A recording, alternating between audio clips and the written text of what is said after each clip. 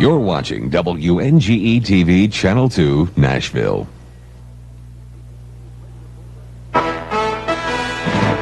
ABC's regular program schedule will not be seen today. Instead, we bring you this live ABC News special. Son of Illinois, man of Hollywood, Governor of California, Ronald Wilson Reagan, today to become President of the United States. From Washington, this is an ABC News special. Live coverage of the ceremonies marking the inauguration of Ronald Reagan. At the ABC News anchor booth on Capitol Hill, Frank Reynolds.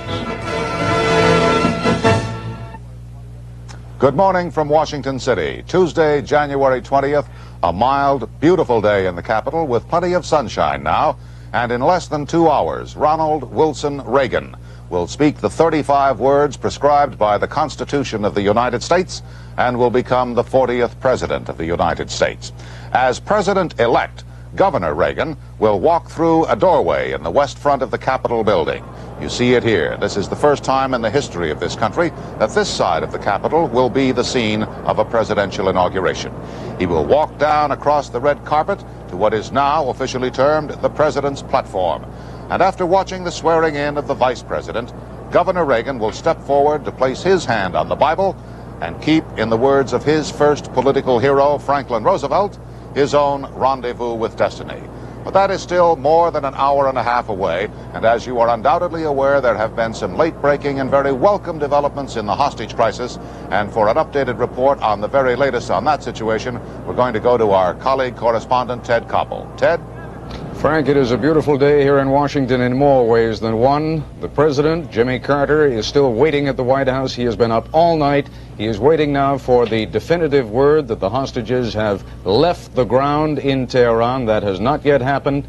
As soon as it does, he will take the air live. He will make an address to the nation from the White House. As soon as that happens, of course, we will come back live, as indeed we will all day long, interspersed between your coverage of the inauguration. It looks as though they're coming home, and it looks as though it's just minutes, not even hours away. Frank? Thank you, Ted. And what an incredibly dramatic day this is. What an historic day. Not merely the inauguration of a president and the beginning of a new administration, but the end of this long, traumatic ordeal that the United States has been suffering for so long. Well, the festivities up here will not really get underway for some time yet. There are still only a few people here, really. Some photographers, naturally, and plenty of security people around the president's platform, and a few folks gathered out in the stands, the vista just below us here. What a magnificent sight it is the president-elect will have as he gazes down there, taking the oath of office, and then delivers his inaugural address. Let's go back across town right now, down from Capitol Hill, across the slightly more than a mile to where Pierre L'Enfant, the Frenchman who laid out this Capitol, we start from the Capitol, decided that another high knob of ground would be just the right place for the president's house to be connected with the Capitol by Pennsylvania Avenue. And there is the north portico of the beautiful old building that will be Ronald Reagan's home this afternoon. Just across the street, another house painted white. It is Blair House. And from there, you see it there, the president-elect will be escorted over to 1600 Pennsylvania Avenue and is meeting with the man he will replace, President Jimmy Carter. Just up the street from Blair House, our ABC News anchor booth in Lafayette Park, overlooking the White House and the presidential reviewing stand, and Barbara Walters. Good morning, Barbara. And good morning to you, Frank. The president has been blessed today with the most beautiful weather. It's like a spring day. And he went this morning, we already caught a glimpse of him, to receive blessings. He went to church just a short time ago and just around the corner from where we are here. He went to St. John's Church, which is an Episcopal church. The president describes himself as a Christian, and that's it. There was a brief 20-minute service, and the president was surrounded by friends. His kitchen cabinet was there, his family, the vice president and Mrs. Bush. Frank Sinatra went there this morning. James Stewart went there. The service was conducted by the rector of St. John's Church, by Ronald Reagan's pastor from the Bel Air Presbyterian Church, and as a special invited Reverend, Billy Graham. And Bill Greenwood at Blair House can tell us more about the president's elect's morning. Barbara, the president came back from Blair House from the church, I should say, to Blair House about 5 minutes ago. He was in a very buoyant mood, said he thoroughly enjoyed the service, and was asked about the hostage situation. Mr. Reagan said that he had talked with President Carter early this morning, that President Carter had informed him that the money transfer had been made, but he has not apparently talked to Mr. Carter recently. So there is no confirmation that the hostages are moving, no confirmation from Mr. Reagan at least. He will, however, go from here, Blair House, across the street to the White House for the traditional courtesy call at 10:30, just a few minutes from now. And what happens in Iran is certain to dominate the mood of that meeting between Ronald Reagan and the President of the United States, Jimmy Carter. Back to you. Well, Ronald Reagan had a very gala night last night. President Carter had a long and difficult night. And we're going to hear about the president's night and his day, what he's been doing all morning in just a moment. Our coverage of Inauguration 81 will continue in a moment. ABC News live coverage of Inauguration 81 is being brought to you by General Foods, family of fine products, pleasing you and your family for over 50 years. Products like Maxwell House, both cereals and Kool-Aid Mix. And by the American Gas Association and your gas company. Clean, efficient gas energy. Gas, the future belongs to the efficient. And by Polaroid, makers of Time Zero Super Color Film with dazzling color and clarity that will astonish you.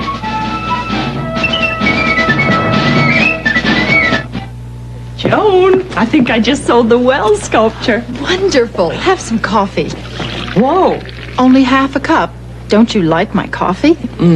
Love the rich taste. It's the caffeine I could do without. You happen to be drinking Brim decaffeinated coffee. This is Brim? This is freeze-dried Brim, and it's decaffeinated, so you don't have to stop at half a cup. If it tastes this rich, I don't want to stop. Fill it to the rim. With Brim? Fill your cup to the rim with rich-tasting Brim, ground or freeze-dried. So what does a butcher do on his day off? Has a barbecue. Hi, Uncle Pete. You coming outside to fix barbecue chicken? Nope, I'm gonna fix it in the oven with shake and bake coating mix, barbecue style. The coating turns into tangy, tomatoey barbecue sauce. That's neat, Uncle Pete. Yeah, it tastes like more. Yeah. That's my recipe for a bang-up barbecue. Chicken, shake and bake barbecue style, and friends. One for pork, too.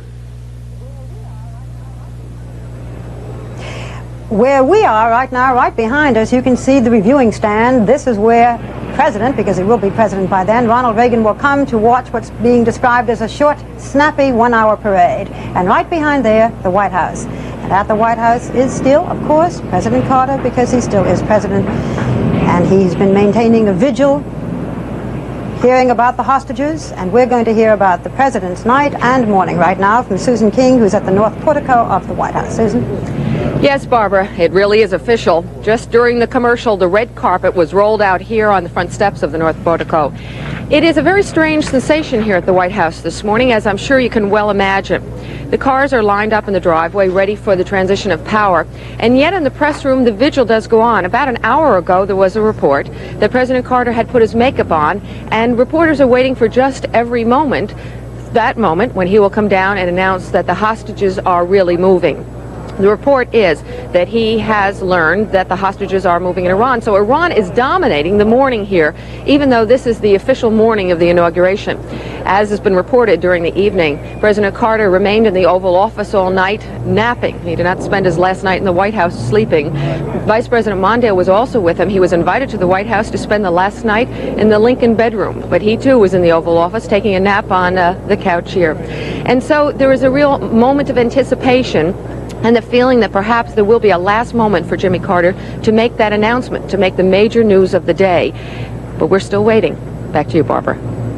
Thank you, Susan. And so everything is in a state of change. It's interesting, when the president-elect becomes president, during that period of the swearing in, all of the different office numbers at the White House change except one, the press office. Susan just mentioned the press office. Everybody else gets new telephone numbers. At the Capitol now, back to Frank. Thank you, Barbara. And I noticed that Susan said that Iran is dominating the atmosphere there at the White House. It is up here, too, on Capitol Hill. I don't know how many times as I came in this morning, being stopped at various security checkpoints, which is the normal order of things. Everybody was asking, what have you heard about the hostages? What's the latest? Have you heard anything new? And that seemed to be what everybody was primarily interested in, even though they're all gathered up here to witness another great historic event, the inauguration of the President of the United States. I want to introduce now two of my colleagues who are going to be with us here in the anchor booth at the Capitol. ABC News correspondent Sander Van Ocker and George Will, the syndicated columnist and Pulitzer Prize winner, and I must say a card-carrying conservative who has longed for this day for some time. George, you must be very, very pleased. Well, it is pleasing, and I think it's particularly pleasing to have this hostage crisis come as a kind of punctuation to the ending presidency and clearing the plate for the new presidency. And in a way, perhaps Ronald Reagan is unusually blessed in the sense that most men have to wait a while for their first achievement. An argument can be made that he's had his first achievement with presidential power before he got presidential power, that it was the anticipation of his somewhat sterner position, as revealed in his description of the Iranians as barbarians, that may have helped break the logjam here and bring the hostages home. Well, there has to be some reason why they, too, were obviously in such a great hurry to get this thing done and have it finished before Reagan actually placed his hand down and assumed the authority and the power of the presidency. Sander, it strikes me that it is a marvelously civil way to handle this whole thing. Here is the new president is going to ask, and has asked, the outgoing president to go to Germany to greet the hostages. There's a touch of class about this whole operation, you know? Frank, what's returned to American politics, and I don't think that any man has brought so much to bear on it as Ronald Reagan has, is the politics of civility. If you recall, just 8 years ago, 10 years ago, the poisonous, venomous strain that was in our political system. And President Carter graciously acknowledged to President Ford during that ceremony in '76 how much Jerry Ford had contributed to it. I think that's one of the things that's overlooked in our body politic, and in this authenticating experience, this experience of legitimacy, which very few nations have. Yes. England, the passing on of power, not like they do in the Soviet Union or in China. Ronald Reagan has done this in a very civil way. Sandy and George, we're going to come back to you frequently throughout the morning. But right now, for the latest on Iran, I want to go to my colleague Ted Koppel, who's back at our ABC News Bureau. Ted?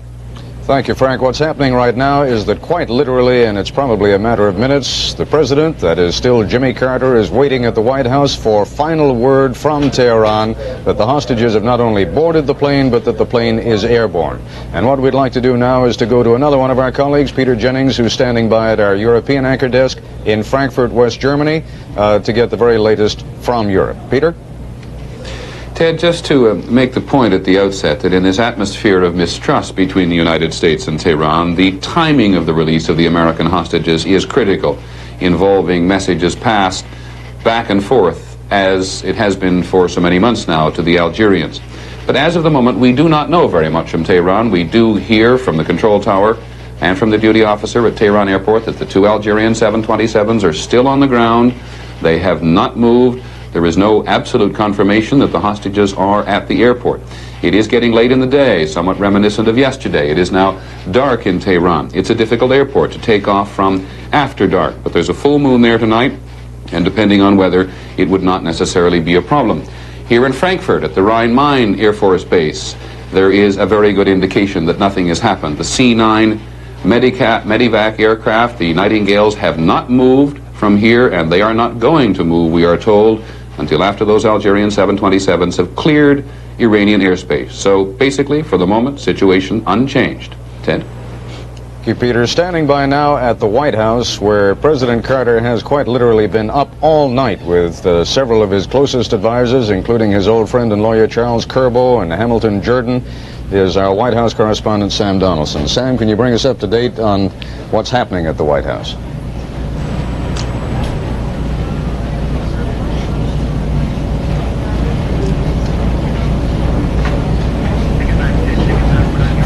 Chicken is cooking, and Curbo said, well, it hasn't flown yet. Sam, let me interrupt for a moment, because we didn't hear you at the top. We've been having some microphone problem with you, but we are hearing you now. Can you pick it up from the top again, please? What is happening at the White House?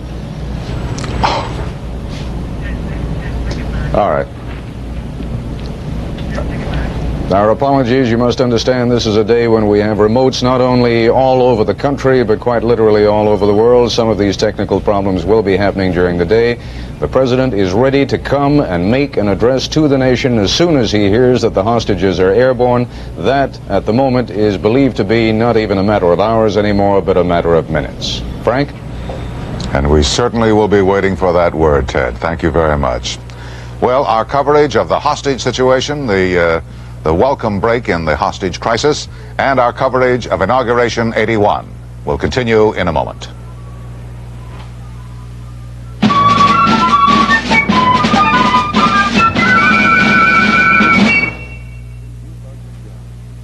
It's everywhere, deep underground, under the ocean, in tight rock formations, in coal, in waste, even in plants. It's methane.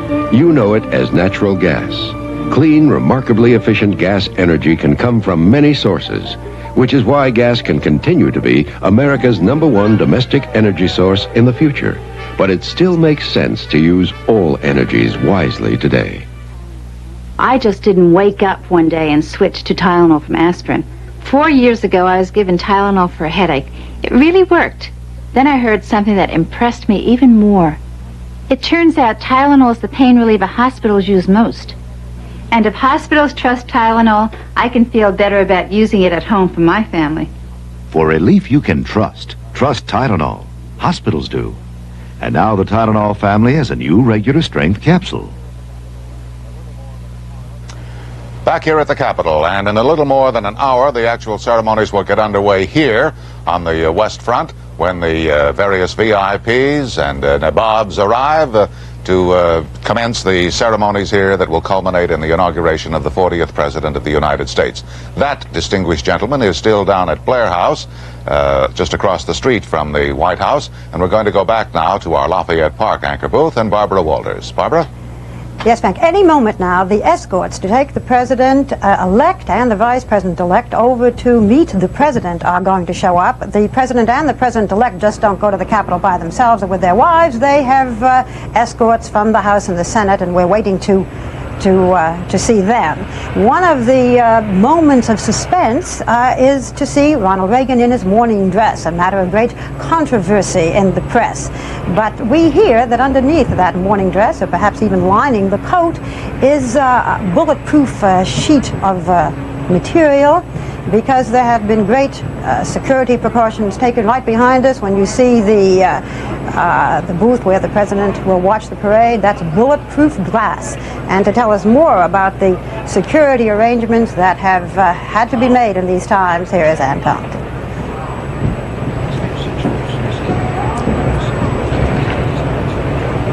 Not when the job of the U.S. Secret Service is to expect the unexpected. Some preparations are routine. Rehearsal drives down the inaugural parade route, the new president's heavily armored Lincoln Continental, followed by bulletproof limos for a virtual army of Secret Service agents.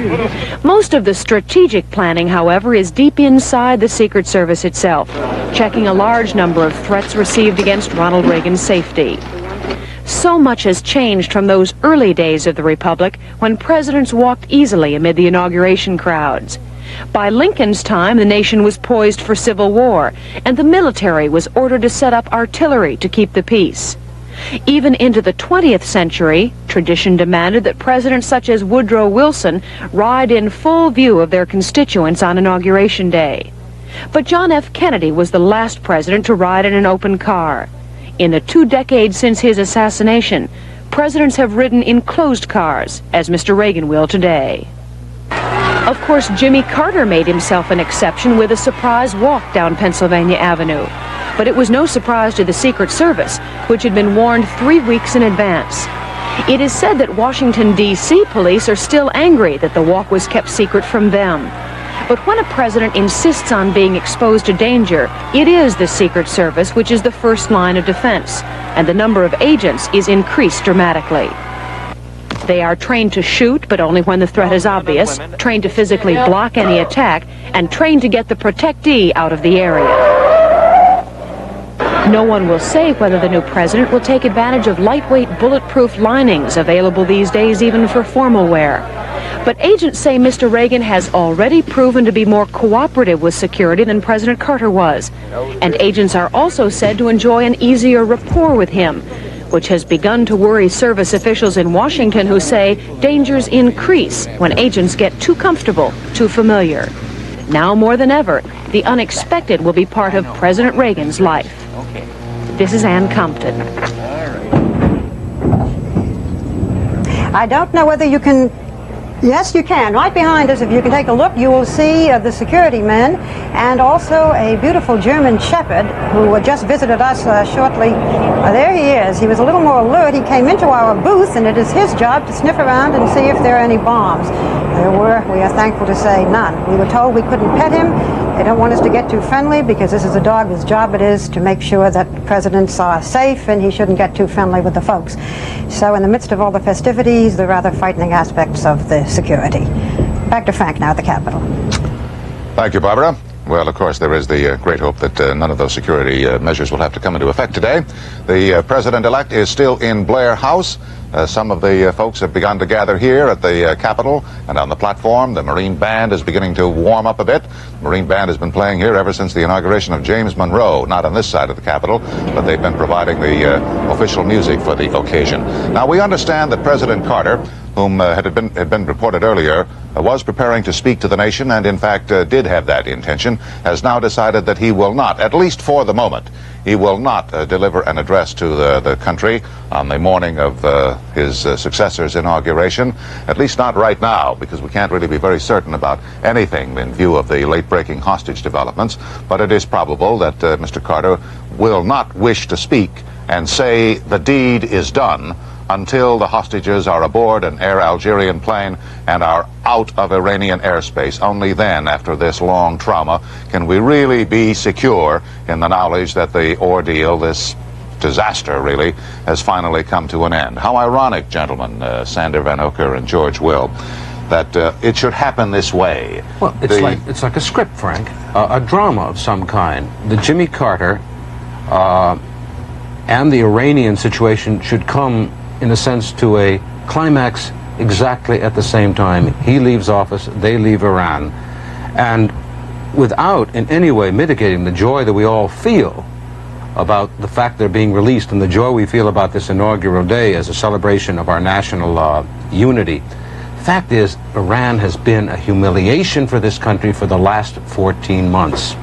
And it has played such an important role in American politics, too. It undoubtedly has contributed to what is going to happen up here today. It was only, after all, let's say last year at this time, Jimmy Carter was at the heights of his popularity. Remember how his popularity just shot up to the stratosphere after the hostages were seized and the country naturally rallied round the president, as it is wont to do in a time of crisis.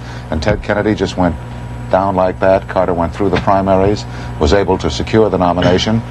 But then eventually, Iran became a symbol of, what did you say, George? National impotence or national inability? Decline. One of the most interesting facts to be broken out of the polling on the volatile switching of opinions in the last few hours of the campaign was that the one question you asked that showed the bottom falling out of support was, is America still respected in the world?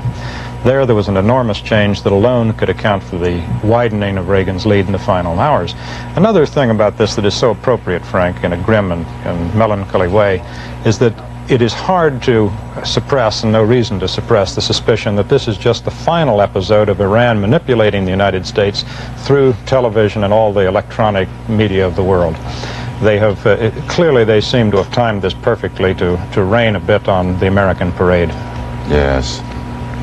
And to think that it would happen in this way, it is very, very difficult to, not to believe that they really have planned. Despite the fact that their reputation for planning and efficiency is hardly estimable, it's difficult to escape the conclusion that they have set it up this way just in an attempt to overshadow this joyous scene here today, this national renewal, and also to demonstrate their contempt for, as they call him, the great Satan Carter, who will now be, I guess, replaced by the great Satan Reagan. Well, Frank, the Soviet Union did the same thing on Saturday as a final shot at President Carter, whom they don't like, and his national security advisor, Zbigniew Brzezinski, an absolutely outrageous, scurrilous commentary in Pravda about the release of the hostages being tied in with our sinister ambitions in the Persian Gulf. It was a slap at Carter. This is a slap at Carter. And I agree totally with George. Our reputation in the world as a result of this has been severely diminished. Yes, well, how fortunate, though, that it comes at a time, finally now, when there is a change in administrations, and the new man can start off with, as you indicated before, more or less of a clean slate without that terrible burden, the need to do something about Iran hanging over him. Well, we'll have more on Iran, on the breaking developments in the hostage crisis, and, of course, our coverage of the Inauguration 81 after this message and a word from our local stations.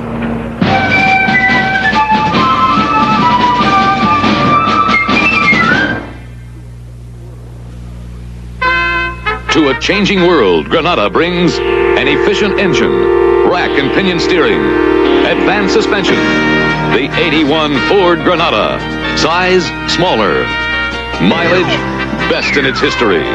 Quality, designed with Ford's commitment to quality. During assembly, no less than 38 inspectors examine every single car. The new Granada. Now 12% annual percentage rate financing at your participating Ford dealer. What do you think EIK means? Eat-in kitchen? Oh, look, here's one. 3 bedrooms, 2 baths, economical gas heat. Hey, circle that one. You know, when people look for a home today, they look for efficiency. Gas heats more homes efficiently than any other energy system. It heats water, cooks meals, and dries clothes efficiently. And new energy-saving gas appliances use less fuel than ever. Gas. The future belongs to the efficient. Wednesday on 8 is Enough, Joni falls in love with her boss and Nancy becomes a celebrity. Shop our January sale and clearance, and you'll find selected groups of furniture reduced from 20 to 44% at John F. Lawhons. In city after city, we ask people to take the Pepsi challenge and let their taste decide. I want you to tell me what you picked, okay? Pepsi. Pepsi. Pepsi. Pepsi. PepsiCo.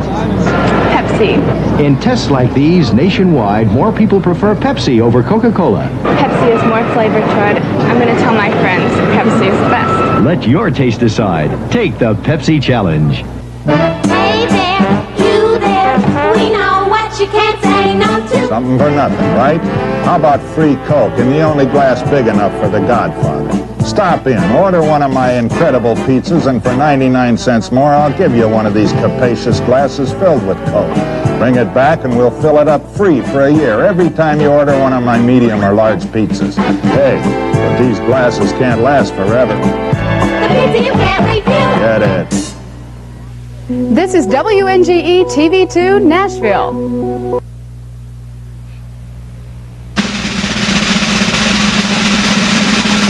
ABC News live coverage of Inauguration 81 continues.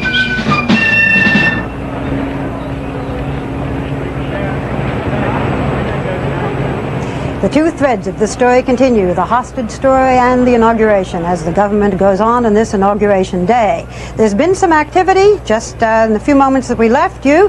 The Vice President-elect is already in the White House, having been greeted by the Vice President. The Vice President-elect, George Bush, and his wife were accompanied by Senator Howard Baker and by Representative Robert Michael, because each of the participants today will have their escorts, the escorts having been chosen by the Speaker of the House, Tip O'Neill.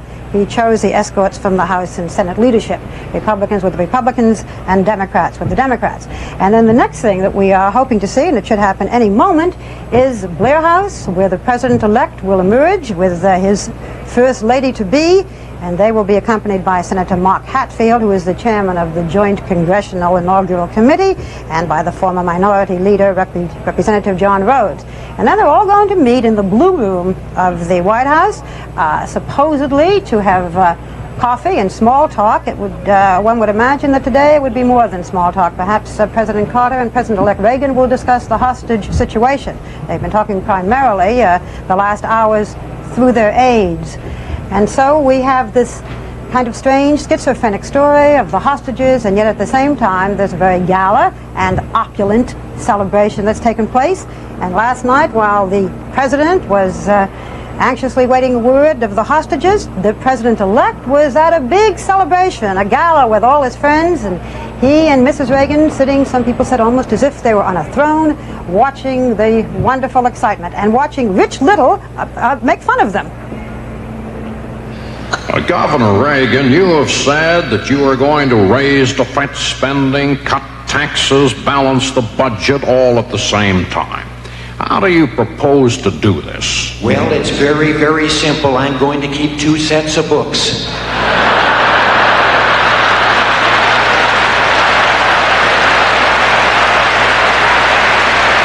Do you have any animosity towards President Carter? Well, no. You know, I didn't mind when Jimmy left me inflation, when he left me unemployment, when he left me a recession. But I sure hope he's coming back for Billy and Miss Lily, and they're still sitting in the Oval Office right now saying, what the hell happened? Somebody said there was something like 100,000 extra people came to Washington for this wonderful event. I was at the airport when I came in at Dulles. A fellow came up to me wearing a long flowing robe. He was chanting, handed me a flower. I said, Governor Brown, what are you doing here?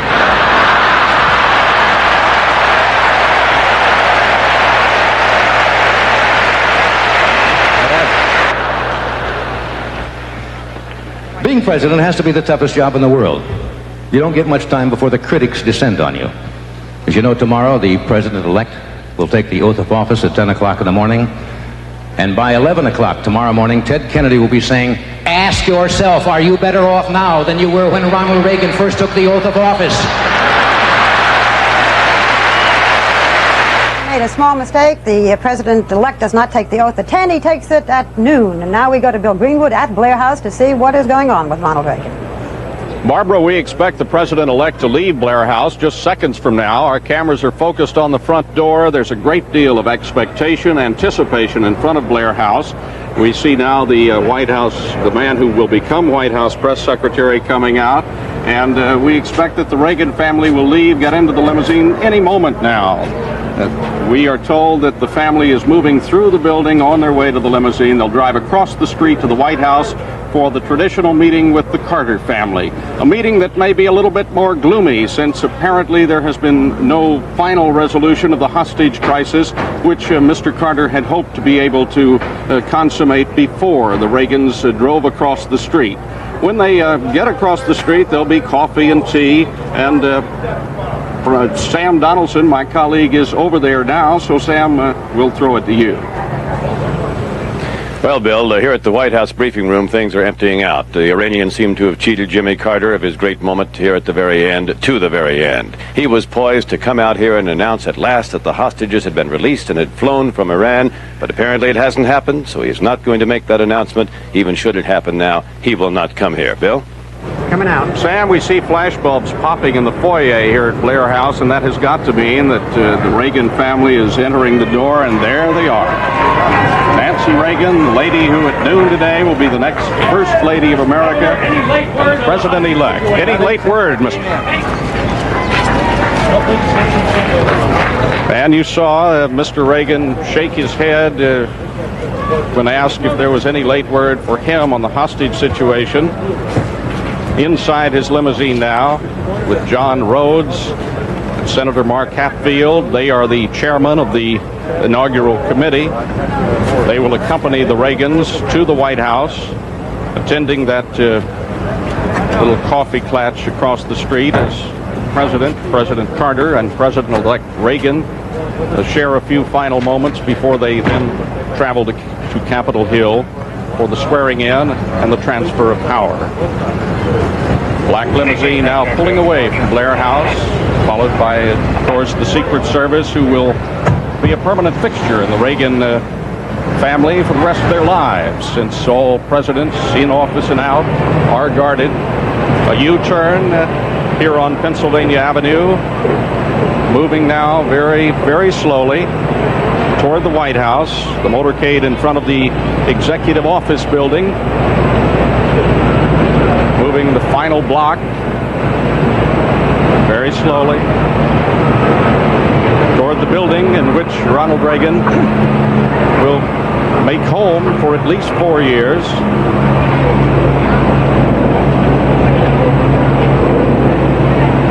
One of the interesting things is that 4 years ago, when he had to take this trip, Jimmy Carter walked. And now the Reagans in limousines.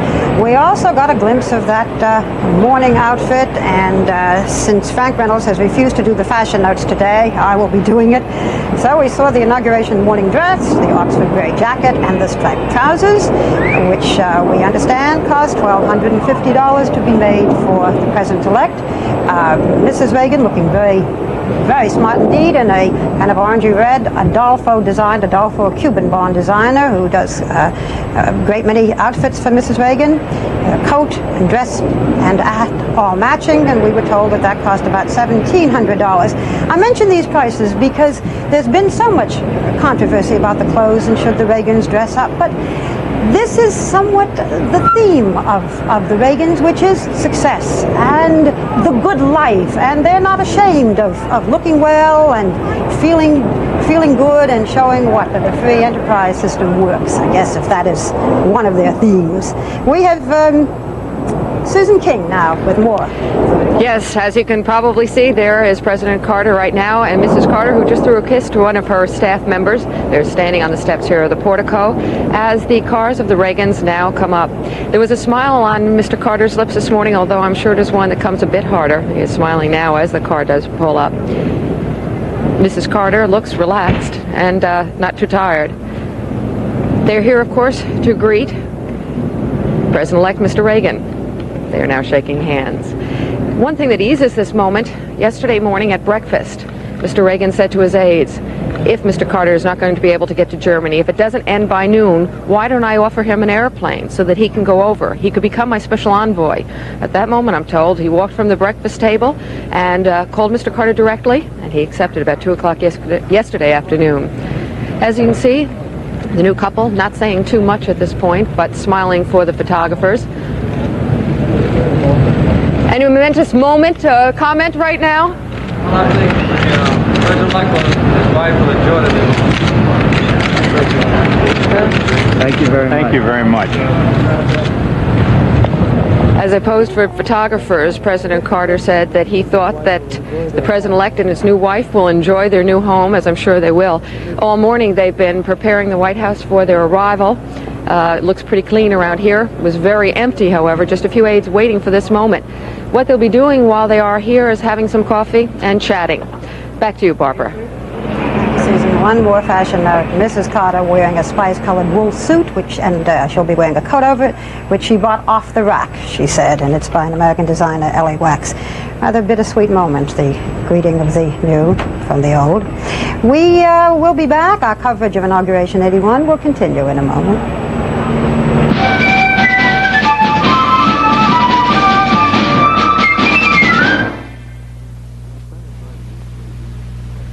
Is sinus driving you crazy with pressure, congestion, mean sinus headache? Want more than aspirin or cold capsules?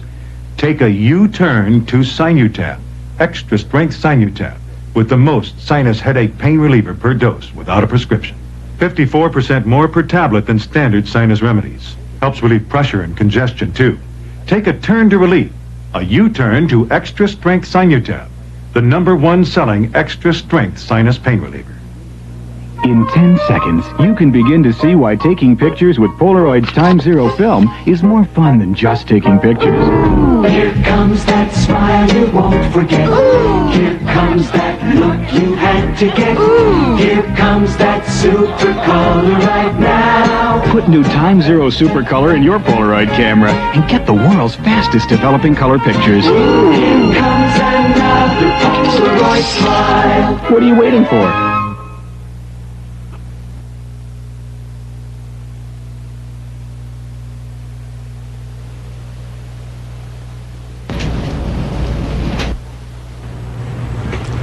Back once again at our Capitol anchor booth overlooking the President's platform, where Ronald Reagan will take the oath of office to become the 40th President of the United States. A little more than an hour and 15 minutes or so away from that point right now. And that means that, of course, the hostage crisis has to be settled, really has to be settled in terms of the hostages being aboard a plane and out of Iranian airspace before a new administration takes over. And while I haven't said all bets are off, Ronald Reagan certainly would be free to adopt an independent course. It would not be bound to carry on with the process of negotiation that has brought us right to the edge of the release. Well, at any rate, that probably is not what is going to happen. We trust and we have every reason to believe that the hostages will be out, but it's agonizingly close now to the moment of transition of power in the United States. For the latest on the hostage crisis, we're going to go back to our colleague Ted Koppel. Ted? Frank, this is really an incredible international fugue that is playing itself out here, even as the two presidents, the incumbent and the president-elect, are sipping coffee at the White House. Both of them must be on tenterhooks. Over in Iran, events are moving apace. In fact, there is at least one wire service report that some of the American hostages have already boarded one of those Algerian aircraft standing on the runway in Tehran. We'd like to bring you up to date now on the very latest from our European desk. Here's my colleague Peter Jennings in Frankfurt. Peter? Well, Ted, I will not at this point be able to go as far as saying that we know that they are boarding the aircraft, but we do know that the hostages are now, at least some of them, at the VIP lounge at Mehrabad Airport. We got through to that VIP lounge just a short while ago. The foreign press has been barred from the lounge, but PARS, the official Iranian news agency, is presently inside the lounge interviewing some of the hostages. This is a similar pattern to that which occurred when the first hostages were allowed out on November the 18th in 1979. We've also had another important phone call just a few minutes ago to an aide in the office of Mr. Azizi, Ahmed Azizi, who is in the Prime Minister's office and has been one of the chief negotiators. And he has explained to us that about 1 hour from now, that would be about 11:45 Washington and Eastern Standard Time, Mr. Nabavi, Behzad Nabavi, who is the chief hostage negotiator, and Azizi will go on to Iranian television and explain to the Iranian people everything about the hostages.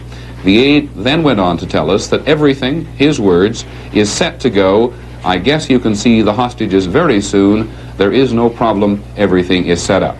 I then hasten to add that the C-9 aircraft here, which are very much a signal to us here in Frankfurt as to the fact that the hostages are off the ground, remain at their stands at Rhein-Main Air Force Base. They will not leave until the Algerian 727s have left Iranian airspace. But I think we can very much from here, Ted, agree with you that there is a new pace of momentum on this 444th day of absolute frustration.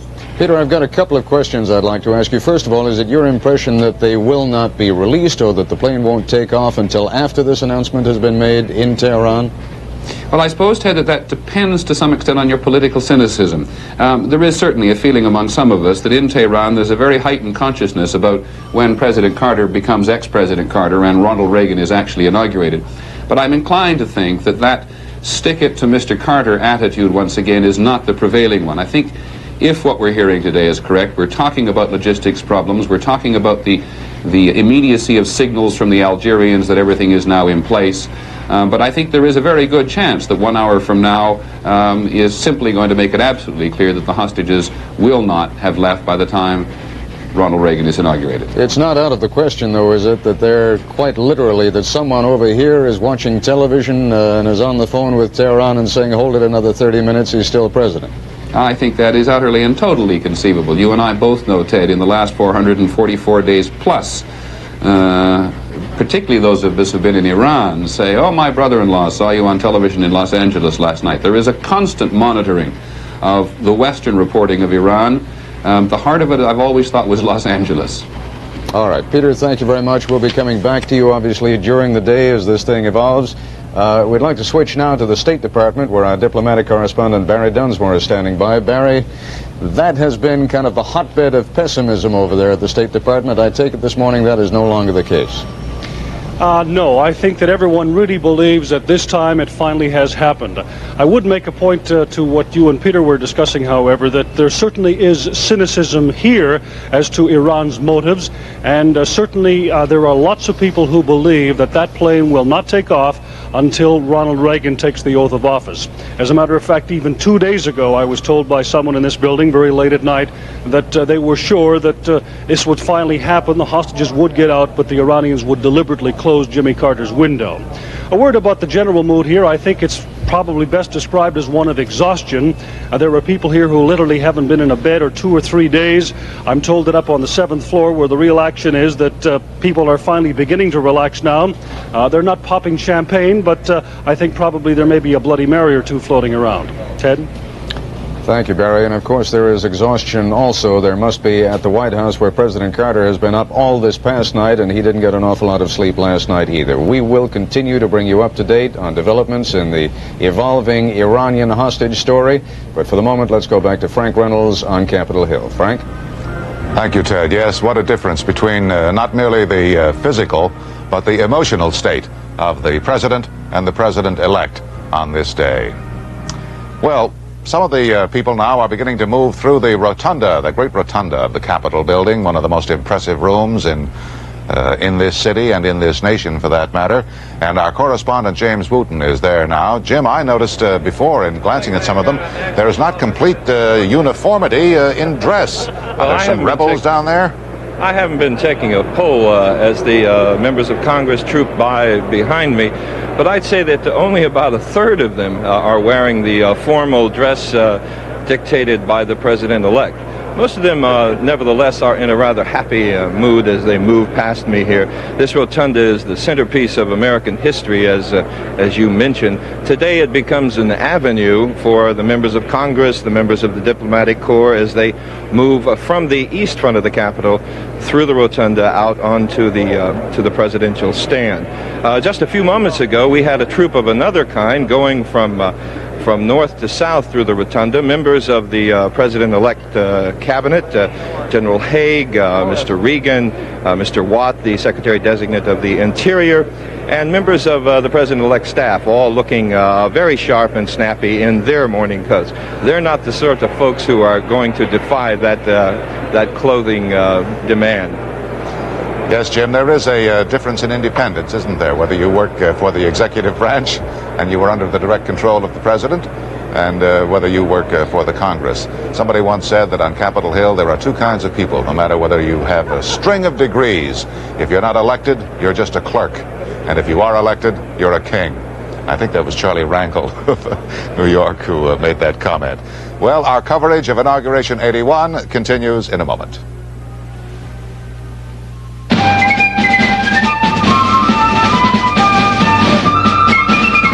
What do you think EIK means? Eat-in kitchen? Oh, look, here's one. 3 bedrooms, 2 baths, economical gas heat. Hey, circle that one. You know, when people look for a home today, they look for efficiency.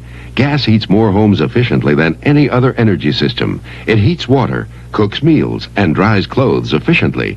And new energy-saving gas appliances use less fuel than ever. Gas. The future belongs to the efficient.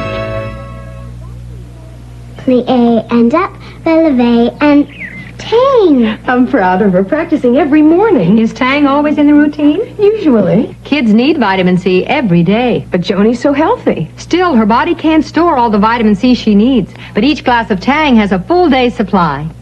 Tastes great. She loves that fresh orange taste. Joni, what are you doing? The tango. Tang instant breakfast drink, because we all need vitamin C every day. Behind us, the White House. In the White House, the President-elect, the President, and First Lady-elect, sitting in the blue room of the White House. In recent weeks, Nancy Reagan has been getting some blasts from the press saying that she wants to redecorate the White House. One report said she was going to tear down a wall in the Lincoln Room. And we wondered just how much can a First Lady do? We know she can redecorate the private rooms. What about the public rooms? And so we asked an expert to be with us, the chief usher of the White House. He said it's like being a hotel manager. He was the chief usher under Eisenhower, Kennedy, Johnson, and Nixon, Mr. J.B. West. And we thank you for being with us. Thank you. So, suppose Mrs. Reagan says, look, I don't like the blue room. I want it pink. Can she change it? No question about it. She can if she... now there is a committee on the preservation of the White House, but they are appointed by the president, and so that all she has to do is to get people that go along with her. It's a matter of money maybe than anything else, you know, to do it with. Suppose she wanted to change something like the Lincoln Room. And by the way, we should say that we spoke to her press secretary, and Mrs. Reagan has no such plans to redecorate the public rooms. But suppose that a First Lady wanted to. I don't like it. You know. Mrs. Kennedy came in and changed the whole thing. Could you tear down a wall? Could you do that? Well, hardly that. I mean, that would be a little difficult. But you could Except redecorate. that you could. I mean, if you you'd have to go to Congress to get the authority to tear down walls, or like Mr. Truman, of course, put on the balcony, which there was a lot of trouble about that, but the Fine Arts Commission said that he couldn't do it, so he fired all the Fine Arts Commission and got a group that could. So it's as simple as so that. Mrs. Reagan could if she wanted to, but she Right. doesn't seem to want to. I understand she gets $50,000 to redecorate the private quarters. That's right. Sounds like a lot of money. Maybe Well, these days it it's isn't. been that way before, but usually it used to also include painting, but of course it doesn't that anymore. I mean, with inflation and so forth. But there has always been the $50,000 appropriation for a new people coming in, which includes, at the time it included dishes and that type of thing too, but I'm sure now it doesn't. Mrs. Reagan has her own decorator she was Right. brought from California. The moving business somehow makes a great many of us feel a little sad for whoever the inhabitant of the White House is. What happens? Does everything go out and the president has an overnight bag, or how far in advance do they move it? Well, actually, of course, the White House is completely furnished, and they don't have to move out furniture unless they have brought in furniture of their own, which is done early, I mean, way ahead of time, of course. As far as other things are concerned, the only thing they have to bring on Inauguration Day are their clothes. I mean, it's like living in a hotel the first night until they decide which rooms they want to live in. So. So it's not too much, it's just the It's personal not really, things. I mean, it's just personal things, mainly on the first day, yeah. Thank you, Mr. West. I'll bet you're glad you're not involved with it now. You can just come and watch. Great. And by the way, we understand that President-elect and Mrs. Reagan have brought a good deal of their furniture here, and that one of the things that they're bringing, it probably will be reported, so I will say it here, is that they are bringing their own king-size bed. Now we go to more serious news to Frank at the Capitol. Well, I don't know that it's any more serious, Barbara. My goodness. Some of the people, well, quite a few have already gathered here. There are varying degrees of very important persons at a ceremony like this. The truly big shots are up on the platform there with the President, members of the House and Senate, and various other types like that. And then down below on the slope of the Capitol are the invited guests. They have to have tickets. They didn't pay for those tickets, but at least they didn't buy the tickets. Now, they may well have made a campaign contribution. Who knows? Heaven forfend. They have some reason for being here. But beyond them, and you have to have tickets to be in a seat or even in a standing area this side of the pond. Let's go down there now if we can, and we'll show you the ice skating pond where people were skating until a day or so ago. Maybe it's thawed a bit too much now. Beyond that pond, however, as our camera moves down, guess who's allowed in there? Just ordinary people, citizens of the United States, who have come to see their president inaugurated. They don't have to have a ticket, I guess. And Charlie Gibson is down there with, I believe, a young man who has made a rather extraordinary effort to get here. Charlie? Well, Frank, these are not just the little shots. It's almost as small as BBs down here. If you don't have a ticket to anything, if you haven't been invited anywhere, this is what you see. That's your view of the Capitol. You are ways away, and you don't wear morning suits down here. Backpacks and binoculars are really what you need. Actually, some people have climbed a tree over here. If we can come around, it's a leaning room only up there in the tree, and that's probably about as good a view as you can get up here. We did find one gentleman here who brought a high school class all the way from San Bernardino, California. Glenn Taylor, who brought his kids out here. You came a long way for not much of a view. Can you see anything from here? Well, with my binoculars, I hope to be able to see. Otherwise, I can just tell there are people up there. Knowing that you wouldn't be very close, knowing that you didn't have a ticket, it's a silly question, but why'd you come? It's exciting to be here, and we're proud that we're from the state that has produced this particular president, and we brought the sunshine that you're enjoying. Indeed, you brought him good weather. And do you have some of your class back here? Do you have some of your class back here? All right. That is the class of the Queen. That is the class of the Queen's English down here in the cheap seats, Frank. Charlie, do you see the sign that they were holding up now playing Bonzo Goes to Washington? Bonzo has come, and so has the English class from San Bernardino. And Ronald Reagan is not at all defensive about that movie in which he co-starred with an ape or a chimp. He said actually it was a pretty good movie, but it's certainly been the subject of a great deal of fun. Well, our coverage of Inauguration 81 will continue after this from our local stations.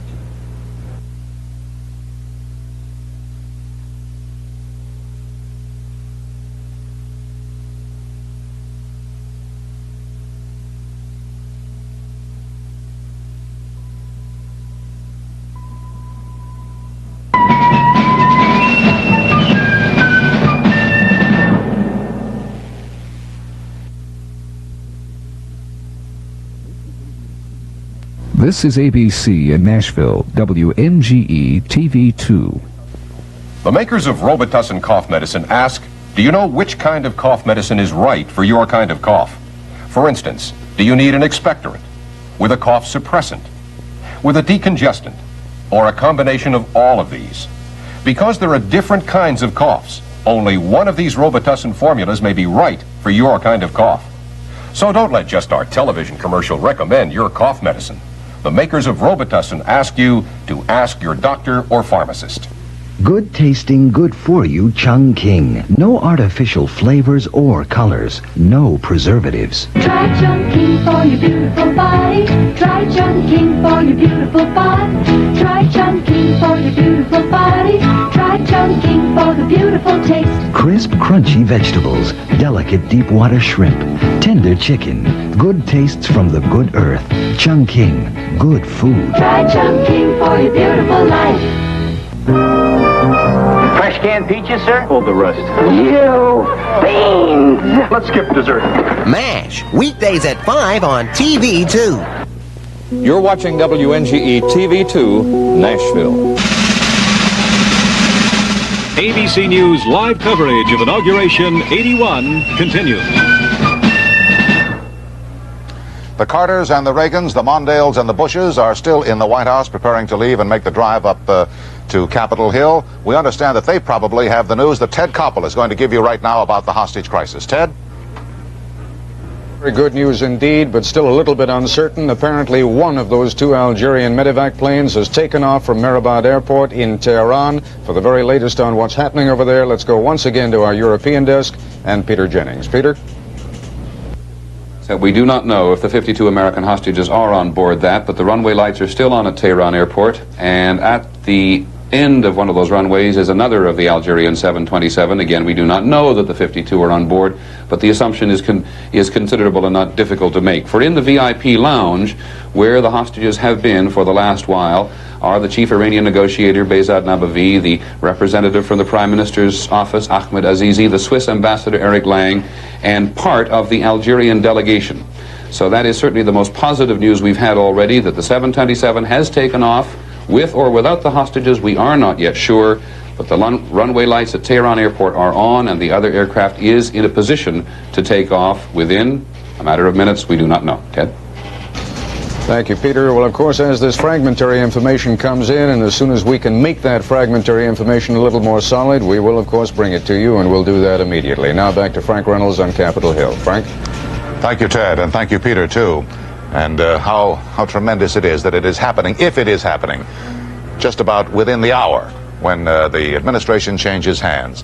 The parties down at the White House now are about to come out, so we're going to go back to our Lafayette Park anchor booth overlooking the White House and Barbara Walters. Barbara?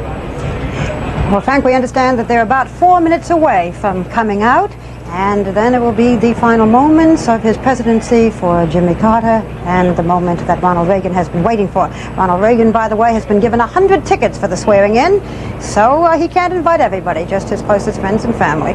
We will continue with our coverage of Inauguration 81 in a moment after this message and a word from our local stations.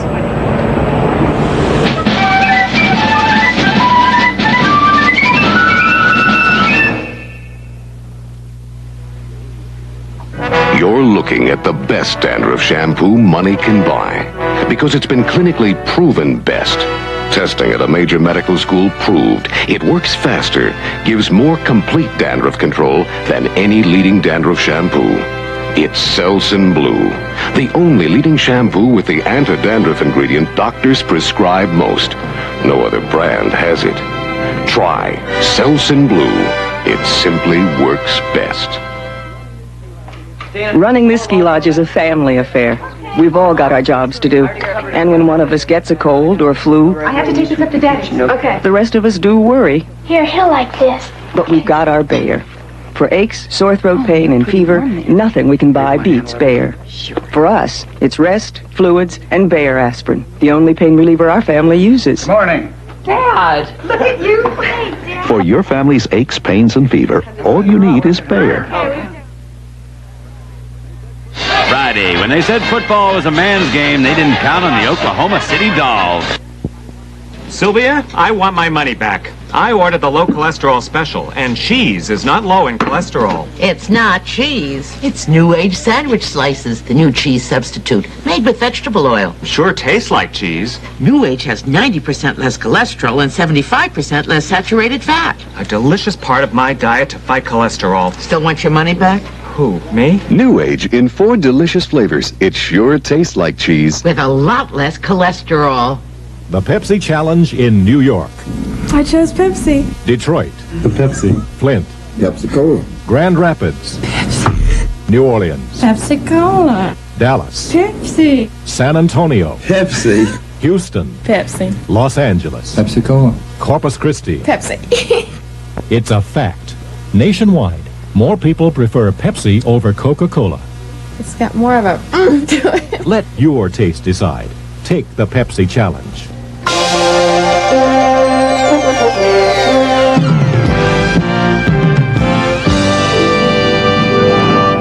You're watching WNGE-TV Channel 2, Nashville.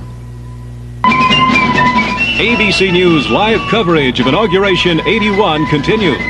This portion brought to you by Ford and your local Ford dealer, who invites you to test drive the new 1981 Ford cars and trucks, including Escort, the new World Car from Ford, the World Car Company. We're back here at the White House, where any moment the president and president-elect will come out. Jimmy Carter will be riding with Ronald Reagan, and Rosalind Carter with Nancy Reagan. And here they are at the White House. Susan King.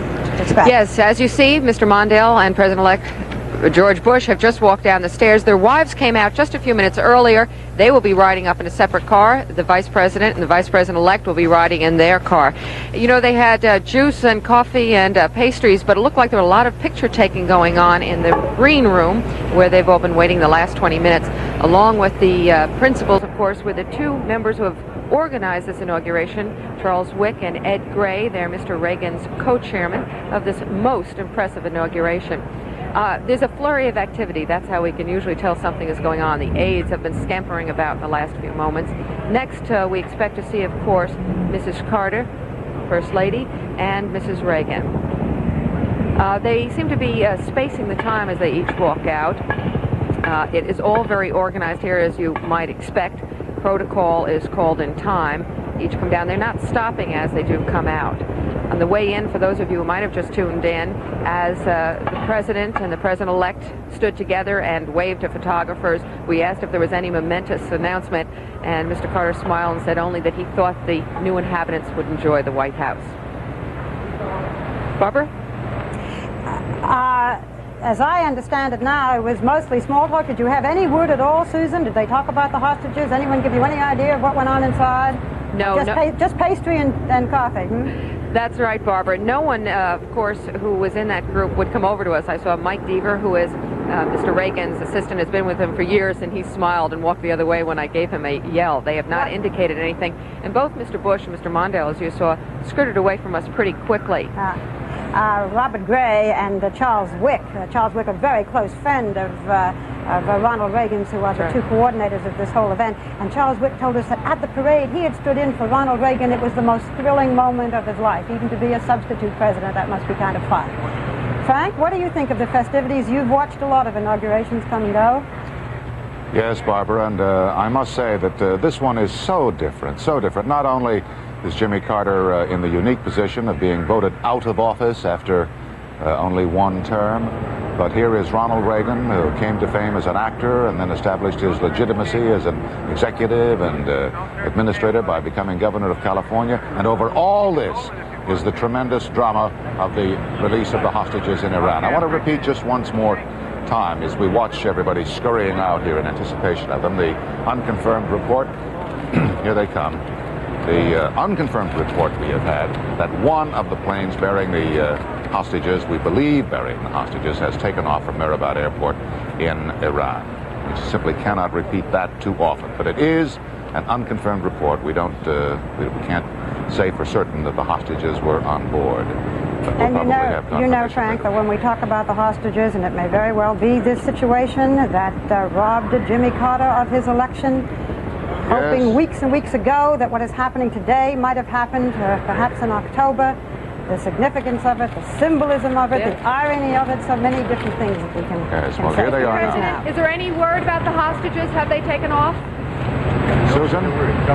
Any word from the hostages? Well, what we have, Susan, is a report, and it's a wire service report. I believe we're not able to confirm it as yet, independently, that one of the planes, the Algerian airline planes, has taken off. And we understand the other was at the end of the runway, lights blinking, the lights on at the airport. It's dark in Iran right now. But we have that report that one has taken off. We're unable to say flatly what we are so longing to say, that they're airborne and gone. But it certainly looks that way. Frank? Okay. Well, now we have the president and the president-elect in the car. Riding with them, Senator Hatfield and Speaker O'Neill. You saw Mrs. Carter and Mrs. Reagan come out first. They will be in the second automobile with Representative John Rhodes, the retiring minority leader of the House. He's not retiring from the Congress, but he's retiring from his post as minority leader. And Senator Byrd, who is involuntarily retiring from his post as Senate Majority Leader. He becomes minority leader in the Senate. Not too much concern about his tenure as a member of that august body. I don't think they even ran anybody against him the last time he was up for election in West Virginia. You know, Frank, what's interesting about these rides, these men today, Ronald Reagan and Jimmy Carter, probably are discussing with a greater degree of cordiality matters, the Iranian hostages, other matters, than a lot of presidents have. When Herbert Hoover and Franklin D. Roosevelt rode up, it was a chilly ride, metaphorically speaking, because Hoover tried to get Roosevelt involved before the inauguration, which was then in March, and Roosevelt said, no, thank you.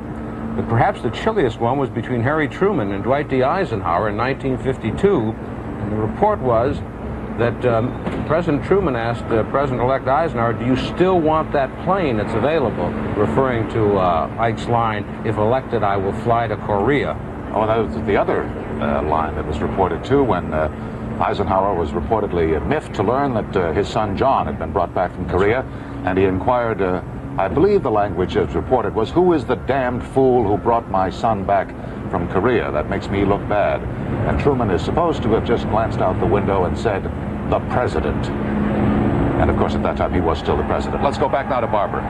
Oh, we're going to go to Bettina Gregory, who has a good view of these motorcade. Bettina? Frank, the motorcade is just beginning to pass us by here at 15th and Pennsylvania Avenue. We are standing right across the street from the Treasury building as hordes of policemen, many of them on motorcycles with sidecars, are now passing by. We can see the flashing lights on top of the cars directly in front of the cars bearing President Carter, President-elect Reagan, Vice President Mondale, and Vice President-elect Bush up to the Capitol. Many of the spectators here are from out of town, of course. I'm standing with a group of people from Missouri who have come up with the Willard, Missouri High School Marching Band, and many of these people are wearing yellow ribbons. They are wearing them, of course, for the hostages, and in this case, one particular hostage that comes from Missouri. We can see the motorcade moving a little bit closer towards us. It is just nearing the corner here. It is symbolic that they are passing by the Treasury building, which was so significant in the negotiations which went on all night long. Of course, Treasury Secretary Miller had opened phone lines to Algiers. The first limousine is just approaching the corner. It is about to round the corner. The people here are waving American flags. Many of the flags, in fact, are decked with yellow ribbons. You can see Reagan is waving to the people greeting him. People are applauding as he goes by. Here we see the second limousine just turning the corner right now. The limousine's moving slowly up to the Capitol as they begin this procession.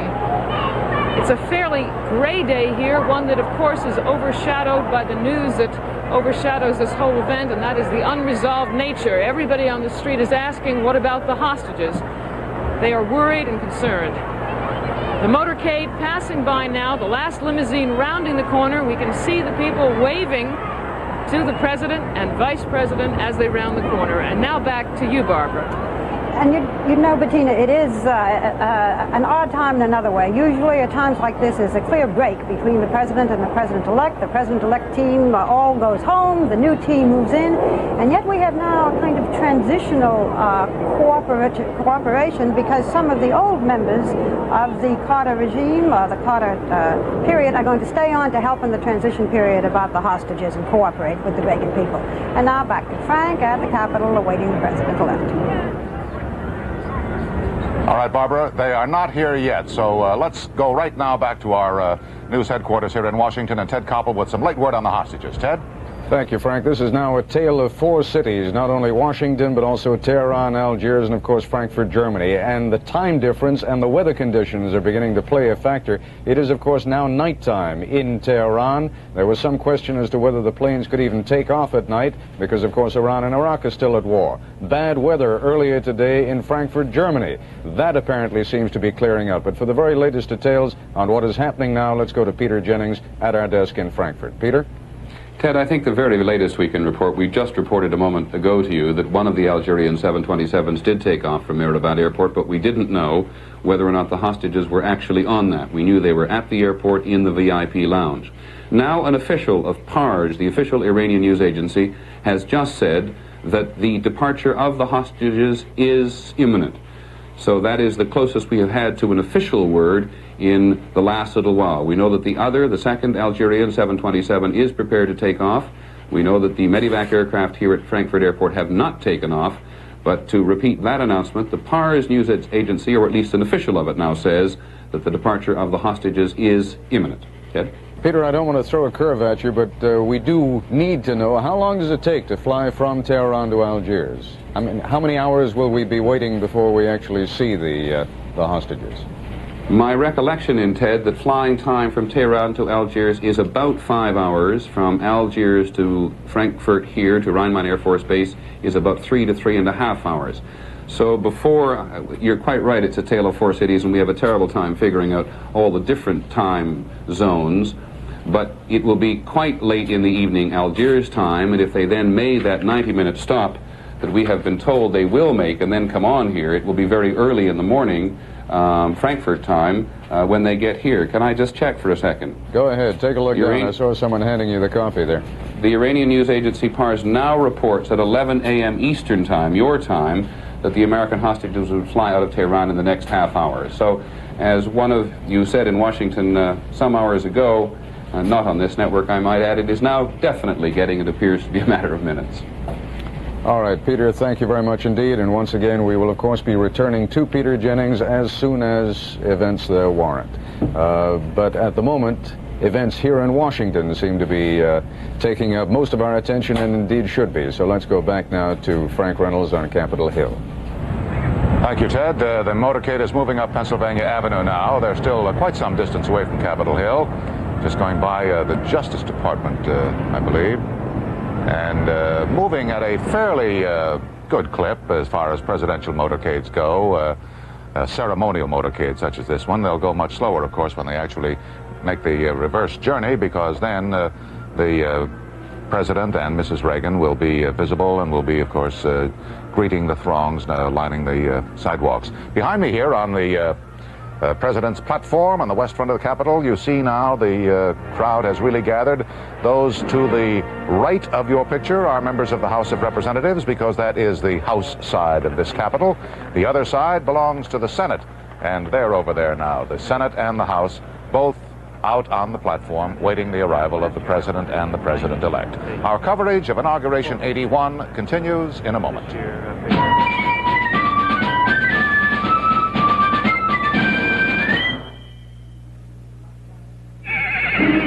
Mustang! The sky's the limit for 1981. Now Mustangs available with a rakish new T-roof. Mustang, born to run with the wind, sure-footed to handle quick turns. Mustang, a world of high gas mileage you might not expect from such a high-spirited car. Mustang! Capture a Mustang, America's most popular sports car. Now 12% annual percentage rate financing at your participating Ford dealer. Hey, Hey, what's that? Bursting with great taste. Surprise, Henry. It's Cycle dog food. New Cycle, a delicious new mixture of red, brown, and golden nuggets. Oh, don't worry, Henry. Cycle still has just the right nutrition for your stage of life. But now it's bursting with a great new taste you'll love. Uh-oh, you missed a piece. New Cycle, bursting with a great new taste.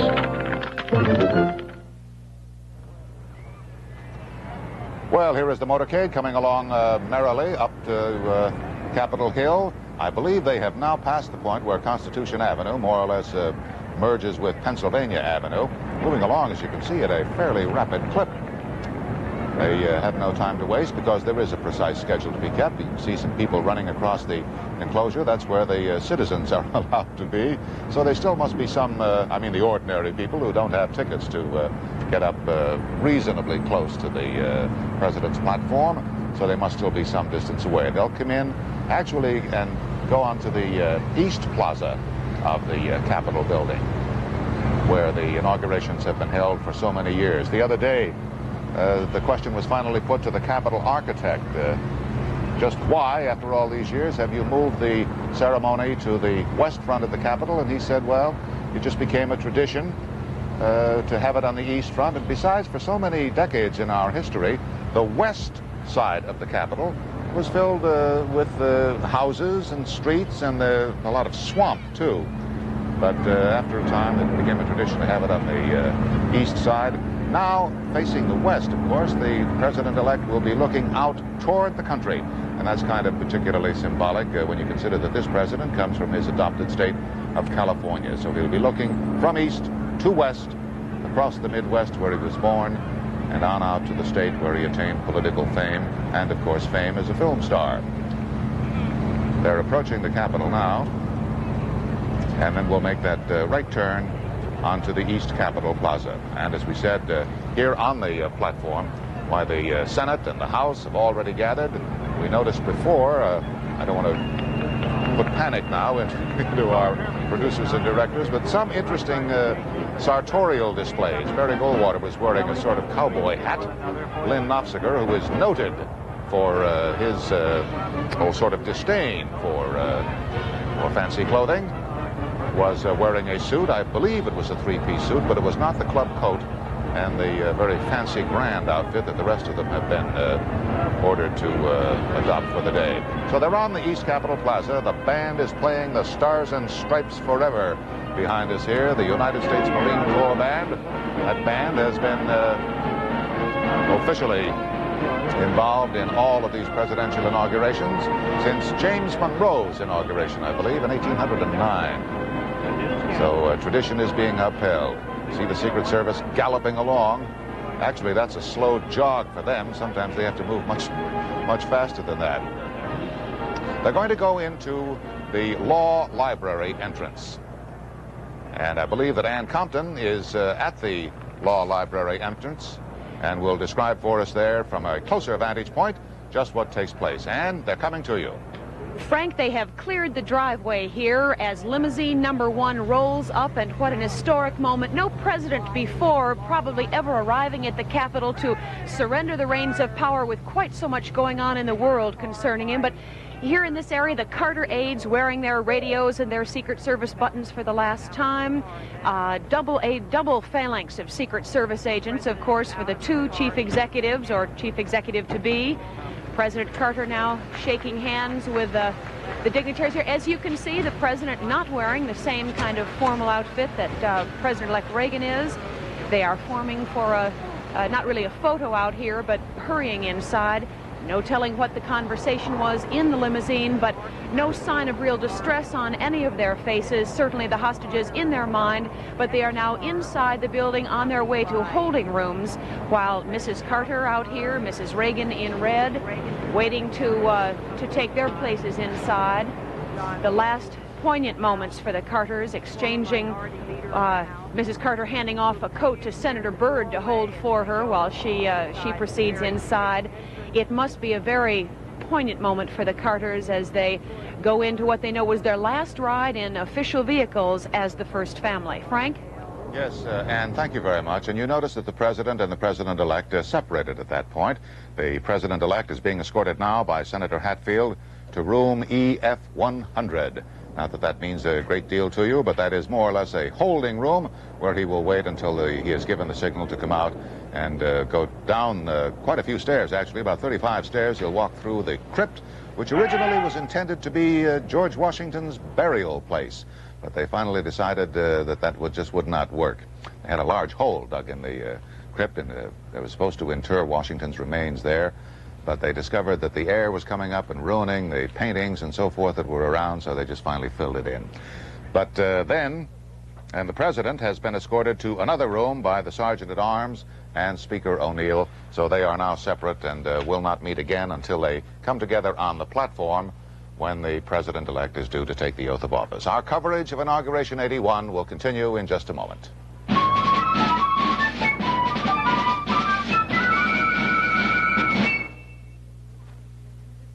Roger, you have talents I never dreamed of. Valerie, wait till you taste my coffee. And chocolate souffle. Maxwell House's coffee you can count on. Maxwell House, good to the last drop. When your coffee has to be great, count on Maxwell House. Always good to the last drop. This coffee's so good. Mind if I skip dessert? Oh, well, if you must. Good to the last drop, Maxwell House. It's getting harder to make ends meet, even in the meat business. I'm taking home more chicken these days, too.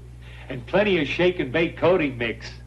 A dried-up budget is no excuse for dried-out chicken. Not when shake and bake turns out crispy, juicy chicken that really tastes special. Like this. When you're on a budget, remember the chicken.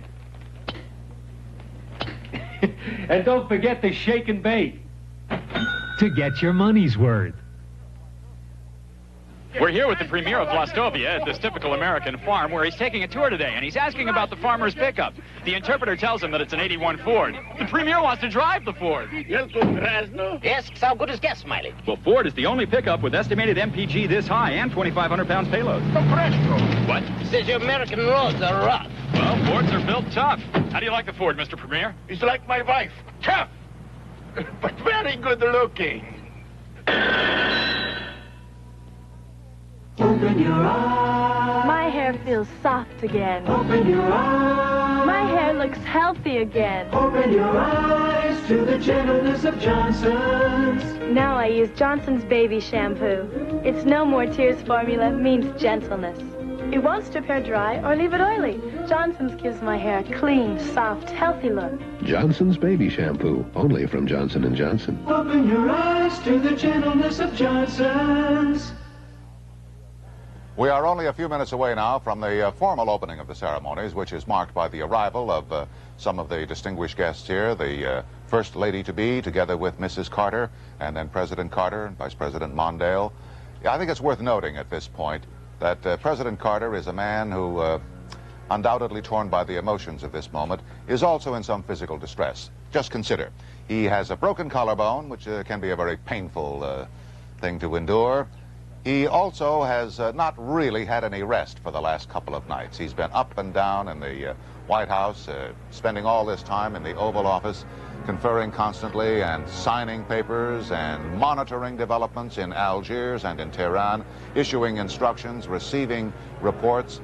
And so just consider for a moment what kind of a condition he is in at this time.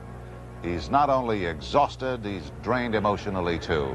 So we look at President Carter today and you see a man who is going through some very special and unique feelings in American history. Let's see who some of the distinguished guests are. There is the seal of the presidency on the front of the platform.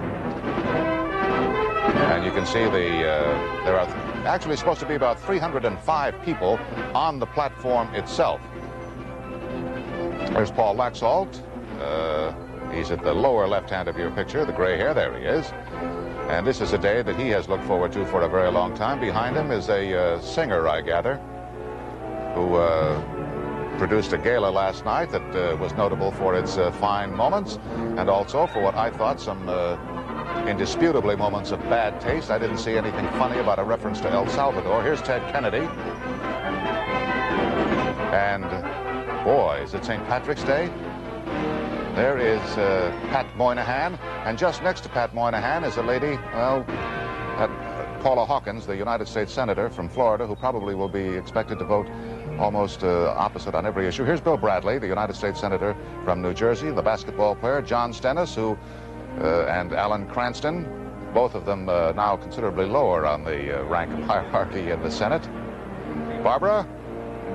You see any interesting people? Well, that's Patty Davis, is that not? Yes, that's Reagan's younger daughter.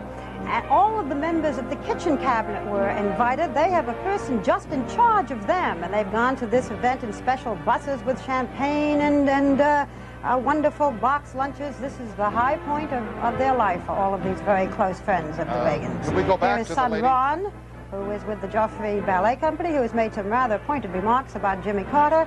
But let's hope that he has more equanimity of spirit today. I don't mean to interrupt. I wonder if we could just stay on this lady who is wrapped in what is obviously not a Republican cloth coat, as Richard Nixon once described his wife's raiment. This is Mrs. Loyal Davis, who is the wife and the mother, the wife of Dr. Loyal Davis, and the mother of the First Lady-to-be, Nancy Reagan's mother. Frank, Mrs. Reagan just bought a new mink coat, but as we say, you know, some people apologize when they spend a lot of money. They feel it's a sign of the American way of life and the good life. And the Ronnie Reagan, the ballet dancer, together with his new bride. I hope that there will be no moment here where he lives up to what that remark he made some time ago about he wouldn't shake hands with President Carter. I doubt that that will actually take place. Here's Maureen Reagan, who is certainly one of the most vivacious and bouncy is the word, I think, for Maureen Reagan, who has already announced that she's going to consider running for the Senate. Barry Goldwater, I wish he'd put on his cowboy hat to give you an idea of just the way he appeared. I don't know that he's all dressed up. Oh, look at these grand fellows. My goodness, all the medals. Well, you can see, hey, there's Happy Rockefeller. Barbara, you were telling me that Happy wanted to come here, Mrs. Rockefeller, in order to represent Nelson, and also, I think you said, Nelson's point of view. Yes, that's right, Frank. Originally, she wasn't sure that she was going to come. She just decided late last week. Well, her husband, who was a liberal Republican, she felt that his memory, his point of view should be represented. Here is John Tower, who does not exactly fit the category of liberal Republican, but he is the new chairman of the Senate Armed Services Committee. It was thought for some time that perhaps he might get the post of Secretary of Defense. But that went to Cap Weinberger, Cap the Knife, as he is known. I'm not sure that the members of the incoming president's cabinet have yet come out. Well, they're just about all here. Here is Sam Hayakawa. We'll say sayonara to him for just a moment and continue our coverage of Inauguration 81 after this from our local stations.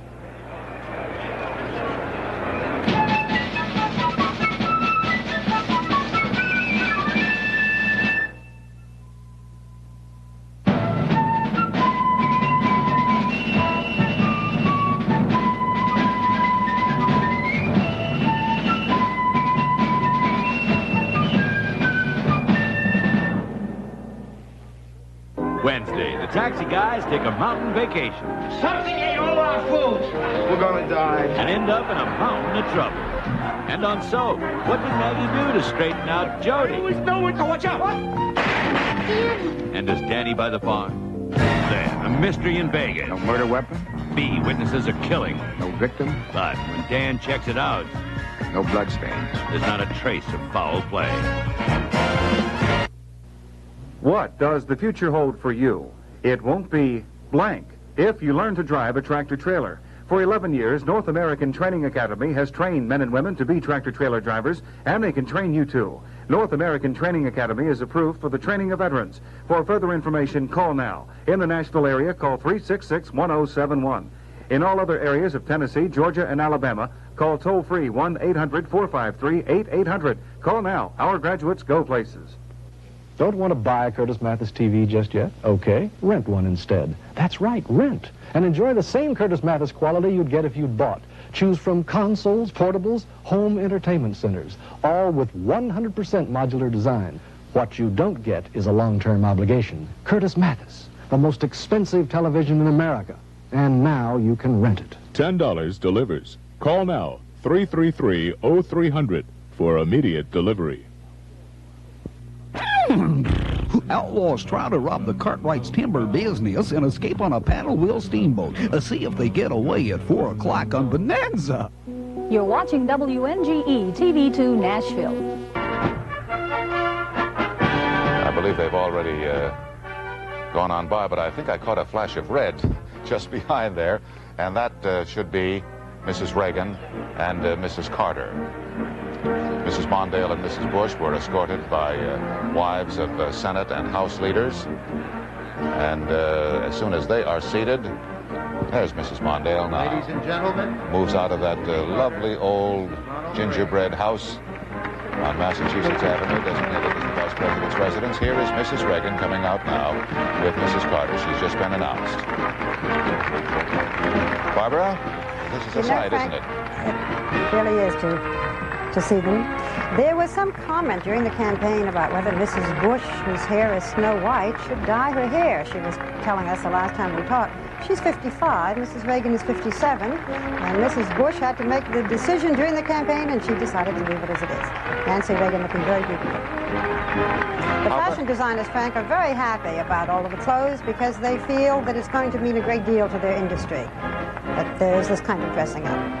Well, yes, I guess this is a great day for the fashion designers. If there's going to be a Nancy look and a Nancy hairdo and all that other jazz that is usually associated with our celebration of celebrities, Mrs. Bush in, well, I guess I'd call that, is that just a vivid blue, right?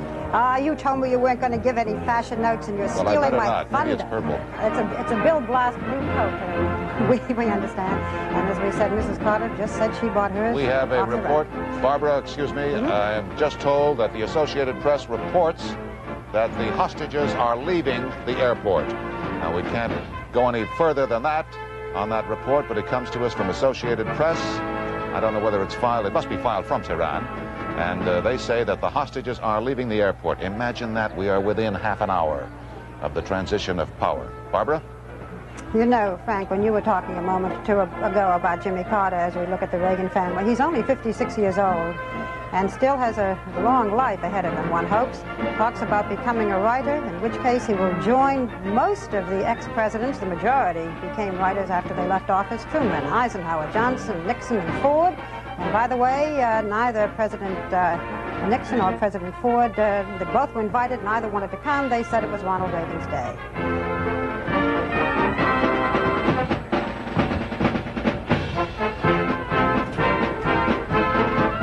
The band is playing the Marine hymn. Here is Andrews Air Force Base now, and the people you see there are waiting, I believe, to board a plane that will fly to Rhein-Main Air Force Base in West Germany. We're back at the Capitol now. But there is another signal, another clear indication that this long traumatic hostage crisis, the 444 days, is coming to an end. This is the party that is supposed to go to meet the hostages in the at the hospital there in West Germany. And the president and the president-elect, they're coming out now, so we're going to go to our correspondent there on the platform, and Sam Donaldson. Sam?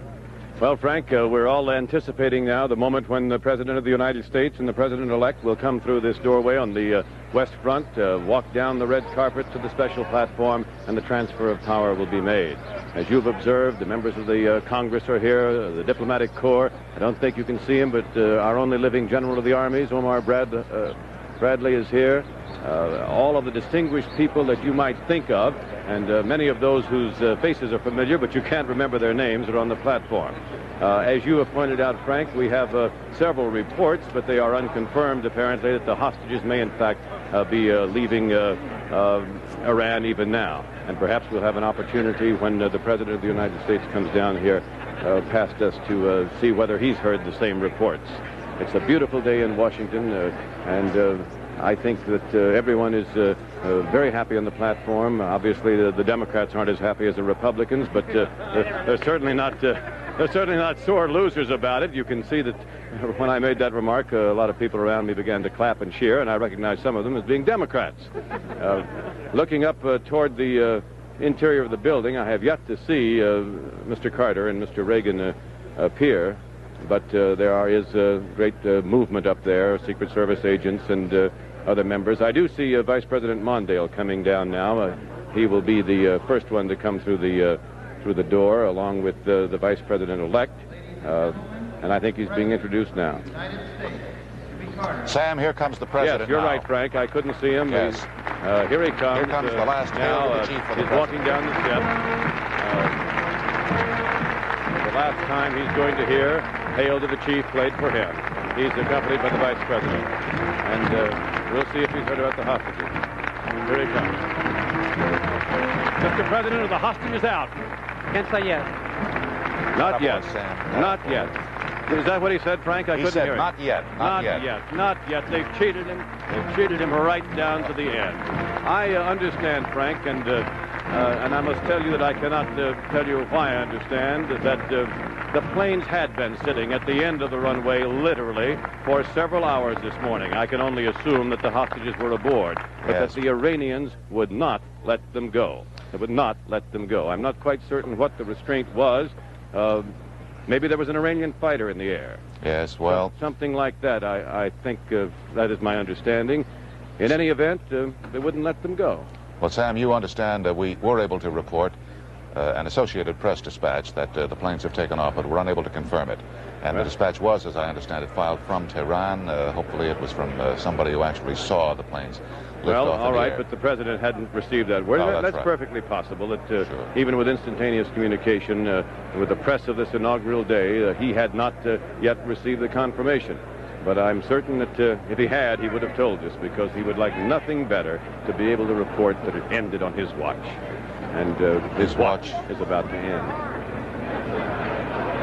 Well, he's gazing out over the... talking now with the Chief Justice and Potter Stewart, Associate Justice of the Supreme Court, who will administer the oath to Vice President-elect George Bush.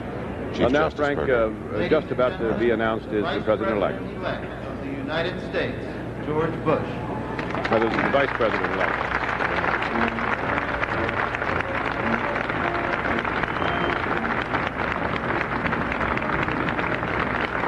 George Bush in his morning coat.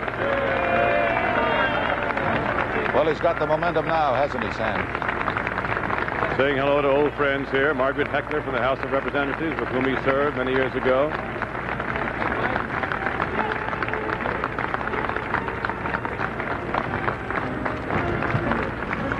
Frank, we understand that Ronald Reagan will be sworn in with the Bible that belonged to his late mother, Nellie Reagan. I see.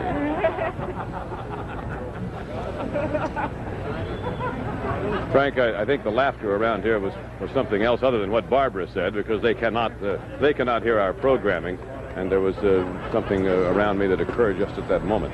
Do you have any idea what it was? Maybe he wanted to go up to get the microphone, and somebody said, "That's not your microphone, Mr. Bush." I don't know. I've hit about 2 out of 3 here, looking up the steps. I hesitate to say it, but I think I see the President-elect getting in position. Well, don't hesitate to say it, Sam. I think you'd recognize him. Well, that's true, but my eyesight is not as good as it was. Well, you're younger, closer Frank, to and it's rather dim in there. I'll give all sorts of excuses for misidentifying the fact that it was the Vice President-elect and not the President-elect who was about to come out. The last time I made an attempt. Sam, but I think they're about ready now. Yes. At least everyone else thinks so, and I'll go along with the crowd in this case. Well, I'm going to point out, whether anybody likes it or not, that you too have been up for more than 48 hours, for 72 hours, really, without any sleep. Well, and I'm amazed that you're on your feet, really. Down at the White House, Frank, Here he comes. The President and all of his associates spent 2 sleepless nights except for cat naps. Yeah. This morning, for instance, in the Oval Office, all the associates waiting after they received word that the funds had been transferred. Hamilton Jordan, I understand, took a nap. When he woke up, President Carter kidded him. He said, "Well, Ham, I've just been talking to the head of the Bank of England," and and Jordan snores, you see. And he said, "I've just been talking to the Bank of England. He asked me if they were vacuuming the Oval Office." I don't think Jordan snores that loudly, but it kind of relieved the tension, I suppose. Sam, can we, I'd like to hear from Ted Koppel before the president-elect comes out. Ted, can you come in and give us any late information on the hostages? Yes, I can, Frank. What's happening, and this will mean a lot more, I suppose, to journalists out there, UPI has just gone with a flash, which is, in effect, the highest, the most important notification of news that they can give. The last time they did it was with the Kennedy assassination. It's 2 words. It says, hostages freed. No more details from UPI. AP, as you have been reporting for several minutes now, has said that a plane carrying the 52 American hostages took off from Tehran's Mehrabad airport. They are attributing that to a policeman at the airport who is alleged to have told that to reporters, but we have no independent confirmation yet. Frank? Okay, Ted, thank you very much. We're waiting now for the president-elect to come really down a rather long flight of stairs. I think I counted them the other day, about 35 or so, from the main floor of the Capitol. And there he is. You see him almost lost in the crowd. When he comes out, or just before, the Army herald trumpets will give him a salute. The President-elect of the United States, Ronald Wilson Reagan.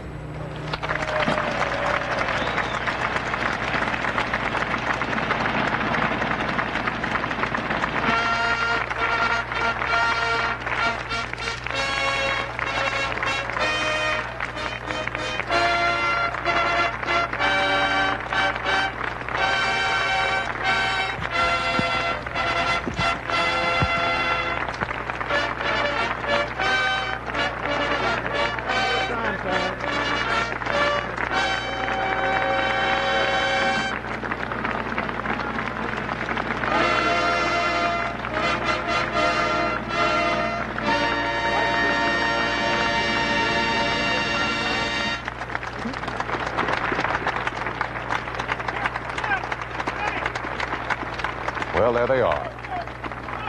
What a long, long journey to this point. Senator Hatfield will now take over as the chairman of the Congressional Inaugural Committee and will present the Reverend Don B. Mumma, who will give the invocation. It'll take a little time for them to be settled down there. Dr. Mumma is the pastor of the Bel Air Presbyterian Church. He is, if he looks like a football player, that's because he was one. He was a linebacker for UCLA. Senator Mark Hatfield, and Senator Hatfield's being introduced now. The Congressional Committee on Inaugural Ceremonies will present the program.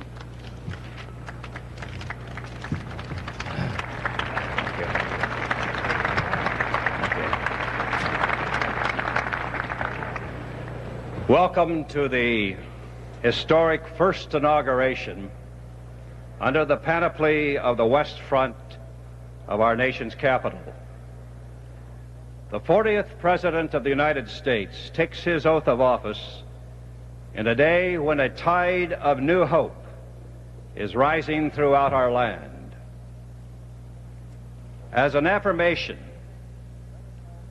of this new hope, let us all join Michael Ryan of the United States Marines in singing a verse of America the Beautiful. Will you all join and reach out and grasp the hand of your neighbor, and let this be a symbol of our unity.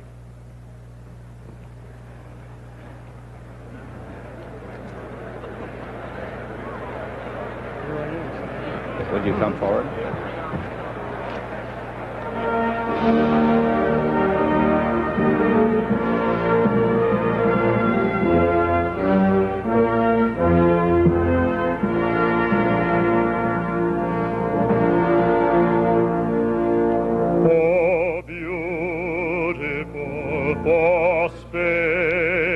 Skies, for amber waves of grain, for purple mountain majesties above the fruited plain.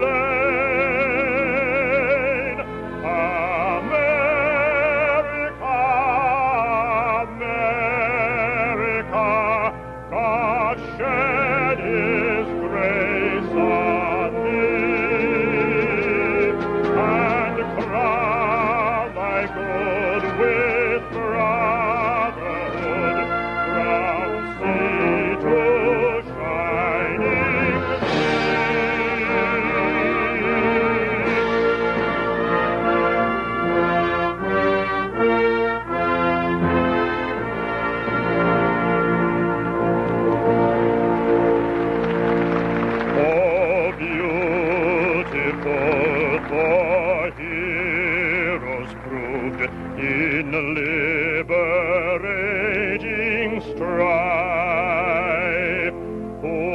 more than self their country loved, and mercy more than life. America,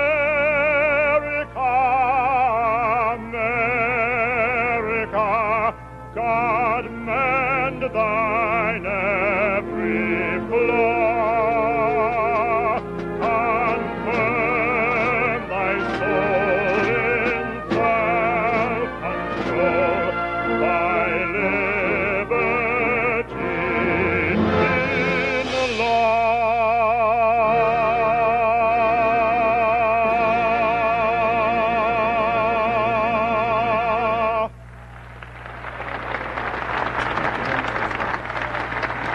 I want to tell you about a little vignette that we were unable to show because we were actually watching, of course, the Marine sing the America the Beautiful. But during that performance, Mrs. Carter stepped across the aisle and gripped Mrs. Reagan's hand for just about 30 seconds or so. This new hope is Beautiful not gesture. promoted in lyricism, but is tough and realistic hope, which is the instinct of the soul, the energizer of the mind. For our invocation today, I present President-elect and Mrs. Reagan's pastor, the Reverend Don Mumma of the Bel Air Presbyterian Church in Los Angeles. Will you please stand?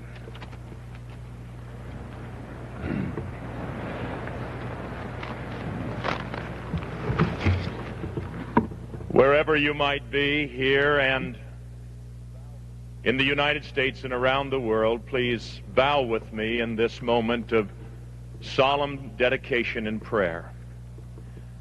Gracious God our Father, we need you today, maybe as never before. We have not lived up to our personal or national potential. We have seen our world from our own selfish, parochial point of view. We have lived as though everything depended upon us. We confess our sin and seek your forgiveness. In this historic moment, we would pray for our President-elect, Ronald Reagan.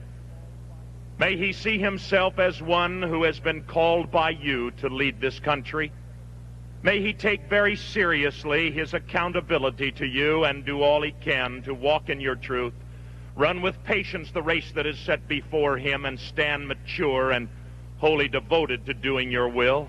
Grant him a steady peace, a brave and compassionate heart, a single desire to always be quick to give you all the praise and the honor and glory. Help and encourage Mrs. Reagan and the children in these days. Teach them, O God, to understand that with responsibility comes sacrifice, and with leadership comes loneliness. May they all find their companionship in you, O God. We also pray for Vice President-elect George Bush, the cabinet, and all others who are in positions of leadership in this new administration. May they measure well the shortness of time and the length of eternity. May they see all people and things and nations from your point of view. We thank you, O God, for this moment of commitment. Give to all of us as a nation enough hard times to keep us humble and humane, enough tasks beyond our own abilities to keep us ever dependent upon you, enough joys and accomplishments to keep us pressing on and gloriously happy as we serve you together. We thank you, O God, for the release of the hostages, and for all of those who have made this moment possible. And so in this moment of new beginnings, our hearts beat with a cadence of pride in our country and hope in its future. Help us to stand proudly as American citizens and face every challenge with a confidence born of your spirit and humbly touched by your love and grace. So to this end we commit ourselves, and to this end we pray. In the name of the Lord of Lords and King of Kings, even Jesus Christ. Amen. Amen. Please be seated.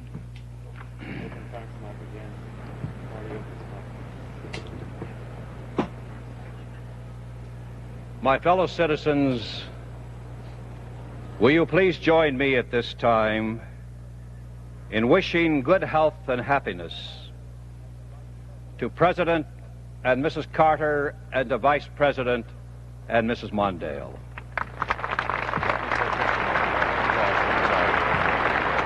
President and the Vice President, to tell you that the pastor's reference to the release of the hostages, while we hope it is true, we cannot absolutely confirm it as yet. He did thank God for the release of the hostages at this moment. We also can tell you that if we do get confirmation before the President-elect takes the oath, that announcement will be made by a Carter spokesman who will still be a representative of the United States government. If after 12 noon, it will come from a Reagan spokesman. Now we're going to hear, I believe, God of Our Fathers by the Marine Band. I now present the Associate Justice of the United States Supreme Court, the Honorable Potter Stewart, who will administer the oath of office to the Vice President-elect.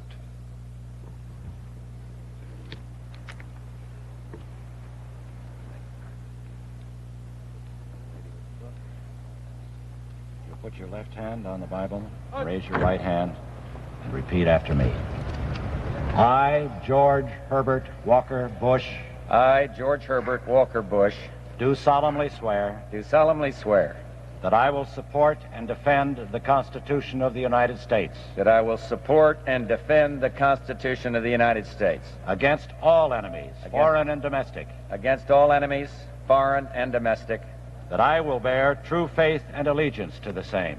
That I will bear true faith and allegiance to the same. That I take this obligation freely. That I take this obligation freely. Without any mental reservation or purpose of evasion. Without any mental reservation or purpose of evasion. That I will well and faithfully discharge. That I will well and faithfully discharge. The duties of the office. The duties of the office. On which I am about to enter. On which I am about to enter.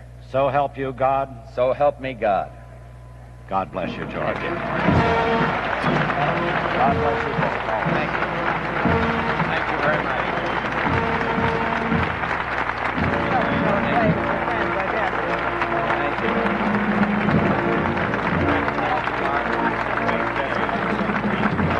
This is the official song of salute to the Vice President. It is rarely heard, but it is a very, very stirring song. Great melody. He stumbled just slightly once there during the oath-taking. You might point out that the Vice President is not wearing the de rigueur costume. He's got a dark suit on, but not the club coat.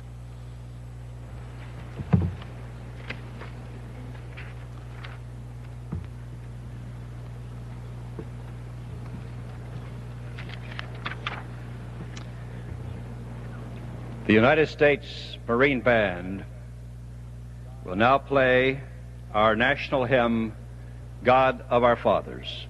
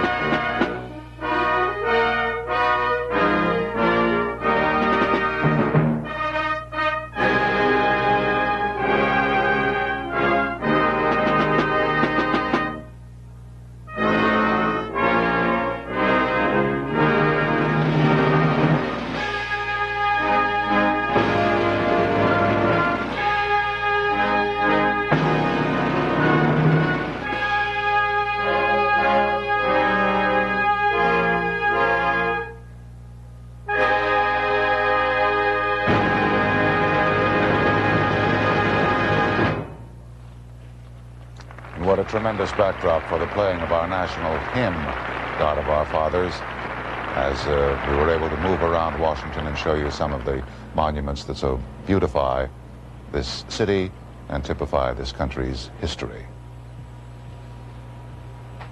Senator Hatfield again. My fellow citizens, I now present the Chief Justice of the United States, the Honorable Warren Burger, who will administer the oath of office to the President-elect.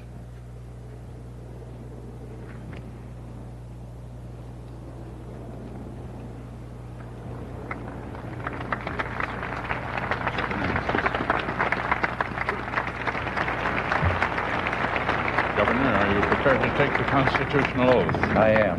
If you place your left hand on the Bible and raise your right hand and repeat after me, I, Ronald Reagan, do solemnly swear.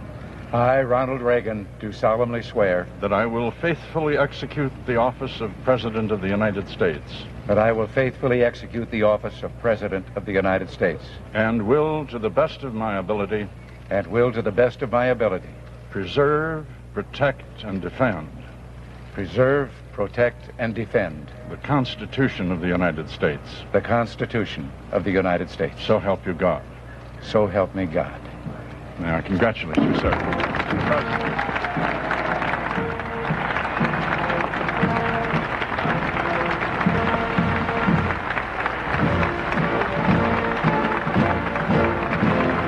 And the 21-gun salute roars out for President Reagan. His first hail to the chief. That's all there is to it. What a great story, what a tremendous thing it is, the passage of power, just because of a few spoken words that reflect, of course, the spoken word of the people. The former President Carter steps forward to shake hands with President Reagan and the new First Lady.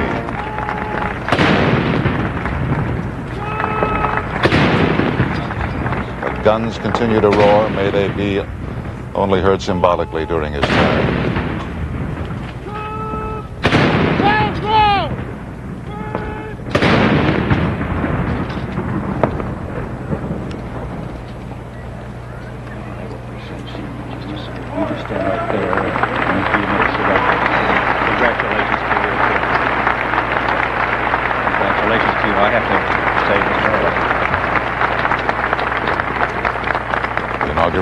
My fellow countrymen, the President of the United States.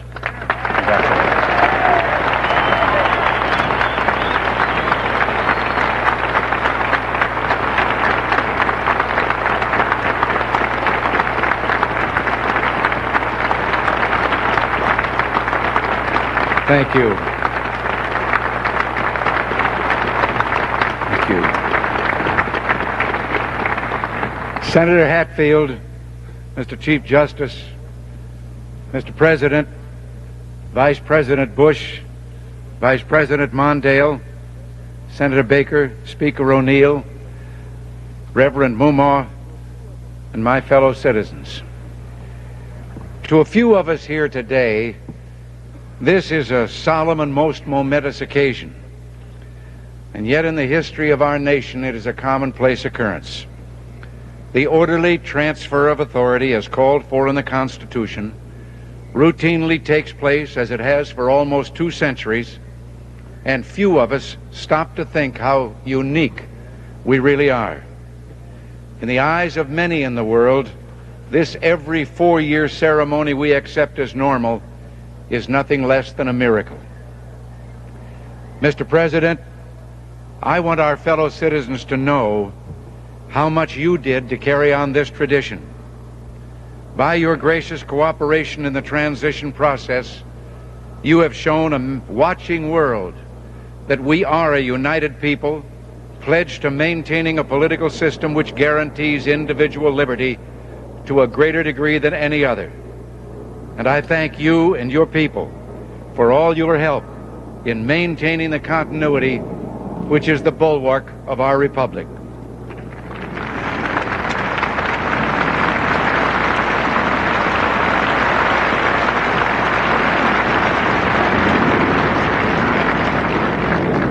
the business of our nation goes forward. These United States are confronted with an economic affliction of great proportions. We suffer from the longest and one of the worst sustained inflations in our national history. It distorts our economic decisions, penalizes thrift, and crushes the struggling young and the fixed-income elderly alike. It threatens to shatter the lives of millions of our people. Idle industries have cast workers into unemployment, human misery, and personal indignity. Those who do work are denied a fair return for their labor by a tax system which penalizes successful achievement and keeps us from maintaining full productivity. But great as our tax burden is, it has not kept pace with public spending.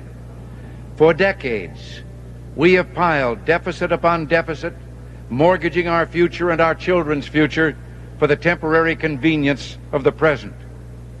To continue this long trend is to guarantee tremendous social, cultural, political, and economic upheavals.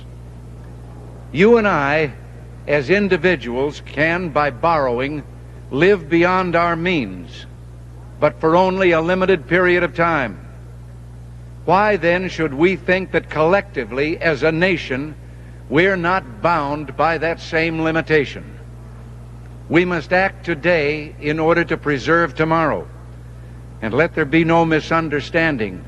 We're going to begin to act beginning today.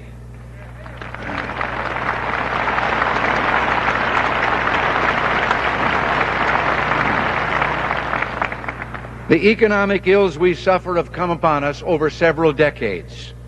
They will not go away in days, weeks, or months, but they will go away.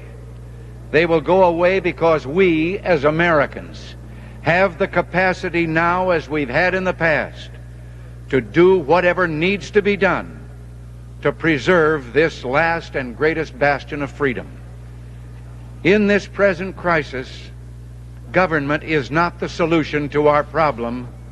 Government is the problem.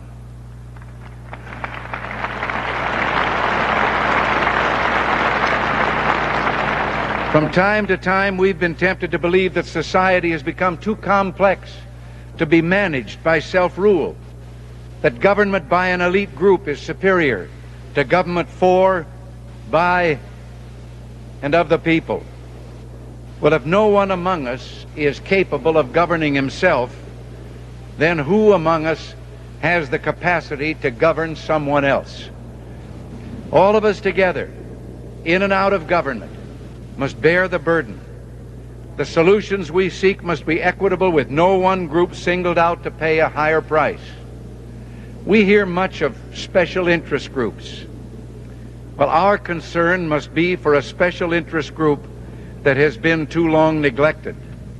It knows no sectional boundaries or ethnic and racial divisions, and it crosses political party lines. It is made up of men and women who raise our food, patrol our streets, man our mines and factories, teach our children, keep our homes, and heal us when we're sick. Professionals, industrialists, shopkeepers, clerks, cabbies, and truck drivers. They are, in short, we the people.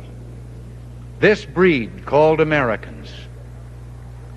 Well, this administration's objective will be a healthy, vigorous, growing economy that provides equal opportunities for all Americans with no barriers born of bigotry or discrimination. Putting America back to work means putting all Americans back to work. Ending inflation means freeing all Americans from the terror of runaway living costs. All must share in the productive work of this new beginning, and all must share in the bounty of a revived economy.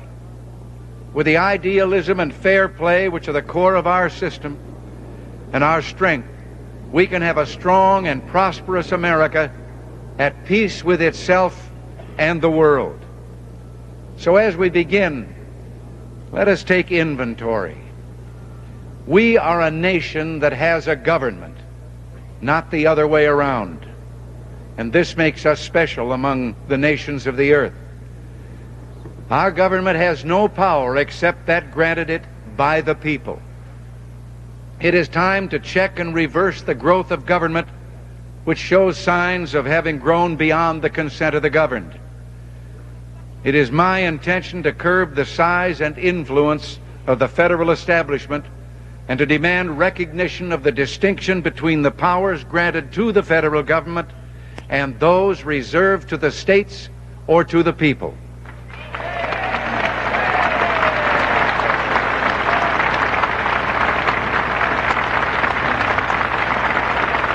All of us need to be reminded that the federal government did not create the states.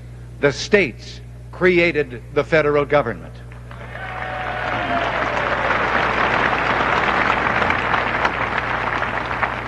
Now, so there will be no misunderstanding, it's not my intention to do away with government. It is rather to make it work with us, not over us, to stand by our side, not ride on our back. Government can and must provide opportunity, not smother it, foster productivity, not stifle it. If we look to the answer as to why for so many years we achieved so much, prospered as no other people on earth, it was because here in this land we unleashed the energy and individual genius of man to a greater extent than has ever been done before. Freedom and the dignity of the individual have been more available and assured here than in any other place on earth. The price for this freedom at times has been high, but we have never been unwilling to pay that price. It is no coincidence that our present troubles parallel and are proportionate to the intervention and intrusion in our lives that result from unnecessary and excessive growth of government. It is time for us to realize that we're too great a nation to limit ourselves to small dreams. We're not, as some would have us believe, doomed to an inevitable decline. I do not believe in a fate that will fall on us no matter what we do. I do believe in a fate that will fall on us if we do nothing. So with all the creative energy at our command, let us begin an era of national renewal. Let us renew our determination, our courage, and our strength. And let us renew our faith and our hope. We have every right to dream heroic dreams. Those who say that we're in a time when there are no heroes, they just don't know where to look. You can see heroes every day going in and out of factory gates. Others, a handful in number, produce enough food to feed all of us and then the world beyond. You meet heroes across a counter, and they're on both sides of that counter. There are entrepreneurs with faith in themselves and faith in an idea who create new jobs, new wealth, and opportunity. They're individuals and families who take taxes, support the government, and whose voluntary gifts support church, charity, culture, art, and education. Their patriotism is quiet but deep. Their values sustain our national life. Now, I have used the words they and their in speaking of these heroes. I could say you and your, because I'm addressing the heroes of whom I speak, you, the citizens of this blessed land. Your dreams, your hopes, your goals are going to be the dreams, the hopes, and the goals of this administration, so help me God.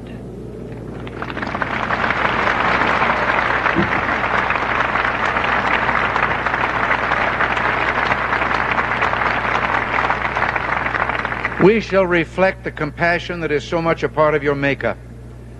How can we love our country and not love our countrymen? And loving them, reach out a hand when they fall, heal them when they're sick, and provide opportunity to make them self-sufficient so they will be equal in fact and not just in theory. Can we solve the problems confronting us? Well, the answer is an unequivocal and emphatic yes.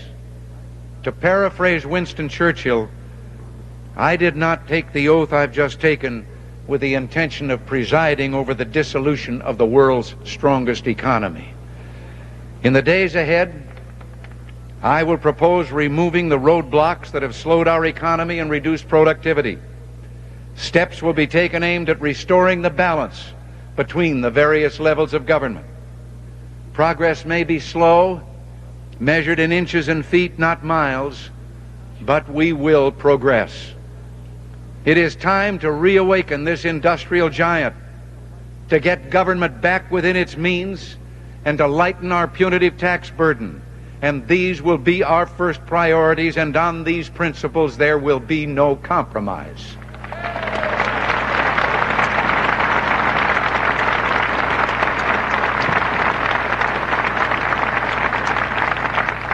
On the eve of our struggle for independence, a man who might have been one of the greatest among the founding fathers, Dr. Joseph Warren, President of the Massachusetts Congress, said to his fellow Americans, "Our country is in danger, but not to be despaired of. On you depend the fortunes of America. You are to decide the important question upon which rests the happiness and the liberty of millions yet unborn. Act worthy of yourselves." Well, I believe we, the Americans of today, are ready to act worthy of ourselves, ready to do what must be done to ensure happiness and liberty for ourselves, our children, and our children's children. And as we renew ourselves here in our own land, we will be seen as having greater strength throughout the world. We will again be the exemplar of freedom and a beacon of hope for those who do not now have freedom. To those neighbors and allies who share our freedom, we will strengthen our historic ties and assure them of our support and firm commitment. We will match loyalty with loyalty. We will strive for mutually beneficial relations. We will not use our friendship to impose on their sovereignty, for our own sovereignty is not for sale. As for the enemies of freedom, those who are potential adversaries, they will be reminded that peace is the highest aspiration of the American people. We will negotiate for it, sacrifice for it. We will not surrender for it now or ever.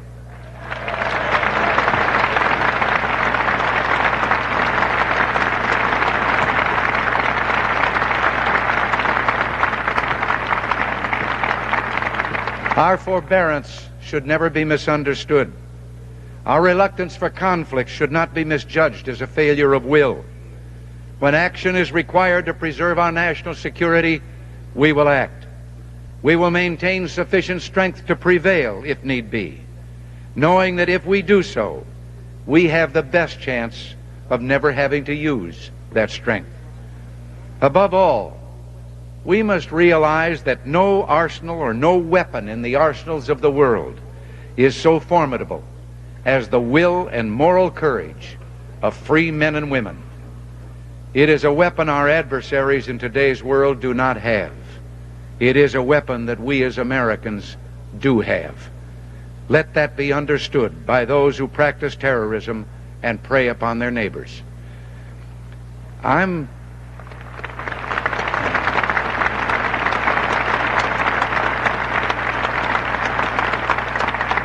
told that tens of thousands of prayer meetings are being held on this day. And for that, I'm deeply grateful. We are a nation under God, and I believe God intended for us to be free. It would be fitting and good, I think, if on each inaugural day in future years, it should be declared a day of prayer. This is the first time in our history that this ceremony has been held, as you've been told, on this west front of the Capitol. Standing here, one faces a magnificent vista opening up on this city's special beauty and history. At the end of this open mall are those shrines to the giants on whose shoulders we stand. Directly in front of me, the monument to a monumental man, George Washington, father of our country, a man of humility who came to greatness reluctantly. He led America out of revolutionary victory into infant nationhood. Off to one side, the stately memorial to Thomas Jefferson, the Declaration of Independence flames with his eloquence. And then beyond the reflecting pool, the dignified columns of the Lincoln Memorial. Whoever would understand in his heart the meaning of America will find it in the life of Abraham Lincoln. Beyond those monuments to heroism, is the Potomac River, and on the far shore, the sloping hills of Arlington National Cemetery with its row upon row of simple white markers bearing crosses or stars of David. They add up to only a tiny fraction of the price that has been paid for our freedom. Each one of those markers is a monument to the kind of hero I spoke of earlier. Their lives ended in places called Belleau Wood, the Argonne, Omaha Beach, Salerno, and halfway around the world on Guadalcanal, Tarawa, Pork Chop Hill, the Chosin Reservoir, and in 100 rice paddies and jungles of a place called Vietnam. Under one such marker lies a young man, Martin Treptow, who left his job in a small-town barber shop in 1917 to go to France with the famed Rainbow Division.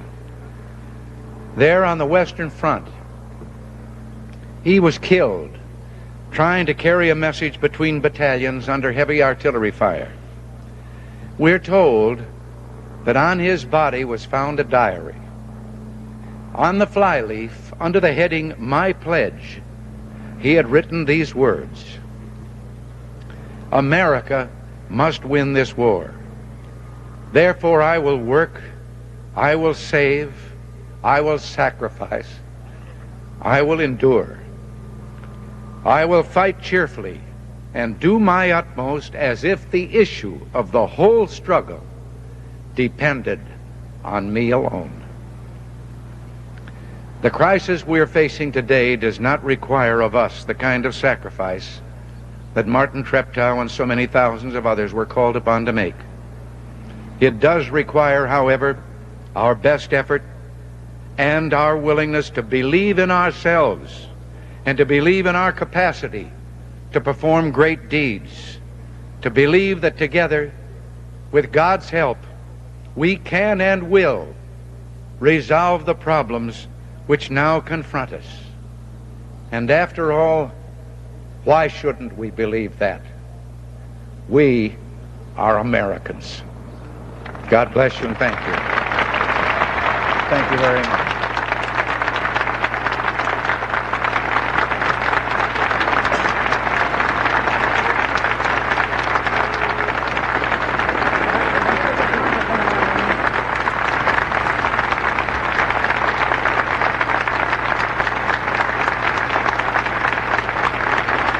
President Reagan has concluded now the inaugural address, ended on a very emotional note, but he began, after paying a gracious tribute to President Carter, to move immediately into the basic themes of the campaign that led him to the White House.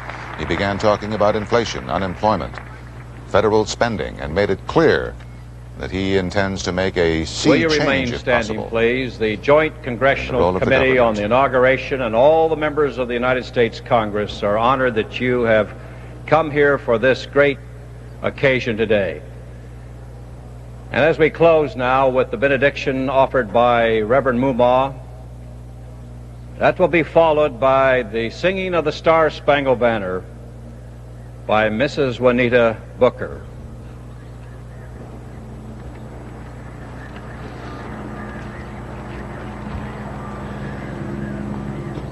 May the Lord bless you and keep you. May the Lord make his face to shine upon you and be gracious unto you. May the Lord lift up the light of his countenance upon you and give you peace, both now and forevermore. Amen.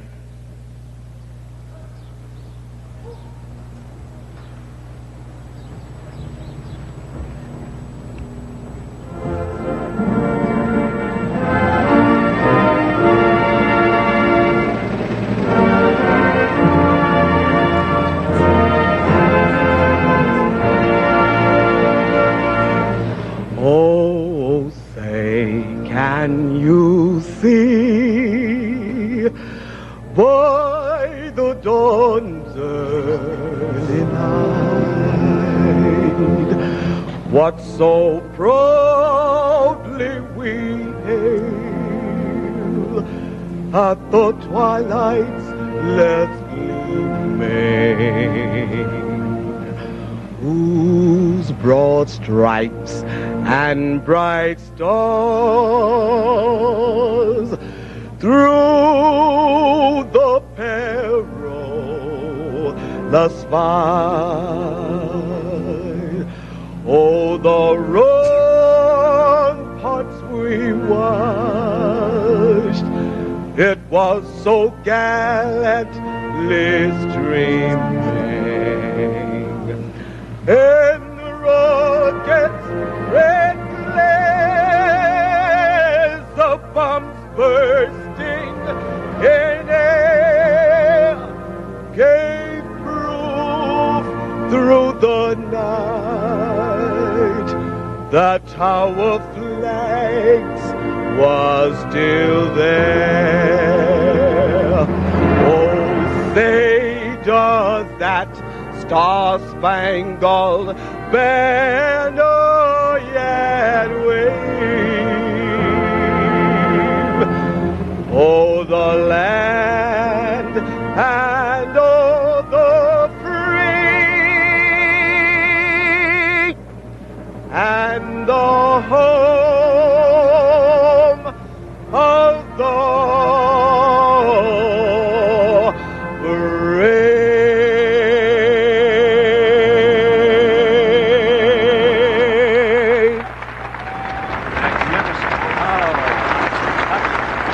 Mrs. Juanita Booker, who is not a professional singer, but attracted the attention of candidate Reagan, who is now embracing her as president during a campaign appearance. She sang at 3 fundraising events during his campaign, and he invited her to come to Washington to sing at this ceremony today. Will you greet once more our President and Mrs. Reagan?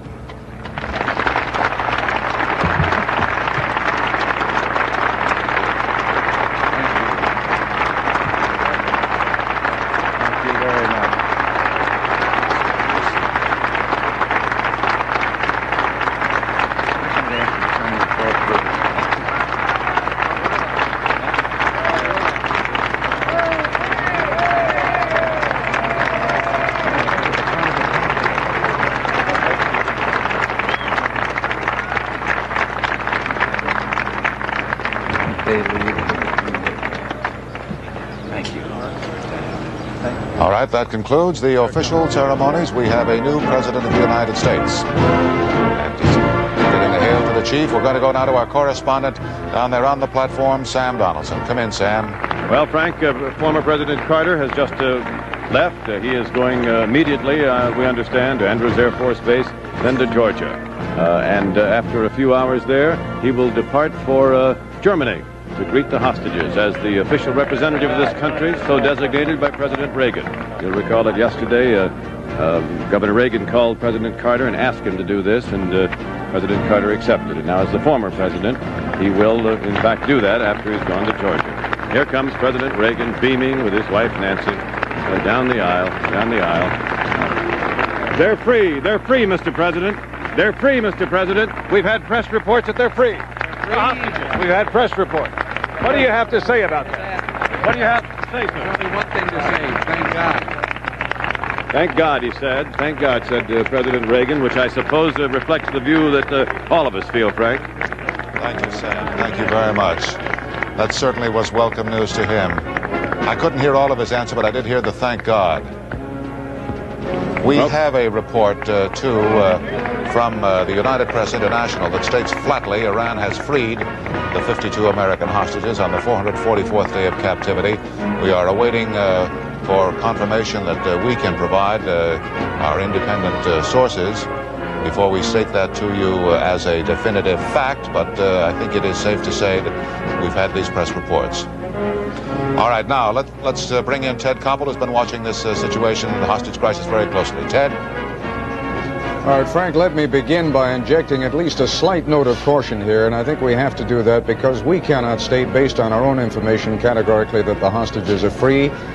Indeed, Peter Jennings, with whom we've been in touch in Frankfurt and who himself has been in touch with Tehran, is unable to confirm that independently. In fact, I'm just being told, I understand that Peter is on the line with us right now. Peter, please bring us up to date on what you have been able to confirm. Well, Ted, I can just tell you at the outset that those categorical statements of the United Press and the Associated Press are being very dramatically contradicted by the Iranian news agency itself, Pars, which first said they would be released just about now, or perhaps within the last 30 minutes, and now has said on Tehran radio they have not been released. We should point out that the Associated Press and UPI, not to denigrate them in any way, but are not based in Iran. The only agency there is the Reuters, the British news agency. They did say a short while ago that one of the aircraft had taxied to the end of the runway, but there is no indication of a takeoff. And we have also had, just to add to the confusion, two conflicting reports. One that suggests the hostages may in fact have left Tehran airport to go back to some other location. The confusion reigns, Ted. Well, just to add to that confusion, Peter, we also have a report from Athens Control Tower. They are reporting that a plane from Iran is due to land at Athens at 3 o'clock. It should be noted that a plane is believed to have taken off from Tehran some hours ago and could be in Athens at that time, but that may be with the baggage. Certainly no confirmation that the hostages are on that plane.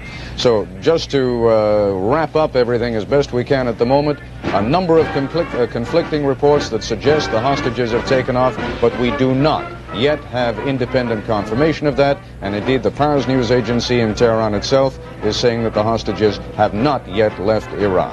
Frank, back to you on Capitol Hill. All right, Ted, thank you very much, and thank you too, Peter. It is proper and sobering, of course, to inject that note of caution, as Peter so usefully did. Here is the law library. Just to repeat once again, we are not able to confirm from our own sources these wire service stories that the hostages have in fact taken off from Tehran, and we're not going to make that kind of a statement until we know for sure that it has actually happened. The law library entrance to the Capitol, we're going to go to Ann Compton, who is there now. President Carter will be coming out very shortly. Frank, he is just now coming out the door. We will try to get his attention. They have been fixing the phone in his car to make sure that he can communicate on the way to the airport. He moving with a great group of aides around him. We are kept some distance from him, but the mobile car, Vice President Mondale now giving a thumbs up signal, but with all the joy in that group right now, there's no doubt a touch of sadness. The president will be going out to Andrews Air Force Base, former president. Mr. Vice President, what do you hear on the hostages?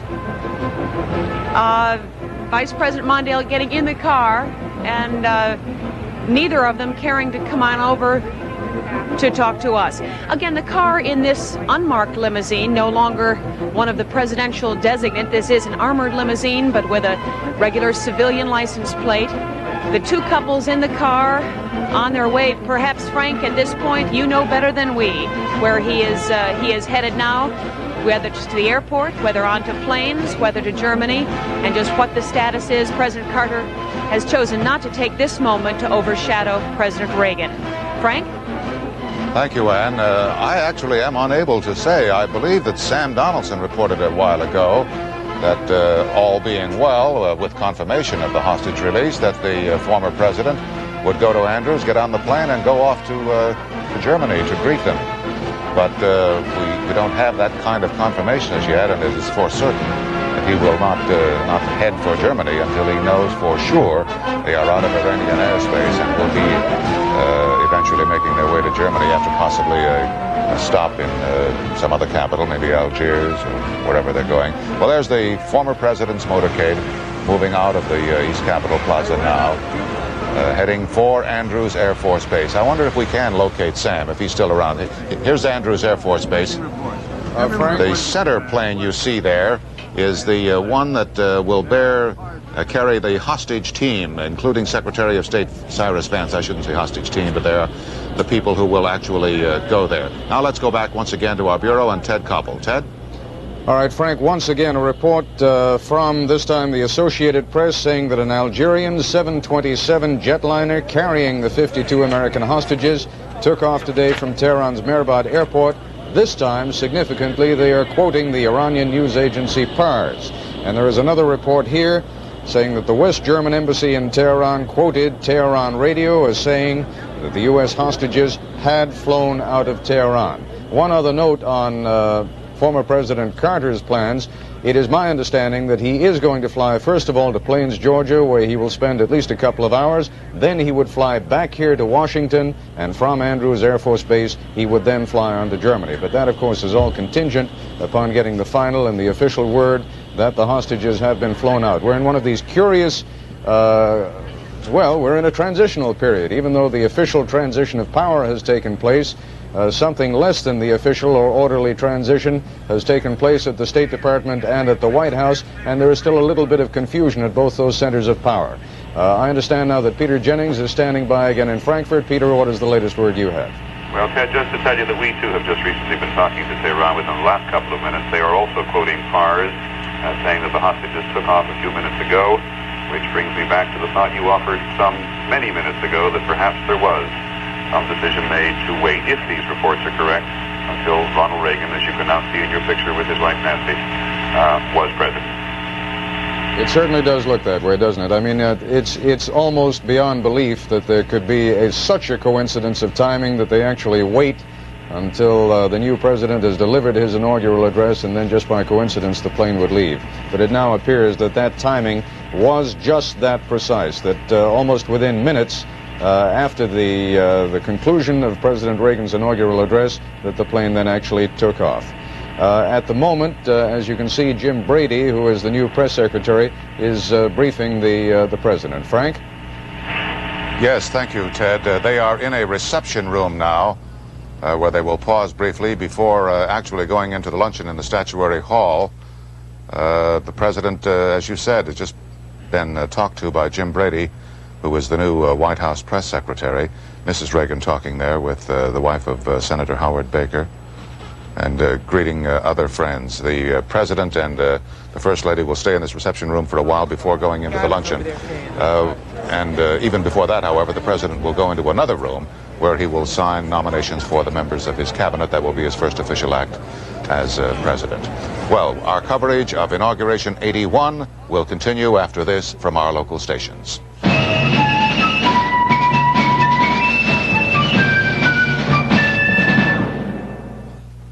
The hostages on their way home. Stay with ABC News for complete coverage. They guarantee it. It's great. H&R Block Report. Our guarantee. They guarantee that if there's any problem, they will go with you. And they will help you out.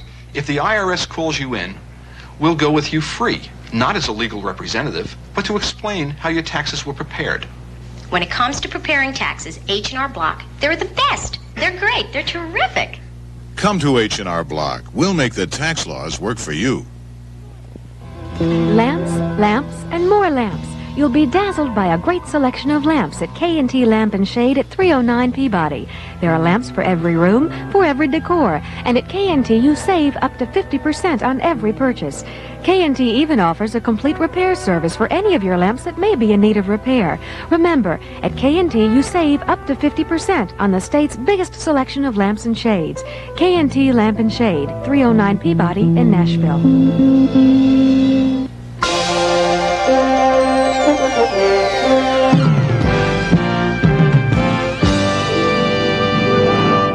You're watching WNGE-TV Channel 2, Nashville.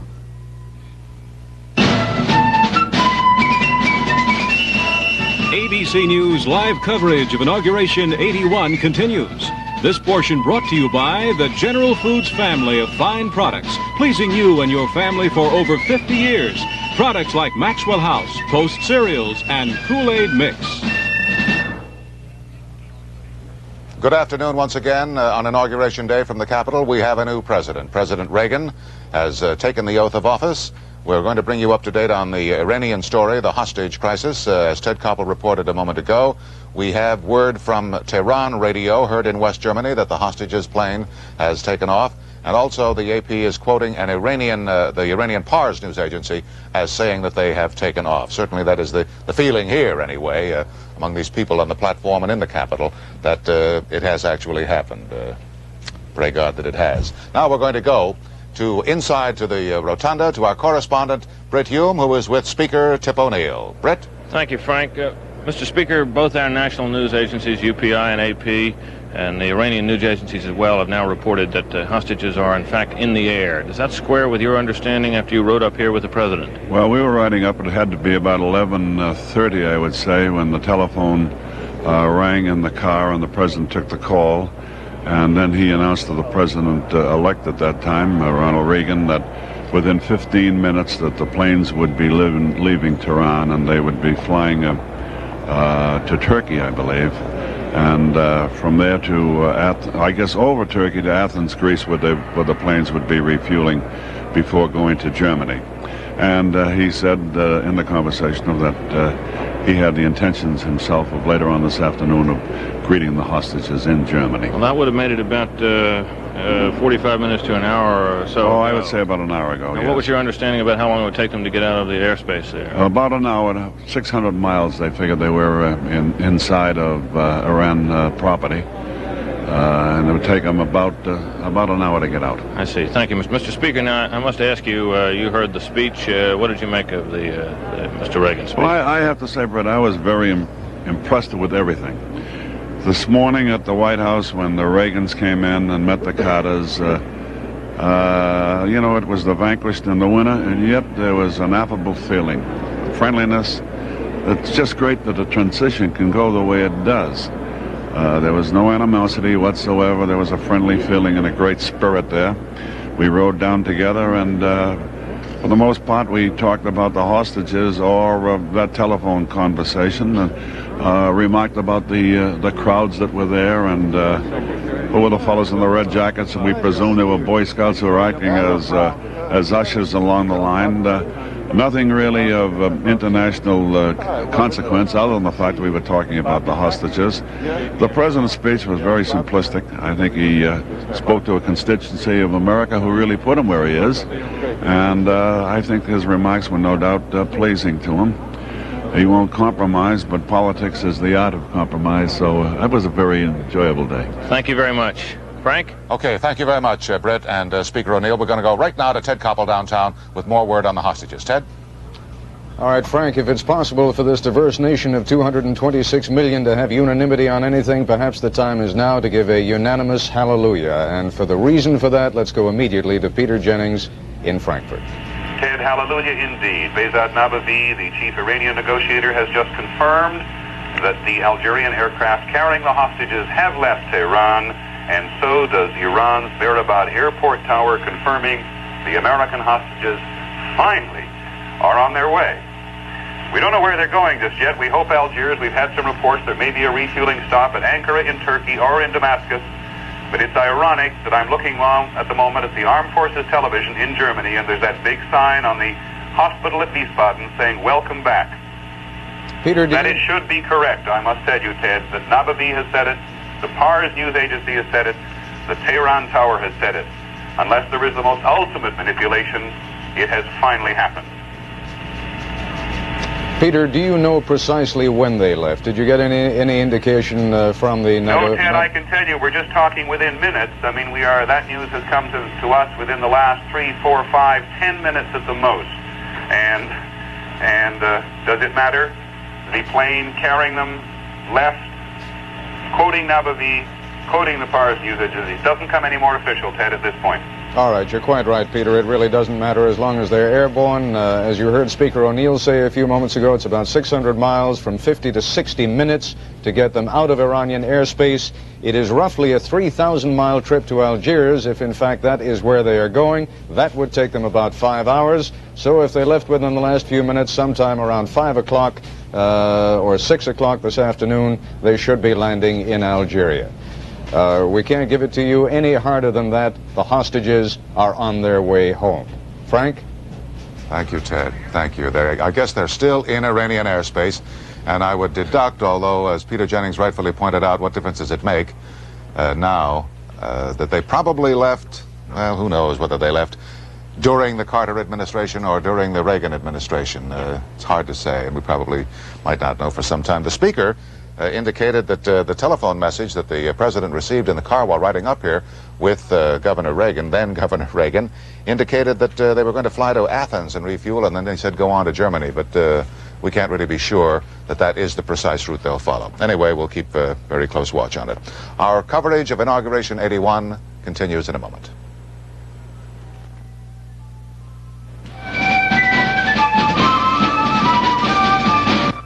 I hate to admit it, but these pork chops are better than mine. They're crispier, but tender and juicy. The seasoning. How'd Mary get these pork chops so scrumptious? Ask Mommy. New oven fry coating for pork. New oven fry? Lets me fry pork chops in the oven with a deliciously different flavor. Tender. Oh, extra crispy. Tastes great. Oven fry for pork. It's new. Hey, no. Say bye. Oh, it's coming along nicely, June. Yeah, but not for me. My doctor says too much caffeine makes me edgy. Well, why not try Sanka brand decaffeinated coffee? I'll take real coffee. Sanka brand's 100% real coffee. You'll love it. I do. June, the show is a big hit. Well, I'm really hitting it off with Sanka brand. Sanka brand. Enjoy your coffee and enjoy yourself. Tuesday, the Fawn shows Potsy the Roast. You drive me wild. But he can't take the competition on Happy Days. Then there's trouble in paradise when an earthquake shakes up Laverne and Shirley. My goodness, we don't know our own strength. Jack's reputation with the ladies forces him undercover. What is it about me? I don't know, but now I've got to find out. Three's Company. Then Muriel's old boyfriend hits on Jackie. Where'd you find this out? And it's too close for comfort. Tonight starting at 8, 7 Central and Mountain on ABC. Well, the sun has appropriately enough come out now and begun to shine once again on this beautiful capital city. I guess that's an indication of how the country feels, too, not merely about the inauguration of the new president, but about the glorious news that the American hostages on their 444th day of imprisonment, of kidnapping, have finally been released. And as Peter Jennings and Ted Koppel have reported a short while ago, they are on their way out of Iranian airspace. The Algerian planes have taken off with them, and sometime later on today we're going to get a glimpse of them landing somewhere, and we'll know then much more about them. But the major news, the important thing here, is that they're free, they're gone. Thank God. Now, I want to turn to our two correspondents who are with me, our guests in the booth here, George Will and Sander Van Oker. Both of them have been observing and studying the import of the President's inaugural address. I must say to you, gentlemen, that I thought after the very gracious tribute to President Carter for his aid in the transition and for his service to the nation, that Ronald Reagan sounded very much like the candidate all over again. He went right into his basic political themes that carried him here. Isn't that true? I think that's right. I think he thinks he won the election on that, and that he has a mandate, and that 44 states are out there watching to make sure that he's true to this. Conservatives always have a feeling that they're going to be betrayed at the last moment by They usually are. That's why. And I think he re-inoculated 44 states today with pure Reaganism. It's said that he wrote this with his own hand on a long sheet of paper, such as you're using, Frank, on a flight to California, and I believe it. That was pure Reaganism. I think, in a way, he went across the country all fall saying, and this is one of a quote that he used often, the spirit of America is still there, ready to blaze into life. He believes that the kindling is dry, the country's basically healthy. It's an anti-malaise speech, frankly. He's saying the president got it wrong. It's a healthy country. And what we need to do is give it some oxygen by lifting the blanket of government. I don't think the speech was as good as the acceptance speech in Detroit, but most inaugural addresses aren't very good. George and I were agreeing before that you've had Bob four. Jefferson's first, Lincoln's second, FDR's first, John F. Kennedy's first and only. The thing with Ronald Reagan, though, is this is a campaign speech, but you have to observe with Ronald Reagan the difference between rhetoric and what he actually does. Now, he believes this, absolutely. A man doesn't get to be 70 years old and not believe, doesn't know who he is. But in California, everybody who watched him in action out there heard what he said and saw what he did. Liberal abortion law, far-reaching environmental bill, wasn't going to go for withholding, eventually did, raised taxes. It's the kind of speech he believes in, but as everybody who comes to Washington observes, the kind of speech you make up there is quite different than when you're sitting in the White House. Kennedy used to say, sometimes he'd bore us to tears with this, that the Congress looks a good deal more powerful when you're sitting at that end of Pennsylvania Avenue than when you're sitting in it. And I think that it's going to be a little more hard to dismantle the government's hold on our lives than he may imagine. George, the great irony is that this is an activist government speech. As any conservative government coming in has to be one that says we have a lot of work to do. We have to use the powers of government. I was struck by the line where he says we must act today in order to preserve tomorrow, and let there be no misunderstanding, we are going to act beginning today. And I wouldn't be surprised to see some presidential orders on regulations coming out of the White House today. And he says from time to time we have been tempted to believe that society has become too complex to be managed. This is a managerial government of activists who think they have a big agenda of things to do. Well, isn't there somewhat of a contradiction in that, George? I mean, his chief purpose seems to be to come in and dismantle the government. Dismantle is too strong a term, I know, but he does say, how many times have we heard him in the campaign? Government is not the solution, it's the problem. And the crowd would roar. Oh, but Frank, he said it today. That's his political genius. It was with the political genius of his great idol, Franklin D. Roosevelt, to be all things to all men. And George is absolutely right. He is an activist conservative. All I'm arguing is when he comes to grip with that bureaucracy and the vested interest that a lot of people in this country, including big business, big labor, I sound like George Romney, all have in keeping the government to aid them. In other words, everybody's against all government programs except those that immediately benefit them. And Ronald Reagan, within 48 hours, is going to find out who they are. I remembered and recalled as he was giving that speech and talking about government being the problem and not the solution, that at least during the '76 campaign, he used to have one of his applause lines was after denouncing the evils of OSHA, the Occupational Health and Safety Administration, and he would pick out some ludicrous thing requiring, 10 restrooms for 2 employees or something like that, you know. And he would then say that we're going to change all that when we get to the White House, and oh, there will be the screams of pain from the bureaucrats in Washington with their carpeted anterooms. And I often wondered, what did his people in Sacramento have? Linoleum on the floor? No, they didn't wear hair shirts on the outside out there. But you know, the one thing about Ronald Reagan is, he is the oldest president to be sworn into office, and he knows who he is, and that's not a cliche. If you go back 50 years to the presidents we've had, many of them have not known who they were as human beings. FDR did. You want me to stop? I do, Sandy, and thank you very much. You're very gracious, because we have more information from Ted Koppel, and I don't want to delay that at all. Ted? Into, except I guess my mic wasn't on. I'm in a position where I literally don't know what I'm leading into, except that I know that Peter Jennings has it. So let's go without further ado to Frankfurt and Peter. Ted, we do have some further information, which I must tell you at the outset does confirm the suspicion you have carried in your breast for so long. The official news agency in Tehran, PARS, has just announced that at 1 minute past 9 Tehran time, 1 minute after Ronald Reagan was sworn in as president, a first aircraft carrying the Algerian doctors left Tehran airport. At 2 minutes after 9, a second aircraft left carrying the Algerian delegation.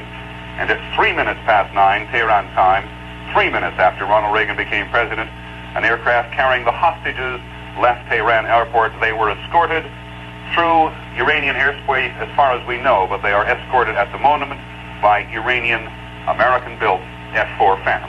All right, Peter, we should also point out that there is an 8.5-hour time difference, so if you're thinking that that happened just after noon, it did not. You're right, Ted. The point that you're making, of course, is that it was just after President Reagan completed his inaugural address. It would have been at about 12:32, 12:33, and they were doing it deliberately. Frank, back to you on Capitol Hill. What an incredible thing, Ted, that it happened just moments after the Carter administration passed from power and the Reagan people took over. The president, it's going to take a while to get these things sorted out. The former president has arrived at Andrews Air Force Base. You see the honor guard lined up there. There are rather elaborate and appropriate departure ceremonies scheduled for him. He will, we believe, fly to Germany to see the hostages. There had been some confusion about that earlier. There may still be, as far as I'm concerned, frankly. But our correspondent, Tom Jarrell, is at Andrews, and maybe you can shed some light on that. Tom, where is he going, to planes or to Germany? Frank, we believe he is going to Plains, but everything has been very much up in the air here. We've heard he's going first to Plains, then return here tonight, perhaps, and go to Germany. We do know that the aircraft with Cy Vance, who is traveling to Frankfurt, has pulled away. They rushed Mr. Vance away from the VIP receiving line here with great urgency, and we believe he is boarding the aircraft that will take the special team of about 30 specialists to Germany to examine and debrief the hostages.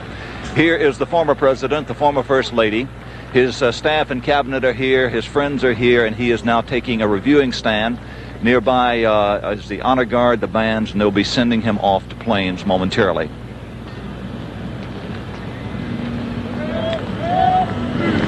Vice President and Mrs. Mondale sharing the reviewing stand.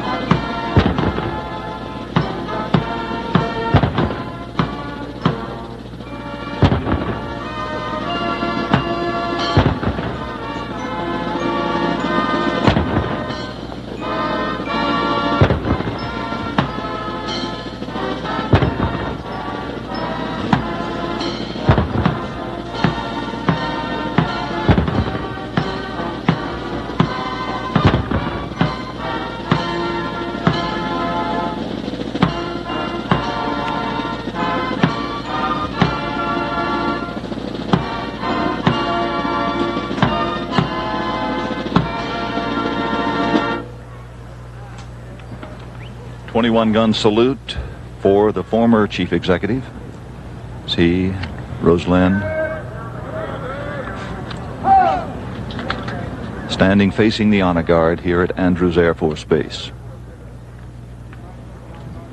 And Tom, I'm seeing on another monitor his successor in a room in the Capitol preparing to sign the first official document. Here is President Reagan. I'm happy to be taking this action in this historic room, a sign of what I hope will be full cooperation between Congress and the executive branch. This is a memorandum for the heads of executive departments and agencies, and then, of course, will be implemented by the Office of Management and Budget. He's signing the nominations for his cabinet officers, and it's just noteworthy to point out as you watch him affix his signature, he's signing at a table, I believe, that was first used by Abraham Lincoln. Now, I think we have seen him sign his first official document as president. Let's go back on out to Andrews Air Force Base, where former President Carter is preparing to get aboard Air Force One, not for the merely traditional flight home, but for the long journey that apparently will take him on to Germany and back. Yes, Tom. Go ahead, Tom. Frank, President Carter is now reviewing the troops, the honor guard assembled here, but also in some distance away, which you can't see too clearly on camera, is the aircraft with former Secretary of State Cy Vance and a team of approximately 30 medical specialists who are about to leave to go to Frankfurt, Germany for the debriefing of the American hostages. Mr. Carter here receiving a formal send-off, a 21-gun salute first for the former chief executive, and now he is reviewing the troops.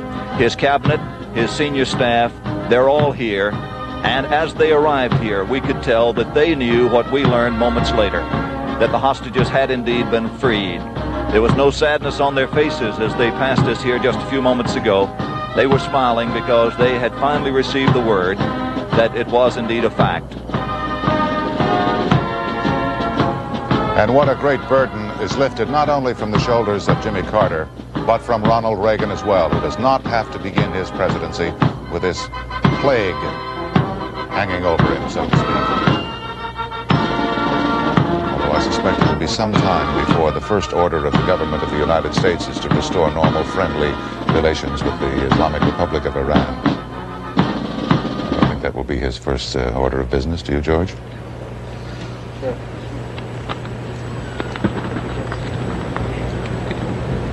Red, red, green,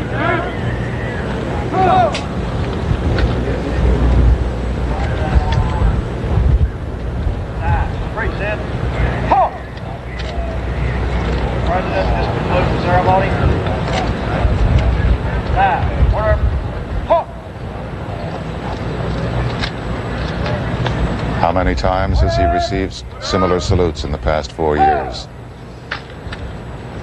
On and off that plane at airports all over the globe. Barbara, have any thoughts on this? The band strikes up? Well, Frank, somewhat different thoughts. Just a moment or two ago, I telephoned Louisa Kennedy, who is the wife of now ex-hostage Moorhead Kennedy.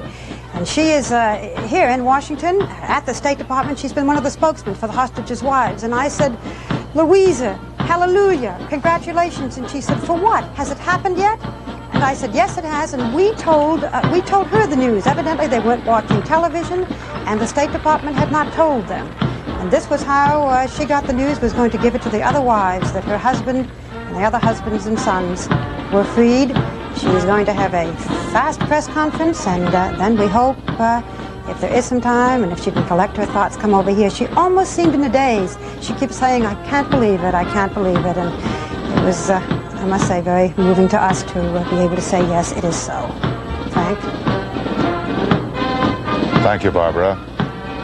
Tom, what's happening there? The Frank goodbyes has moved now. over to see the friends who have come to see him off. He has now very much had the farewell ceremony, and he is now saying some personal goodbyes to the lesser staff members and close personal friends that he has developed here in Washington during his 4-year stay. They've been kept behind the ropes. Out in front, there's a long red carpet where the official friends and dignitaries are waiting to send him off. But it feels almost like a campaign stop. President, former First Lady, former Vice President Mondale waving, smiling.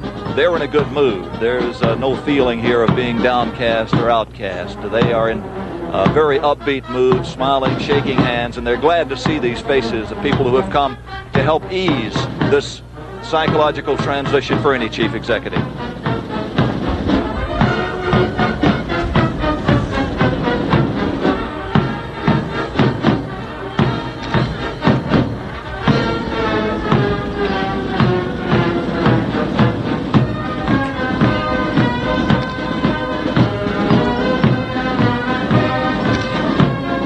George, you have a comment to make as we watch the president say goodbye to his staff members and friends who've come out to see him? Well, it's nice symbolism because he began, as all, I guess, presidential candidates begin, with a very small staff, very loyal to him, and they're loyal at the end, and that's the normal cycle of politics. It's also appropriate and very nice that the Mondales are there, because one of the contributions that Jimmy Carter has made to American government, a lasting improvement, is to dignify the office of the vice presidency. Lord knows the president needs all the help he can get, and Mondale has been a great help to him. It's very interesting that presidents really do have to go, in a sense. They can't stay around the city, even though in some ways it could be their home. It was never much of a home for Jimmy Carter.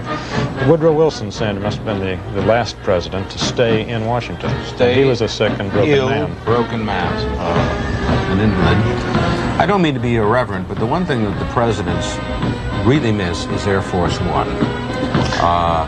There is something about having that at your command that is unmatchable in any other kind of experience that you're going to have. And presidents think they can run the country from it. Some try. And one thing it didn't work for Mr. Carter very well as was a campaign prop during the campaign. It just didn't invoke the symbolism it was supposed to. But it is there's a rejuvenating process about it. A president can sit here and open the front page of the paper every day and see what a villain he is. He turns to the editorial page, and Herblock is had at him, and then he goes off. Oh, look at this.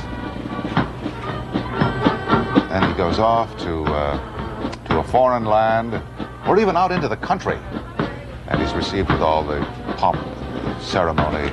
It's a reminder that he's president. That's part of the problem, Frank. Well, maybe. They ought to read the editorial pages and look at Herblock cartoons a bit more.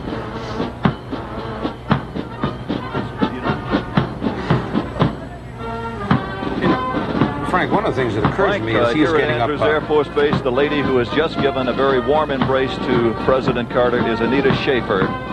Anita Schaefer is the wife of one of the hostages, and that certainly was one of the highlights, emotional highlights of the send-off. She gave Mr. Carter a very warm embrace, obviously thanking him for the job that he has done and getting her husband out safely. That's the There are lady a lot in of blue. cabinet members here lining the red carpet, a lot of former major dignitaries in Washington, but there will be no one who Mr. Carter will be more pleased to have seen and to have embraced than that lady. He is moving down the red carpet now toward Air Force One for the flight to Plains, Georgia. He is saying goodbye to his cabinet members and to his friends and senior staff members. A couple of those staff members will be traveling with him to Georgia, but by and large, most will go back to their homes here in Washington and prepare themselves to return to regular life away from the power of government. The front ramp to this historic aircraft, which has been flying presidents since John F. Kennedy, this very same aircraft, which will now take Mr. Carter back to Plains, Georgia.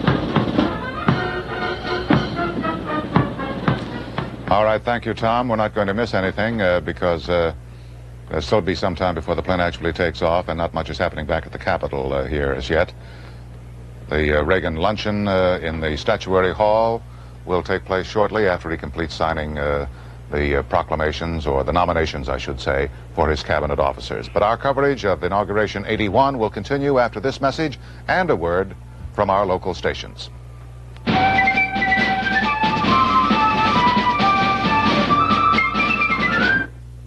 Please watch closely.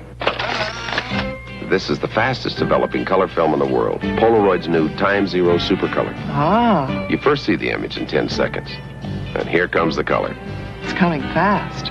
Look at that purple come up, and the red and yellow. And it's so sharp. It all happens in just seconds. You'll think your Polaroid camera's brand new. You know, you look a lot better there than you really do. Time Zero.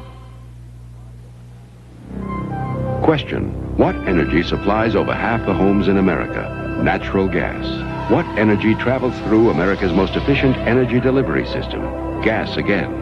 What energy is basic, potentially renewable, and could last for generations? Gas once more. Conclusion: America depends on natural gas.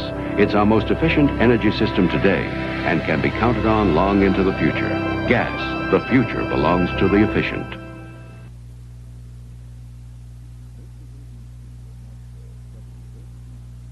This is ABC in Nashville, WNGE-TV 2.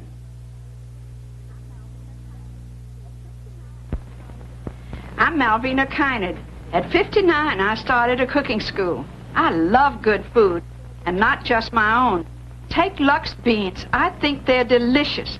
They're made with pork, just like at home. Hand-stirred and simmered for hours. That's a real rich home-style sauce. Try Lux yourself.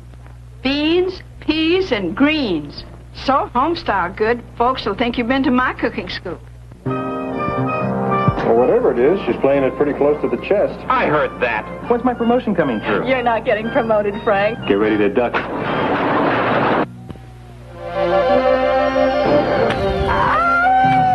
What is wrong with you? I'm just getting in shape for Wednesday's PM magazine. Andy, let's leave that to the college students. They're the ones that are doing the screaming. At Cornell University, Primal Scream is the latest craze. In our second story, we'll travel all the way to Venice, Italy to watch some master craftsmen at work. It's going to be a fun show, so join us for PM Magazine at 6:30 on TV2. Give it a try. You're watching WNGE TV 2 Nashville. News live coverage of Inauguration 81 continues. All right, we're back at the Capitol now, and President Reagan has finished signing the nominations for his cabinet officers to be formally submitted to the Senate. And I believe just before we came on that, was it Sam who was able to have a word with him about the hostage situation or not? I thought I heard him say something about crossing the border. And he probably, if I'm correct, he probably meant that he didn't want to say anything until he knew for certain that the hostages were across the border. Just to recap that for you once again, we have now been able to confirm from the PARS news agency and through our own sources, primarily Peter Jennings' contacts in working out of Frankfurt today, that the planes with the hostages took off, and we understand it happened at 3 minutes Can you believe this 3 minutes after Ronald Reagan took the oath of office at 12:03 or so Eastern Time here today? Mr. Reagan has now finished his first official act as president, signing those documents for submission to the Senate. All but 2 of his cabinet appointees have been confirmed by the Senate, and he will now move to Statuary Hall. Is he in there now? No, he's not in there yet. He's in the great rotunda of the Capitol. He will move into Statuary Hall for the luncheon, and for the first time we're going to be allowed in there too, that is the television cameras, for at least a portion of the luncheon. We'll get the toasts that I understand will be offered at the conclusion of the luncheon. There is a he's a tourist, isn't he? Oh, look up there, Mr. President. It's quite a sight. It's quite a sight, and our intrepid director is going to take the challenge and take you right up there. Way to go, Mr. Forty. Oh, what a beautiful sight it is. The great rotunda.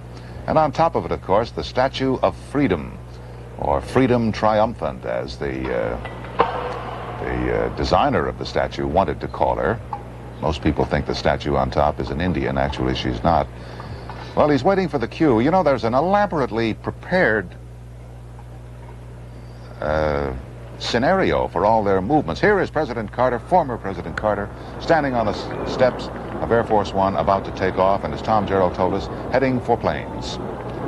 And possibly taking off yet again today.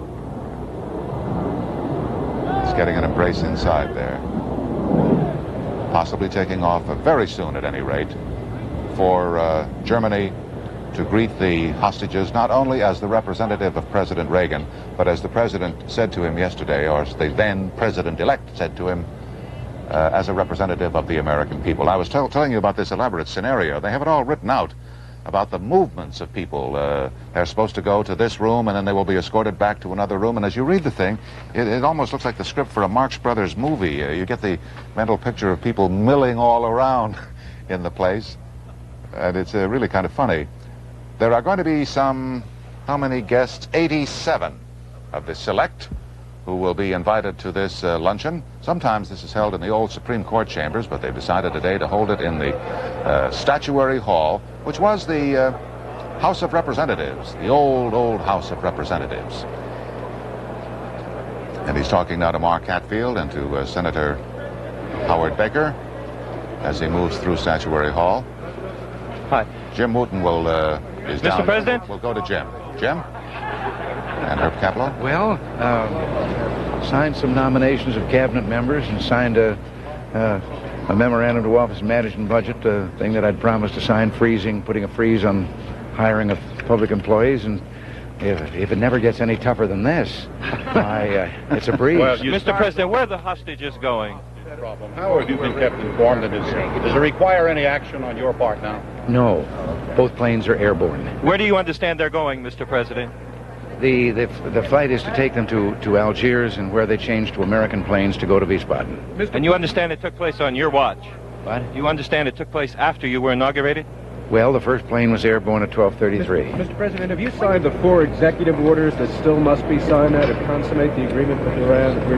We're given to understand there are still some orders that the president must sign. I had not been told of that. I thought that everything was in order, all the papers signed, and that's... When did you first hear that the hostages were released? Well, we heard that this morning, the president told me that all the papers were signed, and the objections or the hold-up at the part of the bank had been removed. They were at the airport, the planes were at the end of the runway, and that was the final word until just following the ceremonies, in which we were told that the first plane was airborne at 12:33, and then 10 minutes later we... Thank you, Mr. President. Thank you, sir. Thank you. All right, word from the president himself. Well, the president is going into Statuary Hall now, where he'll be dining on chicken, I'm told, one of his favorite meals, and a menu prepared by Senator Hatfield. Frank? Thank you, Jim. Now we're going to go back downtown to our ABC News Bureau and headquarters there, and Ted Koppel. Ted? All right, Frank. Well, if anyone was waiting for official confirmation, it doesn't come any more official than that. The new President of the United States making the announcement, or at least responding to reporters' questions and saying, yes, both planes are airborne. Yes, they are headed for Algiers. Yes, from Algiers, they will be going to Wiesbaden, West Germany, where everything is in preparation to await them and to take care of them. As you saw earlier, a few moments ago, the aircraft with former Secretary of State Cyrus Vance and a team of about 30 advance people has by now presumably already left Andrews Air Force Base on its way to Wiesbaden, West Germany. They will, of course, meet there. And what has been going on throughout all of this, because there had been no really official announcement, there could not be from the Carter administration, there had not been until President Reagan made it just a couple of minutes ago, of the fact that both aircraft are airborne. What has been going on right now is that officials at the State Department have been on the phones to families of the hostages and have been telling them that the aircraft are airborne. What we'd like to do now is to go to one of those families, the family of Air Force Captain Paul Needham. They are in Omaha, Nebraska, and with them is our correspondent, Tom Schell. Tom? Well, Ted, the Needhams have been waiting for the last 48 hours very, very nervously here, not wanting to get keyed up, and we now have the information that we got it officially here 15 minutes ago, and of course we've heard President Reagan say it, and this is Mrs. Needham's birthday, and she could not have asked for anything more. She's been asking for this for 444 days. Mrs. Needham, how do you feel? Wonderful. Only wonderful? Oh, very wonderful. Okay. The call came from the State Department, and you have been smiling with us around here for the last 3 days. Right, and I never saw anybody's face beam as it did when that State Department called. There's a reason now, see. There's a reason. Yeah. Do you now really believe it? You said a while ago. I think I do. I think it's beginning to sink in. I do. Now I want to see him. What do you expect to say to him when he calls you? Oh, heaven, I don't know. But I'll say it, whatever it is. Mr. Needham, what did the State Department say to you? They said that they had taken off from Iran and that they would call us back when they were out of Iranian airspace and under our control. Ted, I think that's about it from here in Omaha. The Needhams are waiting. They did get their telephone call, and I think the next one they're waiting for may come in 5 or 6 hours from Algiers. Thank you very much, Tom Schell. Let me just bring you up to date very quickly on the time span that's likely to take place now. As you heard, the planes left roughly about 12:30 Eastern Time, that is our time, and it takes about 5 hours to get to Algiers. So they should be arriving at about 5:30 in the afternoon there. They would probably be in Algiers for about an hour and a half, and from then on to Frankfurt, West Germany, and they would be there about 10 o'clock Eastern Time. Now let's go to Peter Jennings in Frankfurt. Peter? Ted, I was listening to you talk about the State Department advising families to show you how fast news travels. Even here, we've learned of the families being advised. Johnny McKeel's family in Bell Spring, Texas, got a call. We heard about it here moments later. Frankfurt is already a hive of activity at Rhein-Main Air Force Base. The C-9 Nightingale Medivac aircraft have had the caps taken off their engines, and they are firing up their engines. They have been told that the flight plan is still for Algiers. We have a correspondent on the flight line, so let us go there now to the flight line at Rhein-Main Air Force Base. Here at Rhein-Main, the C-9s are standing by. The lights are on in the cockpit. The doors are closed. They've taken the caps off the engines, and it looks like they're ready to go.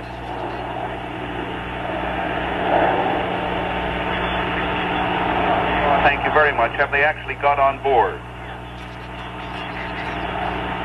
Lost contact briefly with Keith Shaw, who's on the flight line at Rhein-Main. And we also have a phone call in from Tehran as quickly as we can, but we'll go back to you in the meantime, Ted. All right, Peter, thank you very much. I would like to point out that at the moment we do not have visual satellite communications with West Germany. Hopefully that will be coming up a little bit later in the afternoon, but we will, of course, continue to go by voice contact to Peter Jennings, who will bring us up on the very latest details there. This intertwining of stories continues as they wend their way into history together. The release of the hostages, and of course the inauguration of the new President Ronald Reagan. It's time to go back to that aspect of the story. Here's Frank Reynolds on Capitol Hill.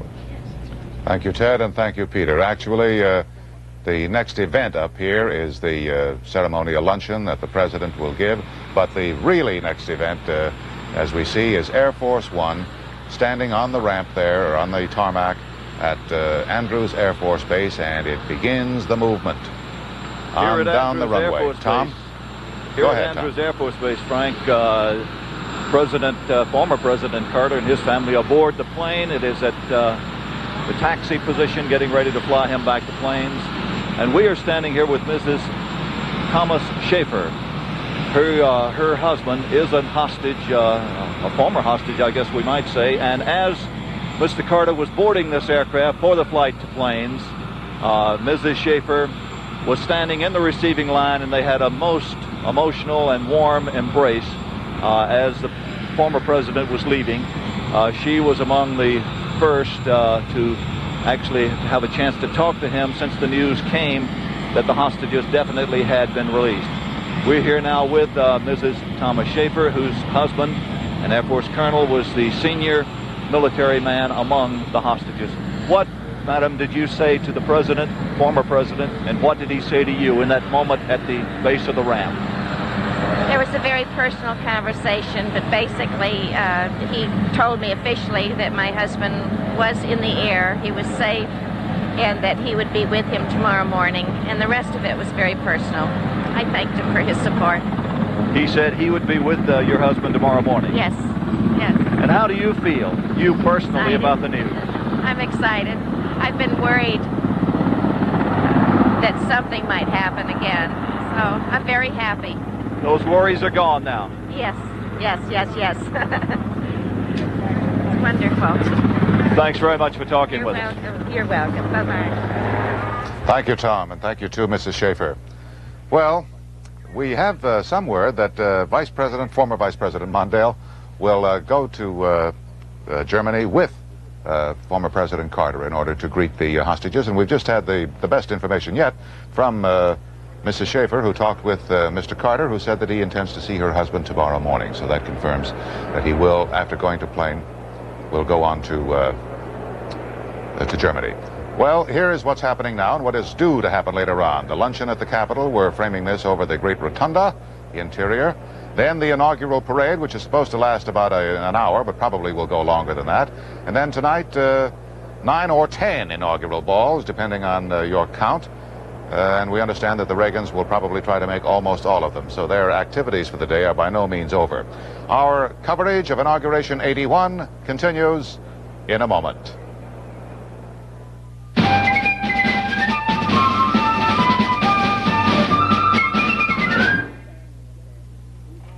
Running this ski lodge is a family affair. We've all got our jobs to do. And when one of us gets a cold or flu, I have to take this up to Daddy. Okay. the rest of us do worry. Here, he'll like this. But we've got our Bayer. For aches, sore throat pain, and fever, nothing we can buy beats Bayer. For us, it's rest, fluids, and Bayer aspirin, the only pain reliever our family uses. Good morning. Dad, look at you. For your family's aches, pains, and fever, all you need is Bayer.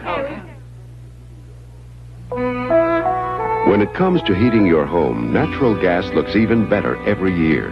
Gas is America's most efficient energy system, with new gas furnaces that are real energy savers. Gas is economical, too, the least expensive way to keep your family warm. And gas is dependable.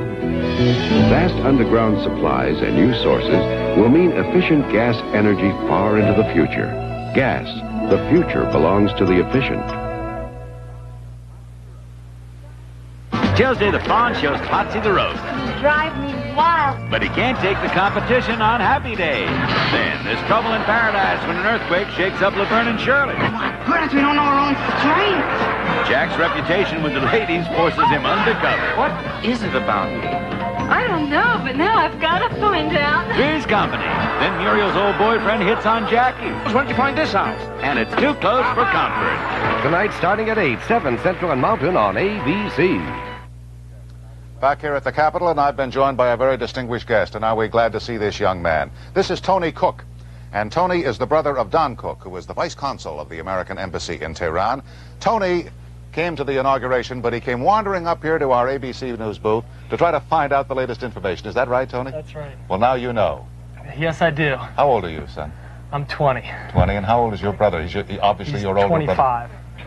Well, you must feel just pretty great now, don't you? I feel terrific. Have you talked to your folks? Not yet, no. Did you have that terrible feeling last night that so many of us shared, that maybe something had still go wrong at the last second? I just didn't know. Yeah, kind of numb, huh? What do you do, Tony? Are you in school? No, not right now. Well, tell me, have you had much contact or much information from your brother? Virtually nothing at all. The Christmas message is the only thing we've gotten since the rescue mission. Since the rescue mission, you've not had any mail? Nothing. Before that, did you have any? Yes, directly before we got a Red Cross telegram.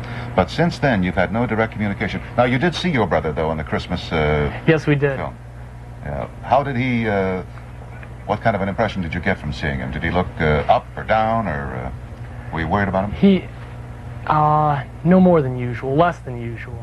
Really? Did he say anything? I can't recall now. What he said was that he wished us all a Merry Christmas and that he didn't really have anything else to say. How long had he been in Tehran, do you know? Well, let's see, he had been in for about 4 or 5 months. 4 or 5 months. Could you tell whether he'd lost weight or whether there was any change in his appearance? He seemed to have lost a little weight, and since Easter he's all shaved up real nice and has got his hair cut. Well, Tony, he's on a plane right now. Thank you very much. Yes, sir. And we're very, very privileged to be able to confirm that for you. Why don't you go call your folks? I'll do that. Thank you, Tony. The brother of Don Cook, a vice consul of the American embassy in Tehran, who is at this moment on his way out of Iranian airspace. Maybe they're already gone. President Reagan said they left, what, Sandy, about 12:30, 30 minutes or so? 12:30. He said that the first plane was off at 12:30. You know, it's very, very marvelous that they are, because the fact is, I don't believe we have a Secretary of State this afternoon. I guess not. We do not. Well, he has signed the documents. Yes. Senator Proxmire is asking for a roll call vote on those cabinet officers that have been approved by the respective committees. 2 haven't yet, Samuel Pierce and Raymond Donovan. But now there will be an orderly transition and no leftover problems for General Haig's team at the State Department. George? Yeah, I think it's fair to say that we are, for about the next 24 or 48 hours, going to have great unanimity about this issue, and then you're going to have one of the great arguments of modern American history. Yes. There'll be a lot of assignment of blame and investigation, and there probably should be, but so the glow will fade. Well, yes, the glow will fade, but for the moment, by heaven, I think we're going to just bask in the glow and enjoy it. Tony, I forgot to ask you, do you have brothers and sisters, other brothers and sisters? Lots of them. 7 of them. 7 of them? That's right. Are they all, you're in Ellicott City, Maryland, is that your home? That's right. Yes, it is. And are they all there? Are they scattered around? Well, I'm here. You're here. And you know where my your parents big are in brother Memphis right now. I know where my big brother is. Yes. And we're all going to be gathering real soon. You see your father drinking champagne this morning on television? No, I missed that. You better get back and have some before it's gone. Yeah. Okay, thank you very much, Tony, and congratulations. Well, thank you. Really great news. Let's see what's happening now. Oh, the luncheon at, well, we're going to go out to Andrews Air Force Base, to Tom Jarrell, who I believe is talking to former Secretary of State Muskie. Tom, go ahead. Mr. Former Secretary of State Edmund Muskie is with us here at Andrews Air Force Base. Certainly your department, the State Department, Mr. Muskie, worked many, many long hours, many months on the hostage situation to finally bring it to its conclusion. How do you feel today as the chief representative of that department, whose job we might say is well done? Well, the joy of the moment sort of offsets the sense of loss one gets when leaving a challenging job like this. So it's been a rather perfect day, in balance. The gains are more than the losses. To have these people who become an inseparable part of my life, people I've never met, and I feel as close to them as I feel to my own family and friends. And so I'm anxious to see them, to welcome them. You'll have a chance to see them yourself. Yes, I will. I look forward to that. You'll be traveling with Mr. Carter to West Germany. Yes. We'll leave here, I think, tentatively around 8 p.m. tonight. get there in the wee hours of the morning, but we're used to that. How did the word finally reach you that it was done? They were safely in the air and leaving? While we were standing in the receiving line here for President Carter out here at Andrews, Secretary Brown, of course, has direct contact, and he kept us abreast of the movements over there. So we learned when the first plane took off, and of course one doesn't know which plane held the hostages. And then just before the president arrived, we got word that the second plane was in the air and our people were free. Do you think the Iranians are cynical enough to have held the hostages to this late moment just in spite for President Carter? I think that's a possibility, but I think I'd rather let them indulge that sort of thing, and we'll indulge in the joy of the moment of having our people here.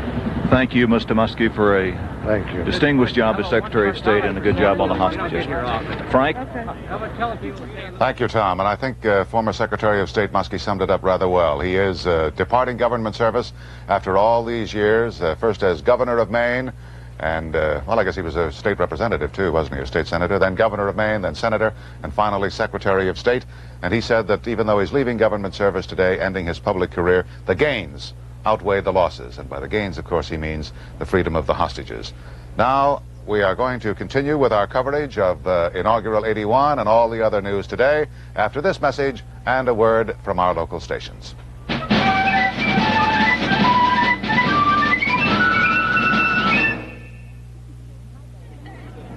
Why do they like Ginny's cream pie better than mine? It's not cream pie, it's dream pie. What's the difference? Dream pie's really creamy. It's higher and lighter than plain cream pie.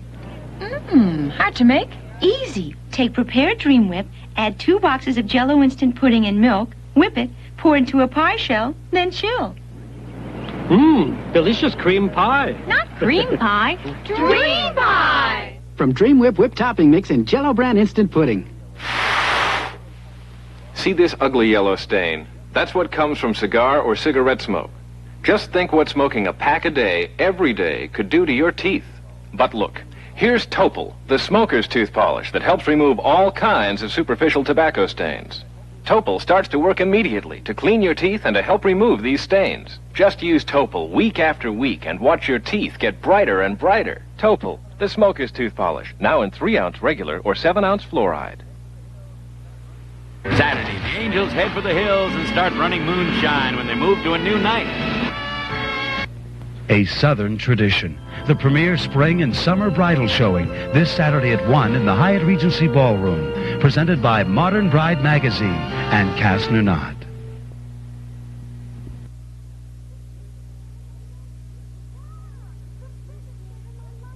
Ma! The biggest date of my life, and you switched to deodorant soap? New Shield is better. It's got extra strength. Now's no time to test a new soap. With Shield, you'll feel cleaner because Shield fights odor better.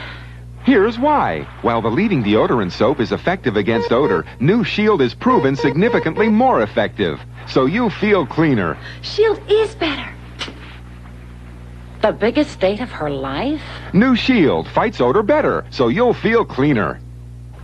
Meet an old Southern friend that's brand new. Martha White Bix Mix. Buttermilk baking mix in a new 2-pound box. All-purpose Bix Mix turns out perfect biscuits, pancakes, and shortcake every time. That's because the Martha White folks carefully blend 100% soft wheat flour with a special leavening formula to please Southern tastes. New 2-pound Bix Mix.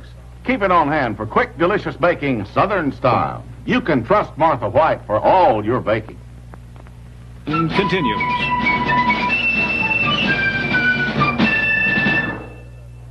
We're back at the Capitol. You see behind me there, the workmen are already beginning to dismantle the president's platform because the ceremony is all over. Right now, President Reagan and 86 other people are inside Statuary Hall in the Capitol here. They're having a private luncheon. Our cameras have been very graciously and politely asked to depart the premises.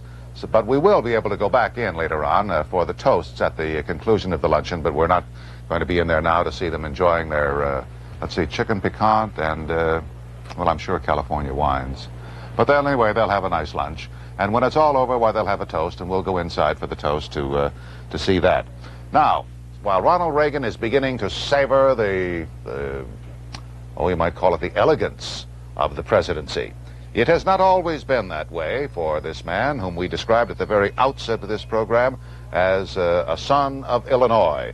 So we want to go back now to Illinois to tell you from whence he came, and Jim Hickey has this report. I've been upstairs on the phone trying to get a hold of two celebrations, two parties that are going on, one in Tampico, Illinois, where I was born, and one in Dixon, Illinois, where I grew up. I've got two hometowns. So to all of them, thank you too, back there in the hometown. Thank you all. This is one of those hometowns, tiny Tampico, Illinois, as it looked in 1911, the year Ronald Reagan was born. Reagan spent much of his first 9 years here in Tampico, a town that hasn't changed much in 70 years. The story is told that when Reagan was still a chubby infant, his father said, "He makes an awful lot of noise for a little bit of a fat Dutchman." And the nickname Dutch stuck. Dutch Reagan soon lost that baby fat and grew into a trim, streamlined youngster given to athletic games. Good friend and school chum Vern Dennison remembers Dutch was always the sheriff when they played Cowboys and Indians. The families were poor then, and Vern says Dutch and the other kids improvised as they played in a park along the railroad tracks. We didn't have knives or six-shooters, but we'd go around behind all the old grocery stores and get the rotten bananas and lemons and oranges and then have a battle. So the garbage collection wasn't any problem in those days. Up the road in nearby Dixon, Illinois, the other hometown, Reagan's personality developed. Here were the beginnings of Reagan the athlete, Reagan the actor, and Reagan the politician. The family moved here in 1920, living, among other places, in this house on Hennepin Street. Townspeople say young Dutch was a popular and active teenager. He was elected Dixon High student body president in 1928. For 7 years, Reagan was a lifeguard in Lowell Park along the Rock River, north of town, where he saved 77 lives. Fred Moore is one of them. Undertow took me under the raft. Last I can remember is just laying on the bottom, just floating away. Well, next thing I remember is on the shore here was coming to. Reagan was right there with me. If it wasn't for him, I wouldn't be here today myself. Athlete Reagan also played tackle on the Dixon High football team. The 28 yearbook says Dutch was one of the strong factors that year and certainly had the true Dixon spirit. Teammate Barney Koss remembers that spirit. He was always out patting the fellows on the back. Let's go. Let's knock them down. Let's win this game. Let's not horse around. And that's the kind of a fellow Reagan was. These were also the years Reagan began to develop the talent that would make him world famous, acting. He was the star of several high school plays. 84-year-old B.J. Fraser was his advisor and drama coach.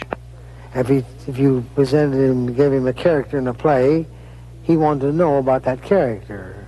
Who is he? What does he do? Why does he think this way? Now, more than half a century later, B.J. has his most important advice for his most famous student as he becomes President of the United States. In any decision that you make or any judgment that you're cooking up, think first of the people. Jim Hickey, ABC News, Dixon, Illinois. Well, that's very good advice for a future president to have, or any of us, I guess, but it's particularly poignant that it comes today from Ronald Reagan's first drama instructor. From that relatively modest beginning in Tampico and Dixon, Illinois, he, of course, went on to become a radio sportscaster, recreating, I'm told, with a good deal of imagination, wire service accounts of baseball games at which he was not present, where he would simply take the ticker and go on to describe the hits and the runs and so forth, and raise his voice, and when a hit was actually made, and get hysterical when the home run was hit in the last of the ninth with 2 outs and so forth. Never, of course, seeing any of this at all, but just recreating it. So that took a certain amount of acting ability. And he went on to Hollywood and, of course, became very famous there as an actor. And also in Hollywood, he achieved a certain measure of affluence. An even more elegant life, however, awaits him now, although his salary will be not quite so great as it once was. But Ron Miller has this report on all the joys there are of being a president. When George Washington borrowed money to get to his own inauguration, he had no idea how the rewards of the presidency would change.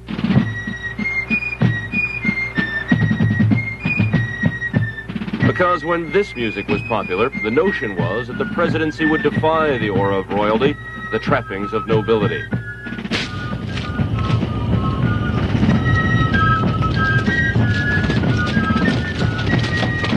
But then, change is part of the republic. Presidents now do at times appear regal. Certainly when they receive a visitor, the welcome is in what you'd call down home. Pomp and ceremony tempt every president. They're part of the president's perks. The little extras that go with the office. It pays $200,000 a year and has a $50,000 expense account. There are 132 rooms at the White House for a first family to wander through, 18 acres to romp on. It costs about $2 million a year to maintain the president's rent-free but definitely first-class home. There are chefs to prepare the cuisine. You can't simply call it food. Fragrance and elegance are provided by staff florists.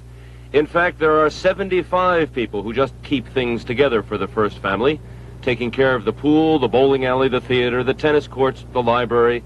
But should the president find the White House confining, he can slip away to the country, Camp David, 150 acres of tranquility, assured by the fact that even reporters aren't permitted to spoil the atmosphere. Helicopters normally take the president to and from Camp David. Everybody knows about Washington traffic. The president has all kinds of transportation he never has to wait for. Some for long hauls, some for short, but always under the protection of the Secret Service. Presidents also don't have to wait for theater tickets if they go out for the evening. They don't even have to wait for snow for a winter lawn party. If the real stuff isn't available, they simply have it made. A president can ask for anything: a treehouse for a child or an evening of entertainment. Today, it all comes with the title, Mr. President.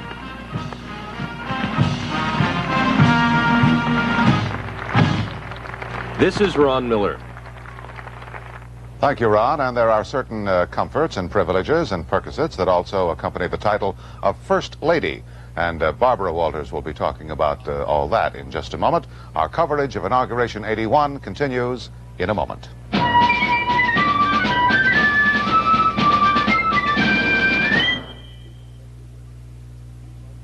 It's everywhere, deep underground, under the ocean, in tight rock formations, in coal, in waste, even in plants. It's methane. You know it as natural gas. Clean, remarkably efficient gas energy can come from many sources, which is why gas can continue to be America's #1 domestic energy source in the future. But it still makes sense to use all energies wisely today. Now you see it, now you don't. Here you have it, here you won't. Oh, Diet Pepsi, 1 small calorie. Now you see it, now you don't. That great Pepsi taste. Diet Pepsi won't go to your waist. So now you see it, now you know. Oh, Diet Pepsi, 1 small calorie. Now you see it, now you don't. Wednesday, the taxi guys take a mountain vacation. Something ate all our food. We're gonna die. And end up in a mountain of trouble. And on So, what did Maggie do to straighten out Jody? We know it. Oh, watch out. What? And does Danny by the farm? Then, a mystery in Vegas. No murder weapon? B, witnesses a killing. No victim? But when Dan checks it out, no bloodstains. There's not a trace of foul play. Tomorrow, starting at 9, 8 Central and Mountain on ABC. Down the road a piece from the Capitol, down Pennsylvania Avenue is where I am, Barbara Walters, in front of the White House and in front of the reviewing stand, where in a short time we're going to have a very gala but short and snappy parade, we hear. And a moment ago we heard about the perks that a president has. I would like to just add that an ex-president also continues to have some benefits. Jimmy Carter will get $69,630 as an annual pension. It's the same as a cabinet member gets. He'll receive $150,000 for the first 30 months after his office to pay for his staff, and $96,000 a year thereafter. He will have Secret Service to protect him around the clock for the rest of his life. And Amy Carter will have Secret Service protection until she is 16. She's going to be going to private school in Americus, Georgia. And one more thing, the ex-president will be entitled to send mail without postage. Jimmy Carter, of course, saying that he's going to settle down in Plains and write. And Walter Mondale saying that he's going to continue in public life, not too sure yet what he's going to be doing. Well, that's the presidents and ex-presidents. What about first ladies? We've had different kinds of first ladies who wanted to be very active, as Rosalind Carter was. First ladies, perhaps like Nancy Reagan, who said that her greatest joy has been being a wife and mother, although now she's talking more about, her press secretary told us today that she can't wait to get into the White House, and where there is more substance to her life, that she's going to be active in the foster grandparents program, and she'd like to do something to alleviate drugs and alcohol from the life of teenagers. Well, who is this woman, Nancy Reagan? What is her background? It really is quite interesting and quite unusual. Here it is. Nancy Davis Reagan was born Anne Frances Robbins in 1923, but everyone called her Nancy. Her mother, a former actress, married Dr. Loyal Davis when Nancy was 6. He adopted her, and she took his name. As Nancy Davis, she had a brief career in the movies, which she happily gave up to marry actor Ronald Reagan. Nancy's last film, Hellcats of the Navy, was the only one in which she co-starred with her husband. She played his fiancé in the 1956 story about a submarine operation in World War II. You knew I was fresh out of a bad marriage when we met. I wanted to be sure this time, so we played it safe. Until I knew that you were Mr. Right. The Reagans have 2 children, Patty, 28, and Ron, 22. Reagan also has 2 children from his former marriage to actress Jane Wyman, Maureen, 40, and Michael, 34. Nancy has devoted her life to being the wife of Ronald Reagan. She's usually in agreement with her husband on every issue. Her intimates say she's finally reached her ultimate goal. Our President-elect Reagan and his lovely wife, Nancy.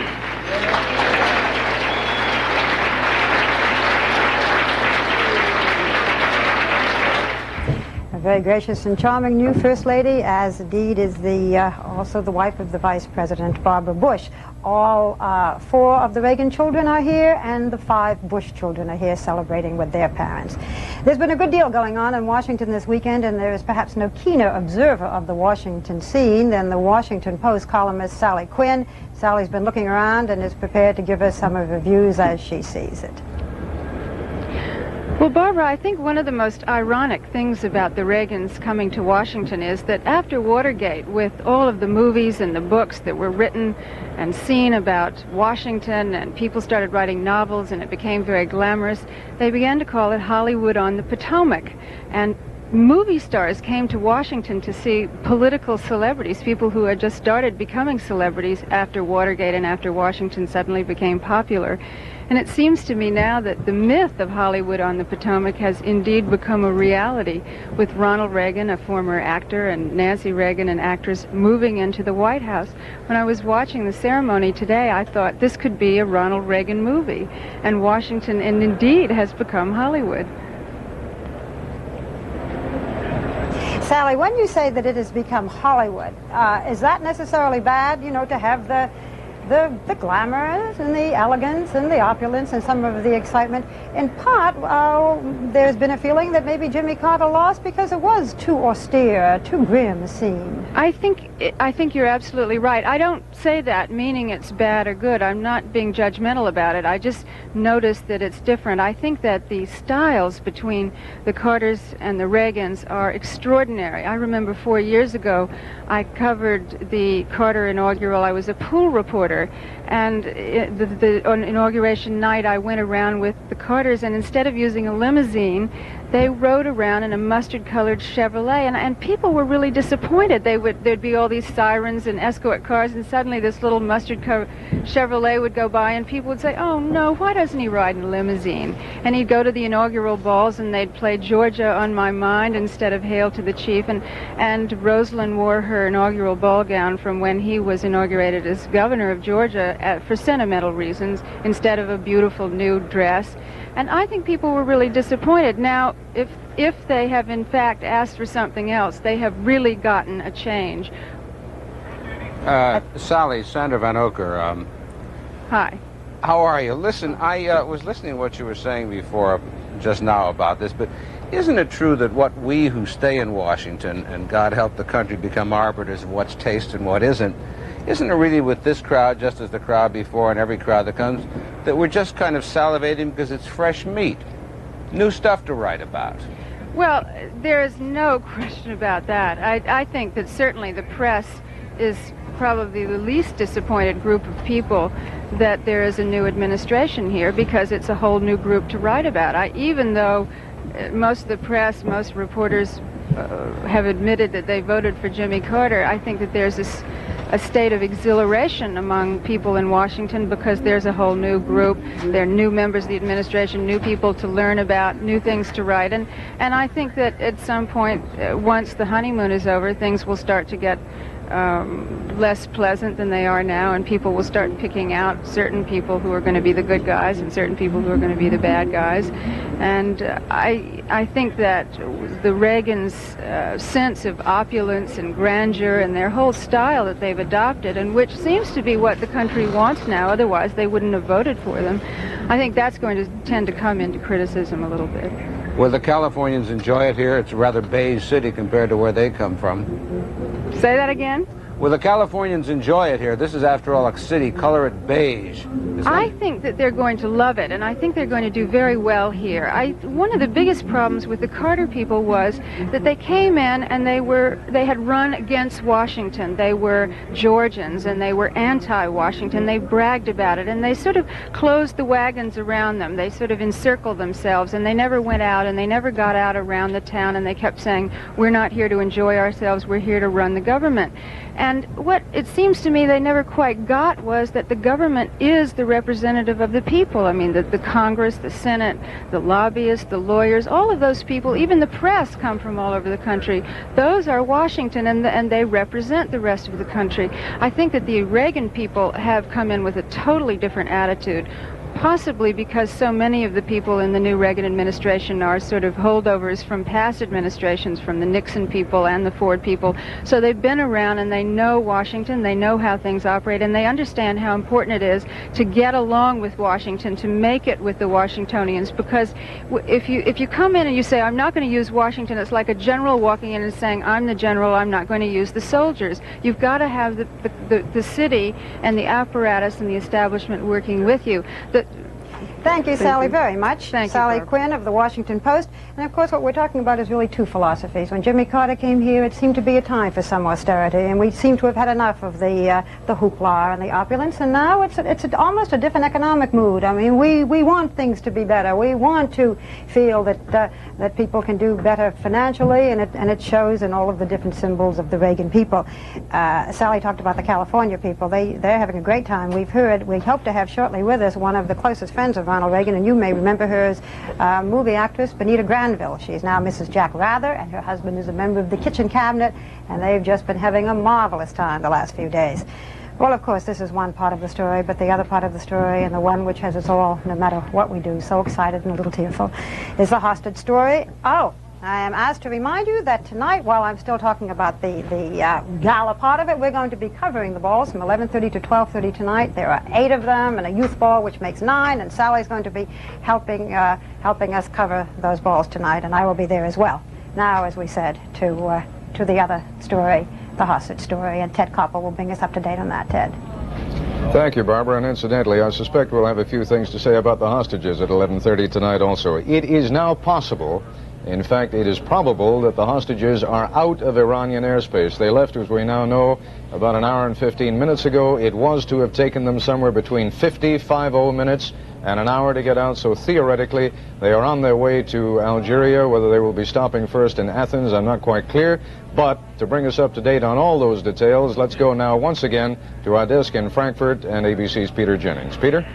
Well, Ted, you've already discovered today how bad I am at mathematics, but let me tell you that at the moment, using Eastern Standard Time, the time that you were on, Algeria is presently gearing up for an arrival of the hostages there at 7 p.m. Eastern Standard Time, and a very possible arrival, according to military sources here in Frankfurt, of 04:30 a.m. Frankfurt time which would, I know, Ted, be 10:30 p.m. your time, just as those inaugural balls in Washington are getting underway.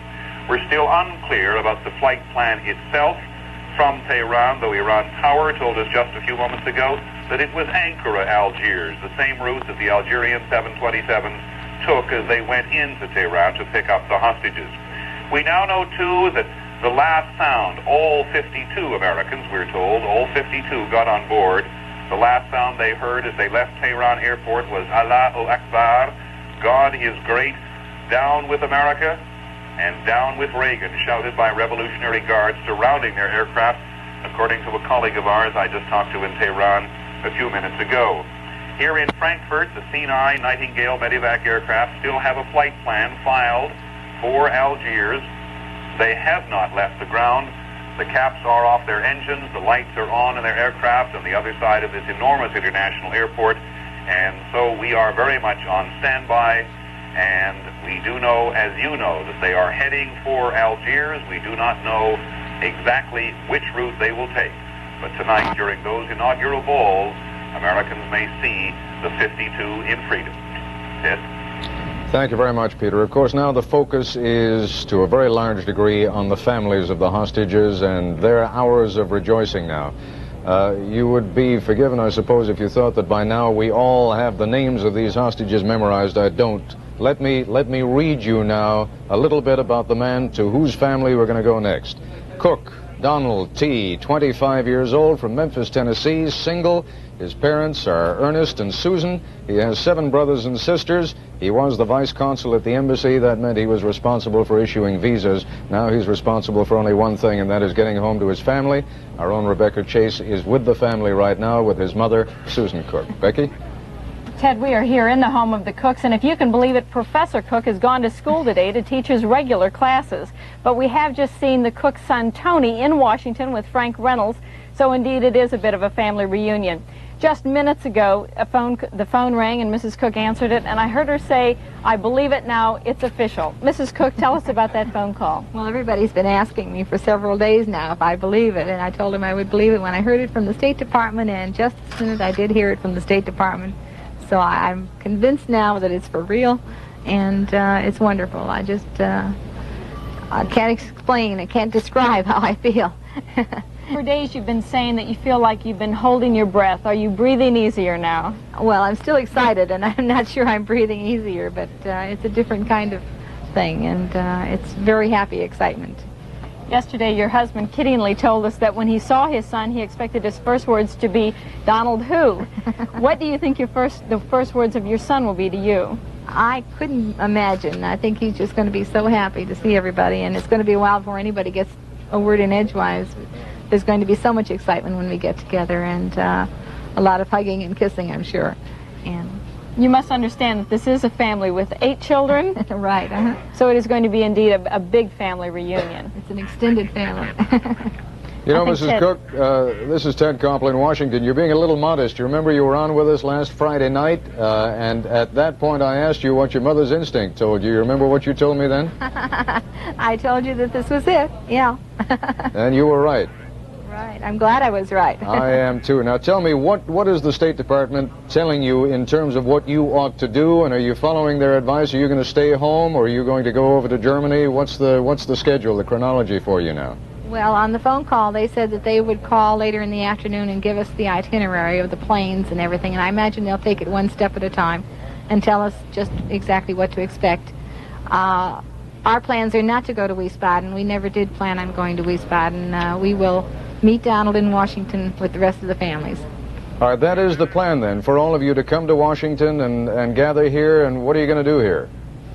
Well, I don't know about some of the other families. Some of them may decide to go to Wiesbaden, but personally, my husband and I will meet Donald in Washington, and we've been told we will be taken to an undisclosed location, and we'll have a one evening reunion with Donald before the media get to us, and then it'll be about 3 days of media attention and meetings with government officials and ceremonies and who knows what all. And and then after that we'll be able to get away for our own private family reunion. God save us all from the media. How long is it going to be before he comes back here? Do you know how long they're going to hold the former hostages in Frankfurt? Oh, I like that word, former. I do too. Well, we've been told it'll be 5 to 7 days. Nothing definite as yet, but as I said, the State Department is going to call us later today again, and they will inform us what's going on. After 444 days, those 5 to 7 days will be like falling off a log, won't they? Right. Okay, Mrs. Cook, thank you very much for letting us share in your joy a little bit, and what can we say? Good luck. I'm delighted for you, as I know we all are. Thank you. We're going to go now to our diplomatic correspondent, Barry Dunsmore, who's over at the State Department. Barry? Ted, we've had somewhat different kind of reaction here at the State Department to the release of the hostages from two people who've been very visible over the past year. Mrs. Louisa Kennedy, who has been the spokesman for the Family Liaison Action Group, and Mrs. Catherine Keogh, who was the president of that group. Both had husbands who were hostages for the past 14 months. Mrs. Kennedy looked me in the eye a short time ago and she said, "I am numb. I simply do not believe it. It's not because I'm holding back, I simply am incapable of accepting it." And then she said that she found it revolting that the Iranians had pulled our chain, as it were, for the last moment and not allowed word to come from the plane that everyone was safe and sound. That word, of course, has since come. Mrs. Keogh, on the other hand, was very eloquent on the need to decompress, her need to decompress, as well as the need of her husband. Ted? All right, Barry, thank you very much indeed. It is our understanding that Algerian officials took quite literally a head count as the hostages came aboard the plane in Tehran, that the results of that head count are being telegraphed or radioed ahead to Algiers. So if there is any doubt whatsoever about the number, there isn't at the moment. There doesn't appear to be any doubt, but they have quite literally, they're counting toes and fingers at this point. And at the moment, everything looks wonderful. It appears that they are out of Iranian airspace right now and headed either directly or indirectly toward Algiers. Let's go back now to the inaugural events and to my colleague Barbara Walters, who is in Lafayette Park overlooking the White House and Pennsylvania Avenue. Barbara? Thank you very much, Ted. And you know, when you talk about the media, we're all supposed to be so cool and calm, and yet as we see the families of the hostages, and you expressed it so well, I think we all feel emotionally involved ourselves. Some of them have become friends of ours because we have talked to them so much, and even though we're talking to them again today, it's with the greatest of pleasure. We'll be back with the inauguration ceremonies. Our coverage of the Inauguration 81 continues in a moment.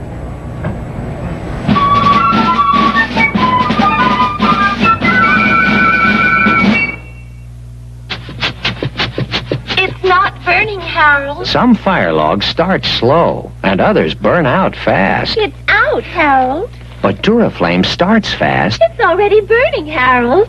and burns for a long time. It's still burning, Harold. Duraflame, with its easy light strip, starts faster, burns longer than any other fire log. It's still burning, Harold. Harold? Duraflame, the fastest way to the longest fire. See this ugly yellow stain? That's what comes from cigar or cigarette smoke.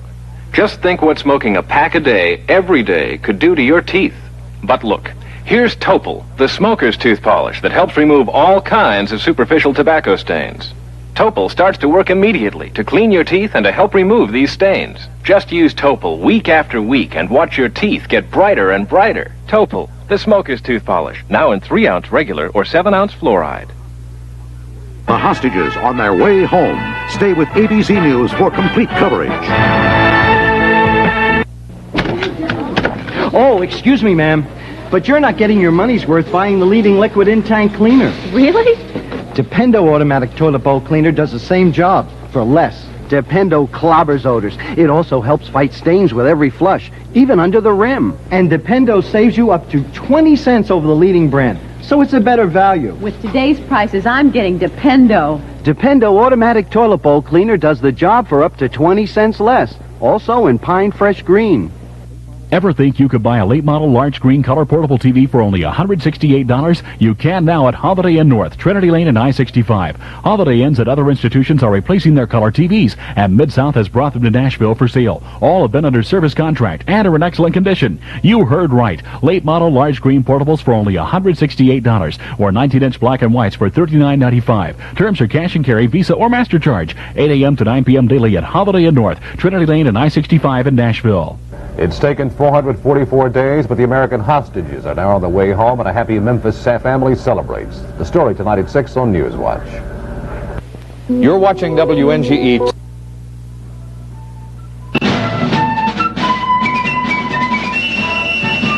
ABC News live coverage of Inauguration 81 continues. This portion brought to you by the General Foods family of fine products, pleasing you and your family for over 50 years. Products like Maxwell House, Post Cereals, and Kool-Aid Mix. There are about 500,000 people in this country who received this nice, beautiful white card with the gold emblem that said, "The Presidential Inaugural Committee requests the honor of your presence to attend and participate in the inauguration of Ronald Wilson Reagan as President of the United States of America and George Herbert Walker Bush as Vice President of the United States of America." Approximately 400,000 of these were for souvenirs. 100,000 of them were for real. And I don't think anybody received these invitations with more pride and pleasure than about a dozen couples from California known as the kitchen cabinet of Ronald Reagan, his closest friends, the men and women, especially the men who 16 years ago said to Ronald Reagan, "You know, you should run for governor." And these couples, it's really quite sweet and remarkable, have remained very close, the women particularly close friends of Mrs. Reagan's. One of them who is with us now is someone who is very familiar to me and very familiar to a great many of you. We remember her from the movies as Benita Granville. Benita Granville married Jack Rather, who was a very successful producer. They produced the Lassie series, among others, and Mr. and Mrs. Jack Rather are among the closest friends of now President. How's it feel? President and Mrs. Ronald Reagan. I'm going to say what Barbara Bush and Nancy Reagan said. Barbara, I'm so happy to be here. You really are happy. There is for 10 or 12 couples to be that close and intertwined is unusual. You know, Barbara, we've worked for a great many years, for 16 years, and we all said today we can't believe it. I've spent most of the day in tears. It's really so inspiring. It's been an inspiring day. I thought of exciting and fantastic, but that's not the word. It's inspiring. I want to ask you a question because I just said a moment ago, just before we get on the air, I said, "Mrs. Rather, I'm going to ask you a question and I know you can handle it." Look, there are also those people who say, "But you're all so rich and you all spend so much money for clothes, and gee, isn't there something about the country now or the economy the way it is, and isn't it perhaps a bad sign?" And I know that you've been asked this before. I've been asked it before, and I feel I'm qualified to answer, Barbara. I don't think it's a bad sign. First of all, the Reagans have friends in all economic stratas. They're not just confined to rich friends. But our husbands, all of these men in the kitchen cabinet, have worked very hard for many, many years. Most of them are self-made men. And it's very interesting. Earl Jorgensen Steel, he started as a poor boy who came over from Denmark. Holmes Tuttle in the car business. He started with one tiny little agency. My husband, while everyone thinks that he came from Texas and was in the oil business, he really started after he got out of the Marine Corps with really very little. And he's built up a fantastic company. I'm proud of that. That's what America's all about. You know, that is, I don't want to wave the flag, but a lot of people do say, well, that's the American philosophy. Why shouldn't we be proud of it? Why should we be embarrassed? And we're not ashamed of it. We really aren't. Tell me what you've been doing. For example, what happened today? You went to church with the Reagans, and you've had a whole committee just taking care of you. Not you, but the whole group of you. The whole group. We went to church this morning at St. John's, and it was a very simple ceremony, and there were really very few people there. There were family and very close friends, and of course the pastor was marvelous, and then of course Billy Graham gave a blessing, and Don Mumaw, the Reverend Don Mumaw from Nancy and Ronnie, President and First Lady, I'm not going to get used to it. He is their pastor in Bel Air, and he gave the homily, which was very interesting because it said about our accountability to God, and that's very important. You know, it's not just the excitement of this. When was the last time you talked to the now president? last evening at the gala. We just had a few words. We've been with them every day for a short period of time, and yesterday I saw the First Lady at the Distinguished Ladies reception, and we talked. And I talked to him last night, and he said a marvelous thing. He said it at the gala, but he said it to us too later. It's finally sunk in for both Nancy and me. You know, Mrs. Reagan has received some kind of bum raps in the press, but I think nothing speaks higher of her than the love and devotion, really, which all of you women do have for her. We're very good friends, Barbara, and we've been friends through thick and thin. I remember a little over 4 years ago when we all sat up in the Reagan's apartment in Kansas City, and we all cried. And now we're crying with joy. Well, we thank you very much, Mrs. Jack Rather, Benita Granville, for being with us. I know you're going to have some private moments tomorrow with the new President and First Lady. We thank you for sharing some of your moments with us today. Thank you, Barbara. I've loved being here. Now back to Frank at the Capitol. Thank you, Barbara, and thank you to Benita Granville Rather. That was a most interesting interview. I think I would be remiss in my duties if I did not give you the full menu of what all the celebrities are having inside the Statuary Hall. The reason we're not going in there is because cameras are not allowed until we get to the end of the luncheon, and then there will be some toasts. They're on dessert, I'm told. A voice comes into my ear. They're on dessert. And what is dessert, pray tell? Ever ready with the information? Dessert will be strawberries with raspberry sauce. That was preceded by California garden salad, followed by an entree of chicken piquant, small pieces of bone, sautéed chicken breasts, covered with white wine and caper sauce. The entree will be accompanied by rice pilaf and hot asparagus lemon vinaigrette. Dessert will be strawberries with raspberry sauce. And I must say, Van Oker, you are, of course, a connoisseur. Also a bit of a snob, but not long ago he asked one of the me, last. He said to me, what are the wines? And I dutifully informed him from the list that I have here. The wine served will be Simi Chardonnay, of course, in 1978, and Chandon Champagne, both from California. And Van Oker had the unbelievable gall to say, good. Well, the reason I was asking is because Nixon's favorite champagne was Schramsberg, which is a fine California champagne. And right in the area where he lives, there's the Firestone Vineyard and a small, what they call a boutique vineyard called Stanford and Benedict. And I thought maybe he would bring in some closer, but Simi Valley's, that's not too far away. Well, you know, we are in the presence, of course, of a man who has now achieved even yet eminence as a party giver in Washington, D.C. George Will, who had the President-elect and Mrs. Reagan over on, I believe, their first post-election visit to Washington. And George, I have a state secret to confide to you, too. The same whiskey store where you buy your life-saving materials is also patronized by me. And when I was in there just before Christmas, the man was telling me that you had come into his store. We live not far from one another in Chevy Chase, and you had bought the wines for the dinner that you gave for Governor Reagan and Mrs. Reagan. And I said they were California, of course. And he said no. They really were French? One French, one California. That's called transition. Slowly. Called hedging your bets. Well, I remember a time some time ago, a dinner with he was then not governor, not president-elect, or he was just on the, as he called, the mashed potato circuit. It was between elections. And he ordered California wines and was not in the least apologetic about it, nor should he be, of course, because, as I'm sure Mr. Van Oker would concur, they are, of course, of the finest quality. I can't afford them. He can't either on this reduced salary, I suppose. All right, we are going to get to more serious matters here and talk about the inaugural address given by the new president today. But I think in order to do that, in order to help put it into perspective, it might be useful to recall some other inaugural addresses that were given in past times. As Sandy pointed out, many inaugural addresses are eminently forgettable, but there are some that do last in the memory of the nation, and we'd like to show you a few and then perhaps have a segment of the remarks made today by President Reagan. So let's begin with a look back at past inaugurals. And I am certain that on this day my fellow Americans expect that on my induction into the presidency I will address them with a candor and a decision which the present situation of our people impels. This great nation will endure as it has endured, will revive and will prosper. So first of all, let me assert my firm belief that the only thing we have to fear is fear itself.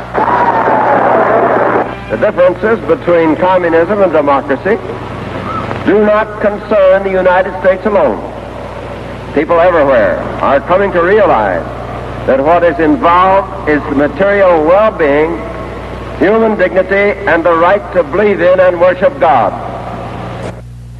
The faith we hold belongs not to us alone, but to the free of all the world.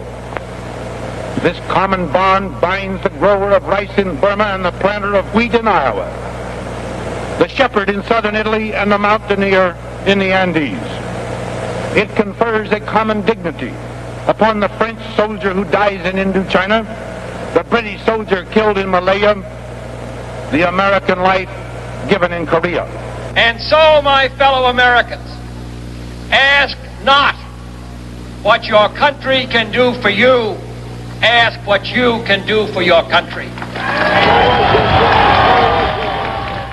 20 years ago today, as you listen to Mr. Eisenhower and Mr. Truman, it's a powerful reminder that Jimmy Carter is not the first American president to talk about human rights around the globe.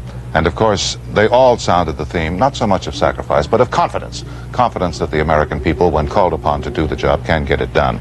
And that, too, was a theme, a prominent theme, in President Reagan's inaugural address today. We've selected one passage that we think illustrates that quite vividly. So let's see if we can have that now. It is time for us to realize that we're too great a nation to limit ourselves to small dreams. We're not, as some would have us believe, doomed to an inevitable decline. I do not believe in a fate that will fall on us no matter what we do. I do believe in a fate that will fall on us if we do nothing. So with all the creative energy at our command, let us begin an era of national renewal. Let us renew our determination, our courage, and our strength. And let us renew our faith and our hope. We have every right to dream heroic dreams. Those who say that we have every right to dream heroic dreams.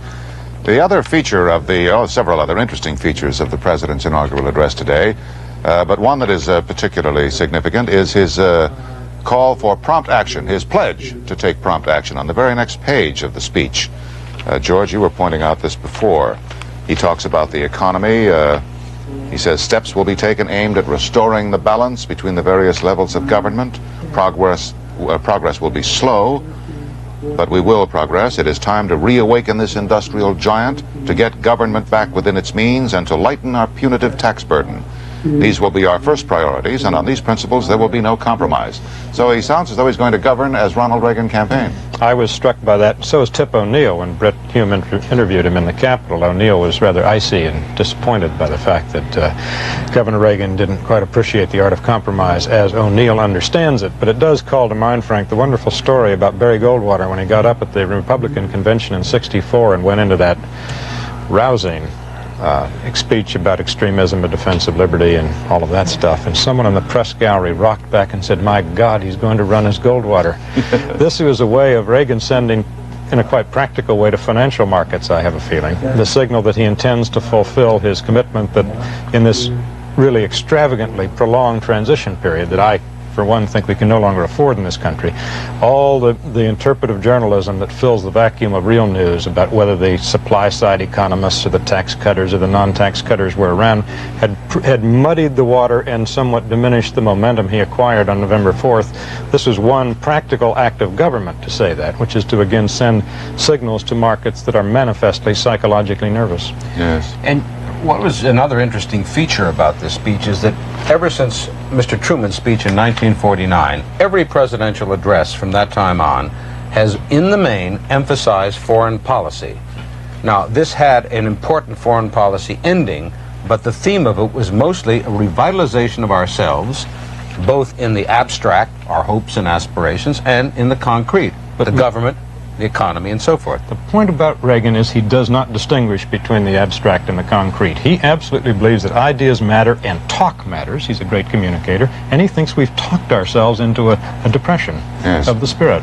Gentlemen, I wonder if I might interrupt. I'd like to go back inside Statuary Hall. Now, I understand they have turned the lights back on, and if I'm correct, they have toasted the hostages here. The President is speaking. I'm going to take the liberty of speaking for my partner, George, for Barbara and Nancy, in responding to this toast. Twice this morning in the ceremony was mentioned the fact of the unusualness in this world of what has taken place here today. The orderly transfer, the continuity of government that has gone on, and that I think is the envy of the world. Now, there's even more of unity represented here today. The crystalware Speaker Tip O'Neill graciously provided from the House side. The plates have come from the Senate. The wine is from California, but I didn't have a thing to do with that. It just turned out that way. But I would like to drink to the idea that this great system that sometimes puts us in adversary relationships, and perhaps sometimes unnecessarily so, but was based on checks and balances to ensure that we do what is right for the people, that kind of cooperation will continue. I'm delighted to be a guest here in the House of the Congress, and I look forward to coming back. I look forward to you being guests with us. I look forward to working with you in behalf of the people, and that this partnership will continue. And now, to conclude the test, with thanks to Almighty God, I have been given a tagline, the get-off line that everyone wants for the end of a toast or a speech or anything else. Some 30 minutes ago, the planes bearing our prisoners left Iranian airspace and are now free of Iran.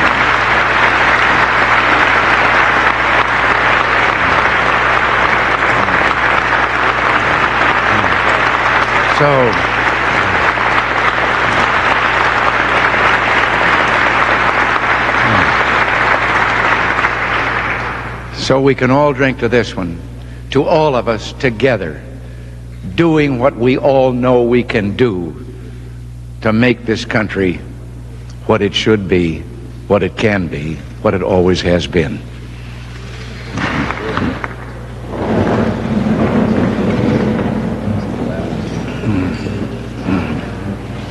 Thank you all.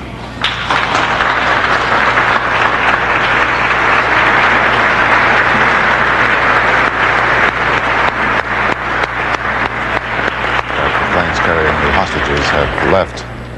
That is quite a tagline to be able to tell the group there in Statuary Hall that the planes carrying the American hostages have left Iranian airspace, and they are now really officially free men. We're now going to have a toast to Vice President Bush. It will be offered by the Senate Majority Leader Howard Baker. With your permission, Mr. Chief Justice, ladies and gentlemen, this is a special privilege and pleasure for all of us, I'm sure. But there's a special poignancy to it and an importance that attaches for those of us who are members of the Senate of the United States. Because in addition to the inauguration of the Chief Executive, the President of the United States, this ceremony today marks the induction, the solemnizing of the oath of office for the President of the Senate, who also is the Vice President, the lesser of the two offices. It is my privilege, then, to stand here and to tell you that we have great faith in our new presiding officer, as the country has great faith in our new Vice President. I have great faith in my friend, whom I've known for so long, and for whom I have such great respect. So, Mr. President, with your permission, I propose a toast to the President of the Senate and the Vice President of the United States, George Bush.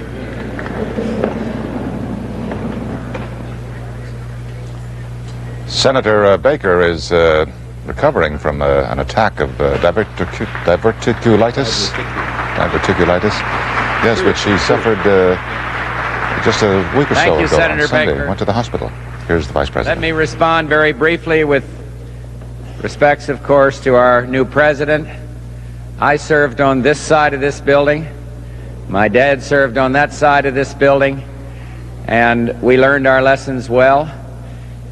We have great respect for the institution of the Congress, and I would like to propose a toast to the leadership, Mr. Speaker, of the House of Representatives, to the leadership of the Senate, Senator Baker, Mr. Byrd, and wish the Congress the best of luck, Godspeed in their important work ahead. To the Congress of the United States. And thank you all very much.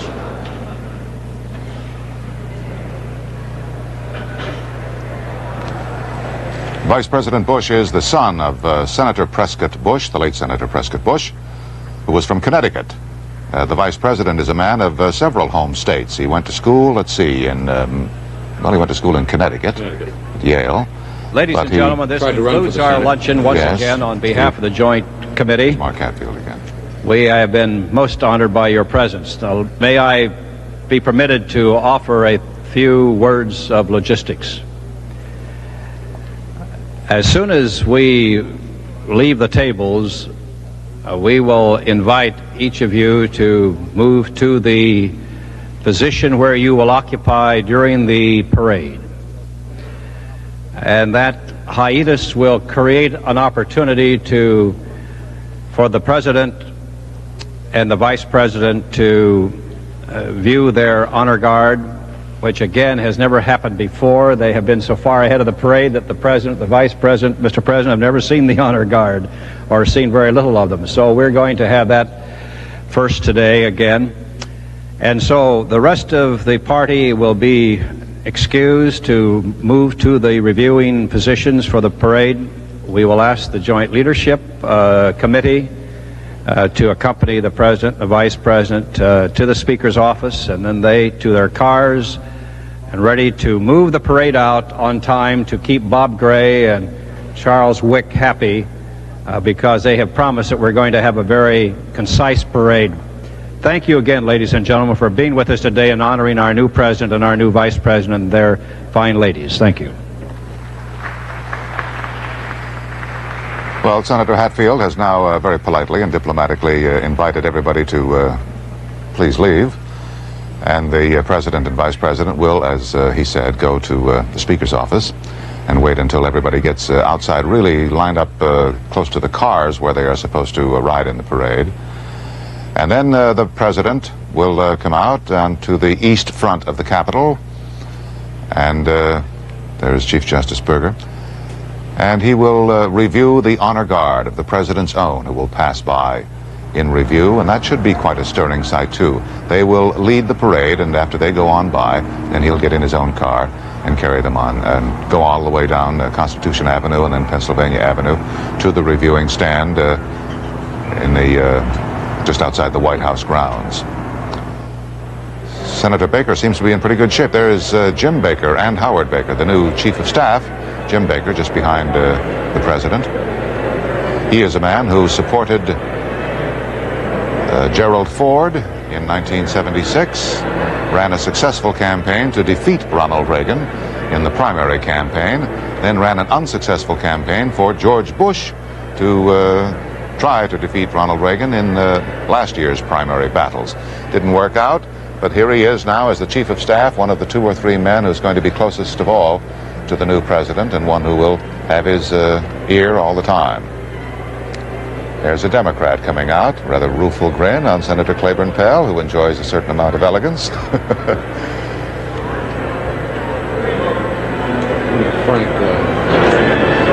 He's getting an autograph. There is General Omar Bradley, who is the honorary marshal of the of the parade, honorary Grand Marshal, I should say, of the parade today. He is the only living 5-star general of the Army. The Chief Justice shaking hands with Mrs. Reagan. It certainly is a lovely place to hold a luncheon, Statuary Hall. Inside there are only 40 statues. It was set up a long time ago, and each state was invited to send 2 statues of distinguished citizens of the state who had passed on. Well, the statues began pouring in, and Statuary Hall, while it's large and spacious, really became quite cluttered with the statues. So they decided to just limit it to only 40 statues. And they've scattered the others, distributed them around through the various hallways of the Capitol. The interesting thing is which statue, does each state finally decide they want to keep in Statuary Hall. California's is represented by Father Junipero Serra, the great missionary who blazed the trail to California, and he is the representative of California in the Statuary Hall. It's an interesting thing that on the way up to Ronald Reagan's ranch, Chilito Lindo, or whatever he calls it, up in the sky, Rancho Chilo, out at Santa Barbara, they have trees that they're called Serra trees, which were served hundreds of years ago as guideposts for crossing those mountains. Here I'm being handed a bulletin. The first of the Algerian planes carrying the 52 freed American hostages from Iran entered Turkish airspace at 1:53 p.m. Eastern. Well, we know that already. This is reported by Ankara Airport, but it's good to have it confirmed. That's a report from Ankara. Well, there is still quite a bit to come here today. We're going to have, as I said, the review of the troops on the east front of the Capitol. Then the parade will form up, and they'll all go down Constitution Avenue, Pennsylvania Avenue to the White House. There'll be a big fireworks display here later on, and of course many balls. And if I could just get one more inclination or indication of which cue I'm to give, I might be able to wrap the red one. Fine. Our coverage of Inauguration 81 continues in a moment.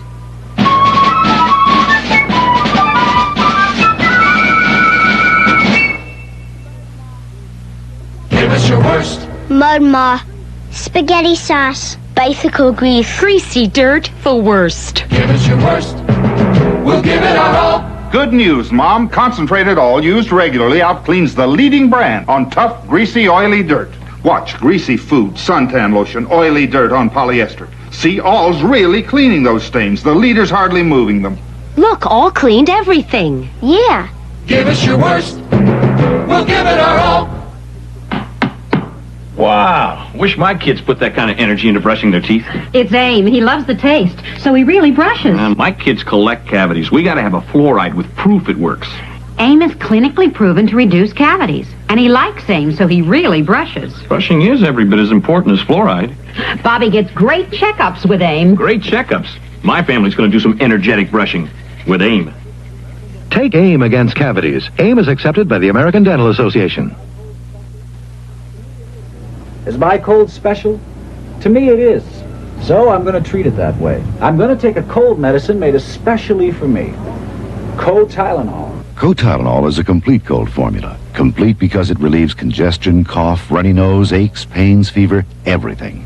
And Co-Tylenol is made especially for Tylenol users. That's special treatment. I feel a lot better. Co-Tylenol, the complete cold medicine made especially for Tylenol users. Now in capsules, too. What do you think EIK means? Eat-in kitchen? Oh, look, here's one. 3 bedrooms, 2 baths, economical gas heat. Hey, circle that one. When people look for a home today, they look for efficiency. Gas heats more homes efficiently than any other energy system. It heats water, cooks meals, and dries clothes efficiently. And new energy-saving gas appliances use less fuel than ever. Gas. The future belongs to the efficient. Tuesday, the Fawn shows Totsy the Roast. You drive me wild. But he can't take the competition on Happy Day. Then there's trouble in paradise when an earthquake shakes up Laverne and Shirley. Goodness, we don't know our own strength. Jack's reputation with the ladies forces him undercover. What is it about me? I don't know, but now I've got to find out. Three's Company. Then Muriel's old boyfriend hits on Jackie. Where'd you find this out? And it's too close for comfort. Tonight starting at 8, 7 Central and Mountain on ABC. While we wait for the parade to form up here to honor the new president, Ronald Reagan, Plains, Georgia is getting ready to welcome back former President Jimmy Carter. And for a report on the preparations there, we go now to Al Dale in Plains. Hello, Al. Hello, Frank. The rain that we have been suffering under all day, and the people here just about over. We don't have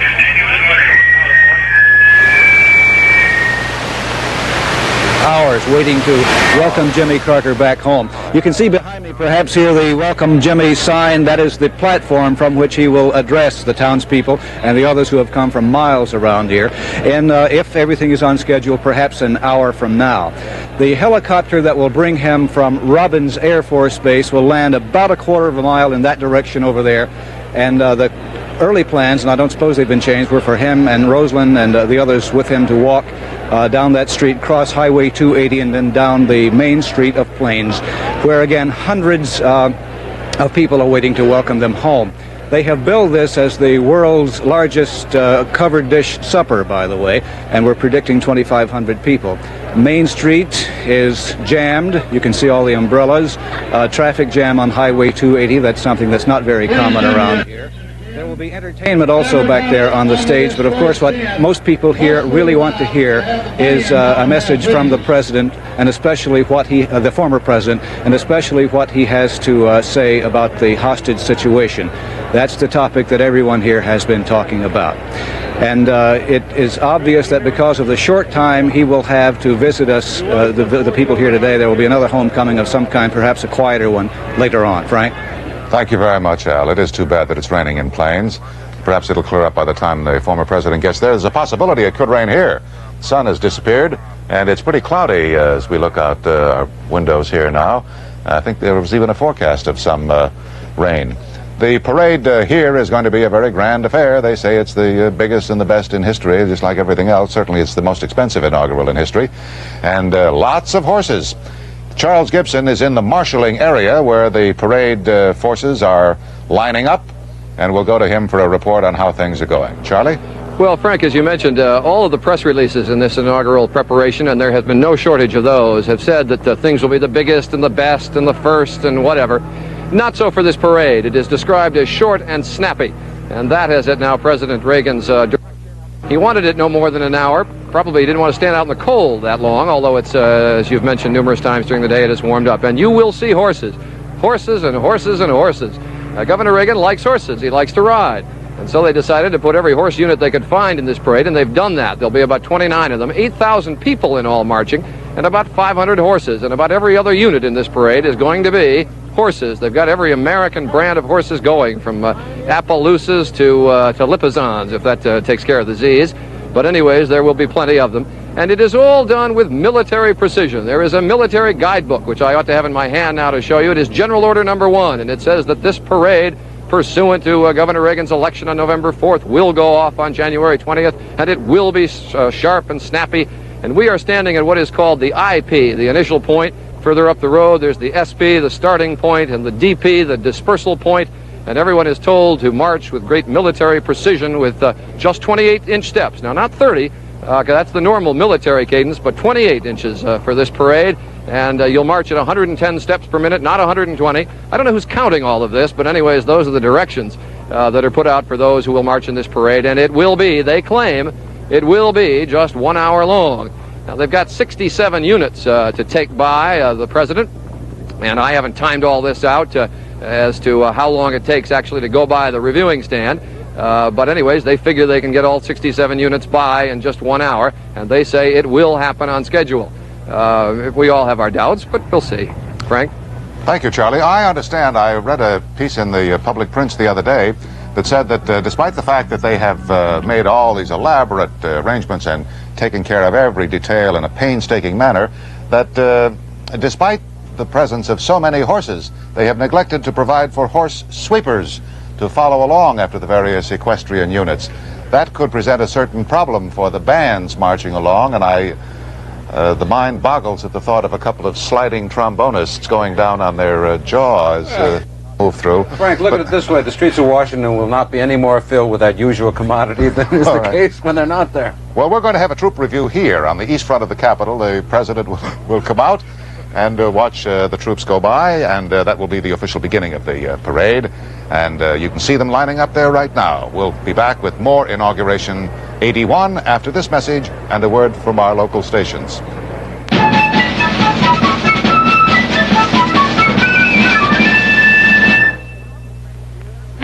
Love that coffee aroma, Frank. Yep, nothing like automatic drip. How about a cup? Oh, thanks. Whoa! Only half a cup? I thought you loved automatic drip coffee. Oh, I do. It's the caffeine I can do without. Yeah, me too. That's why we're drinking Brim decaffeinated coffee. This is Brim? Mm-hmm. New kind of Brim. Specially developed for automatic coffee makers. You mean I can make decaffeinated coffee this rich in my machine? You can with Brim. Fill your cup to the rim with Brim. New automatic drip. Remember your first real birthday party? I had all my favorite friends and my favorite drink, Kool-Aid. Mom used Kool-Aid unsweetened because it was so economical. And it still is, even with today's high sugar prices. The same amount of soda would cost 3 times as much and wouldn't have vitamin C or that special fruity taste. You loved it as a kid, you trust it as a mother. Kool-Aid brand unsweetened soft drink mix. Wednesday on 8 is Enough, Joni falls in love with her boss and Nancy becomes a celebrity. Presenting Job Squad, the super towel with lots of ability. Job Squad's got absorbability, ring out, ability, wipe up, ability, shine up, ability, reusability, and durability. It only takes one to get the job done. Get Job Squad and get the super towel with lots of ability. Scrubability, clean up. I'm Jim Baxter, and this is my family. We just moved in. I'm Lucy. Yeah, we're new in the neighborhood with a show we know you're going to like. It's about a family that tries to cope. We cope by really talking to each other. Yeah, we discuss everything. You'll see, we got the same problems as you. High cost of oil, tuition fees, how to keep the family together. So drop by every week. We might have something to offer you. Starts Sunday afternoon at 2 o'clock on TV 2.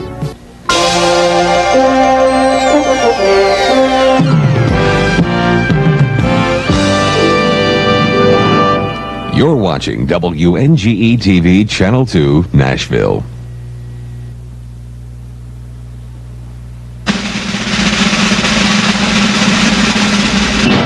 ABC News live coverage of Inauguration 81 continues.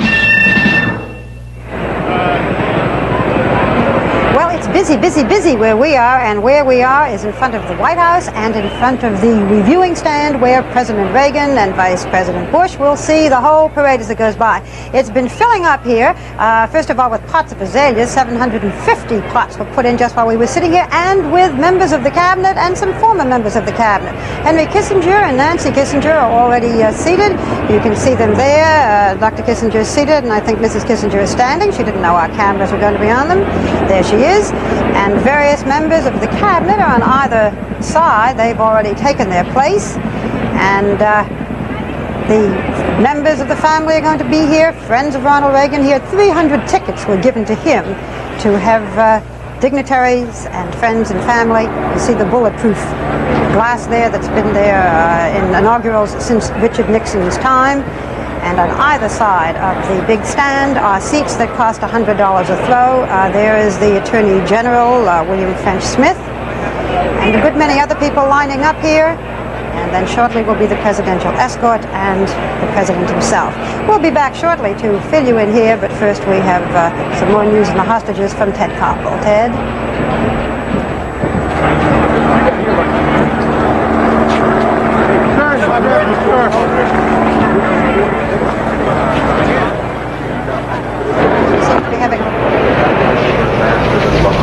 All right, thank you, Barbara Walters. Let me just bring you up to speed very quickly. At the end of an elaborate toast up on the Hill, President Reagan, following that luncheon banquet, said he had the tagline that everybody wanted to hear.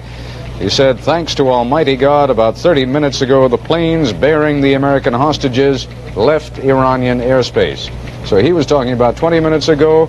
That, therefore, would have been about 50 minutes ago. The question is, where are those planes heading right now? There's still a little bit of confusion on that. Let's go once again to our desk in Frankfurt and Peter Jennings. Peter, do you know where they're going? I wish we could answer that question, Ted. There are four possible immediate destinations mentioned. The Pars News Agency in Iran says they're going to direct to Algiers.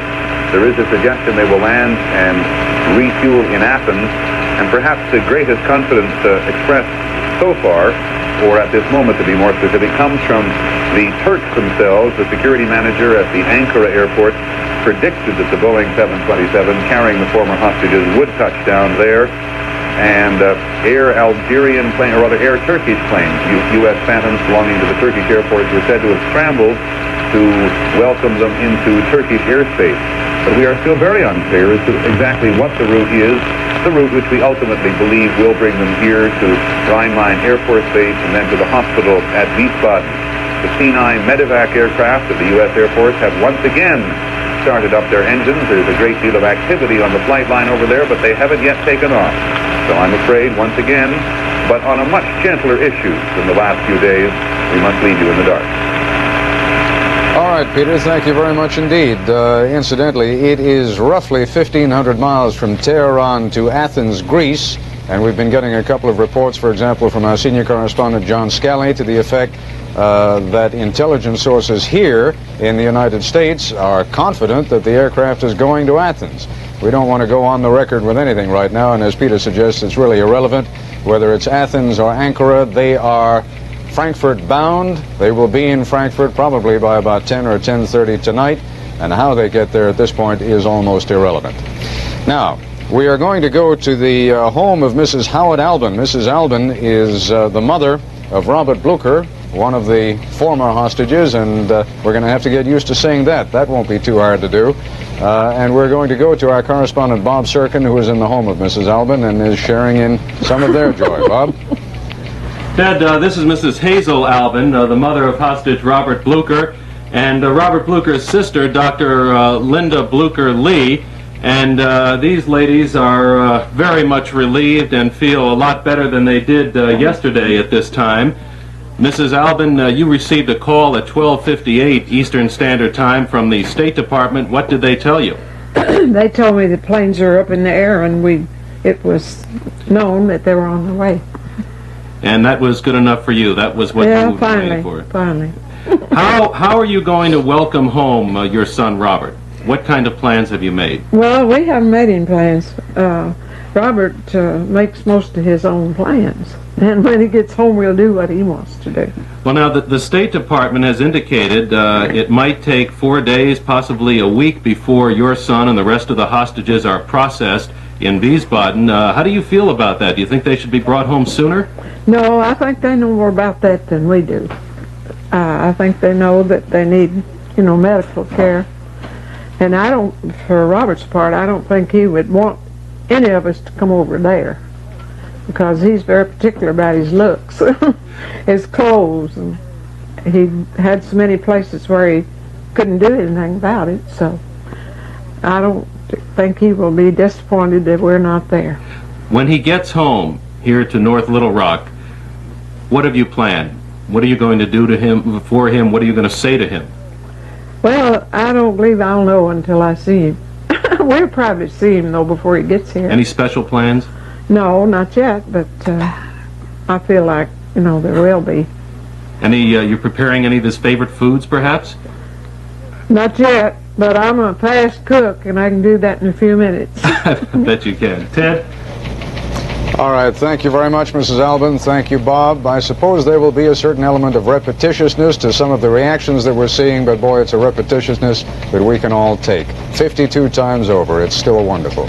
Frank, we understand that you're waiting for the new president to come out of the White House and start viewing the parade.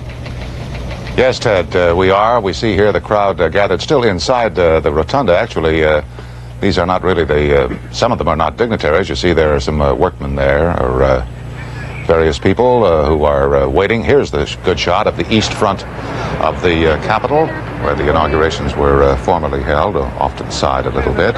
And he will come out that doorway that you see in the center and come down to where the troops are there. And then the parade will actually get underway. The first unit will be the President's own honor guard that will pass by, and I think you can see them way down there at the end, almost to the office buildings. Here is the President and Mrs. Reagan, the Vice President and Mrs. Bush going out now. I think that question was about the hostages. And I think he just said something like, I believe they're free or something like that. But we now know, of course, that they are free. And as Ted pointed out, it really doesn't make much difference whether they're going to Athens or Istanbul or Algiers, just as long as they don't go back to Tehran. This is a new addition, too, to the inaugural ceremony. It has not been done before, at least in modern times. Major General Ardis, who is the commander of the President's Honor Guard, being presented now to Mrs. Reagan and to Vice President Bush. The President will stand there and review the troops. They will pass by, is actually what will happen. And then he will go and get in his car and begin to move down to the White House. The weather is not too promising. It may not be raining only in plains before the day is over. It may be raining on both former presidents and present presidents, because it's quite overcast here now. The sunshine that was out for the ceremony has now disappeared, and there is a forecast of some rain.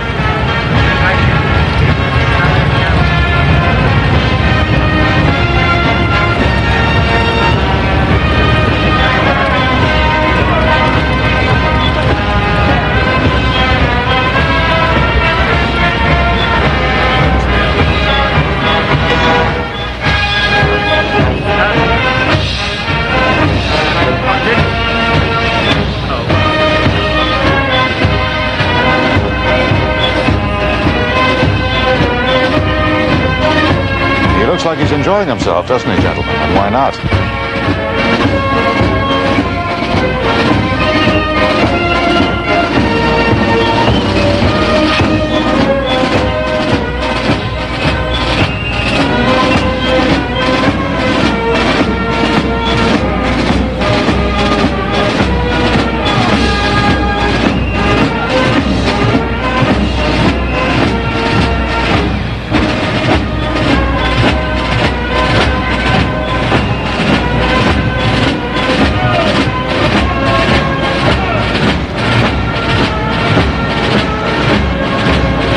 Branches of the service passing by.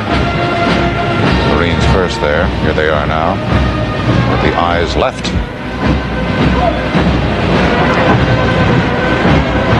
How many hours they have drilled in preparation for this moment.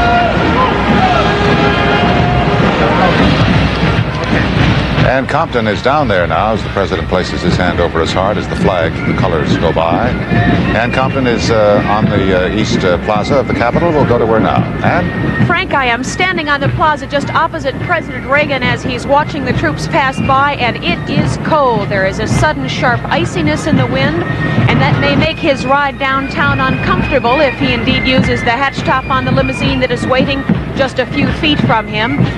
There are coming along the honor guards representing the different services and the fife and drum, which give it the patriotic flavor this entire inaugural procession has tried to color.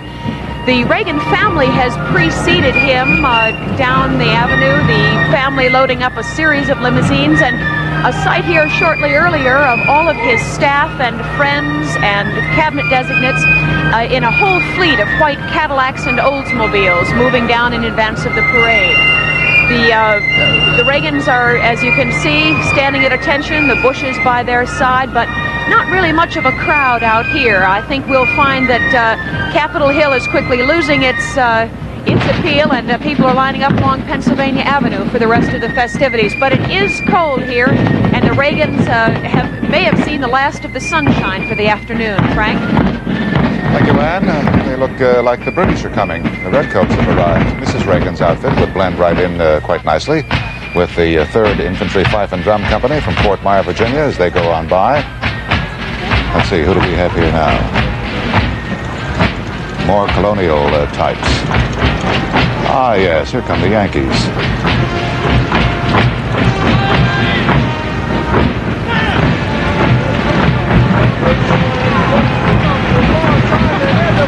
We are told that the U.S. Park Police estimate 100,000 people in and around the Capitol grounds waiting to see the president. Here's the old guard, the Commander-in-Chief's personal guard. Well, they are impressive. And another 100,000 down along the parade route. Quite a few of those people have paid a substantial amount of money to sit there and perhaps be rained on this afternoon. Here you see some of the crowd stretching down on the avenue there from the Capitol. A lot of pomp, a lot of pageantry, and a lot of occasions to get the lump in the throat.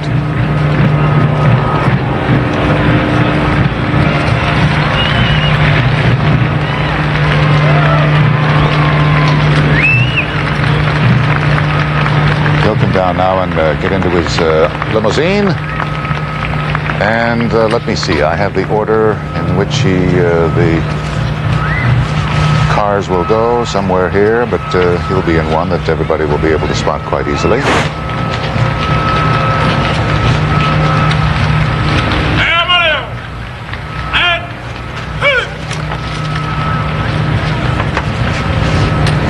One final salute, a handshake.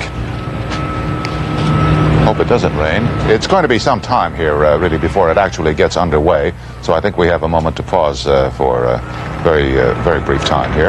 Our coverage of Inauguration 81 will continue in a moment.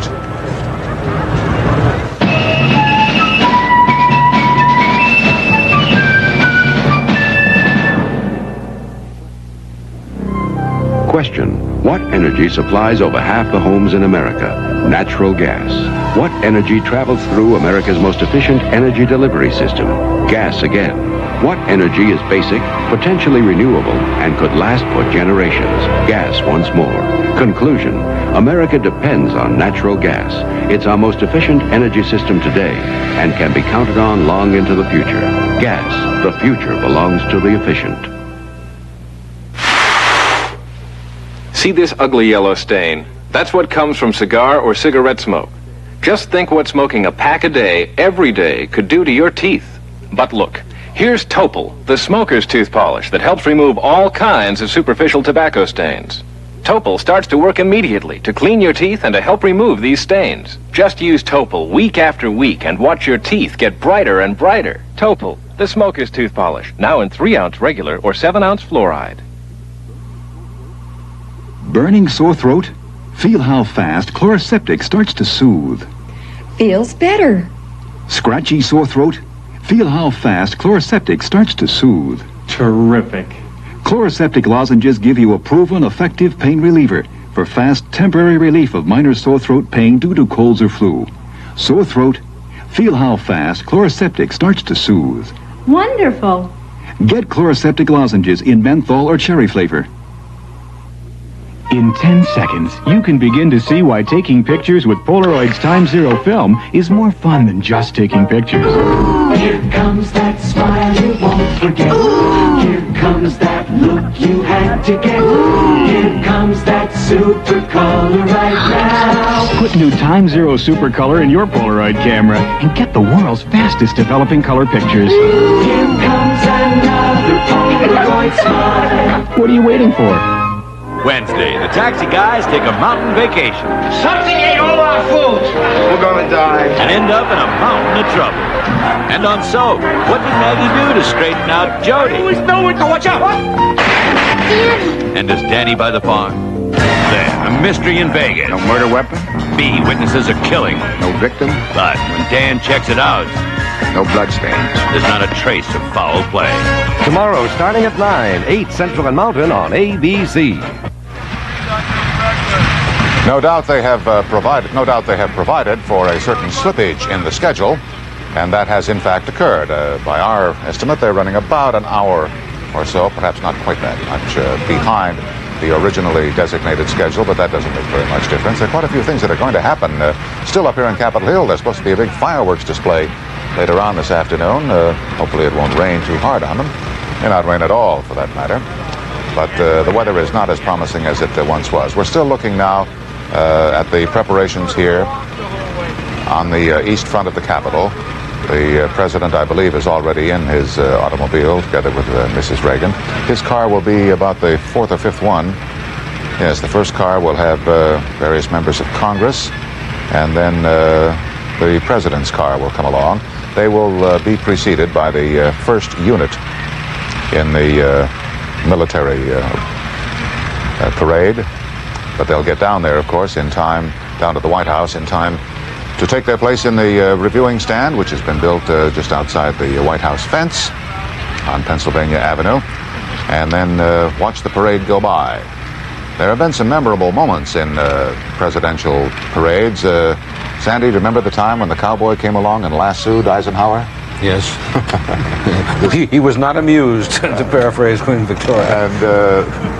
And then, of course, there was PT 109 in 1961. Well, you know what they said about PT 109. If everybody who came to the inauguration had been in the boat, it had capsized before it was hit by a Japanese torpedo.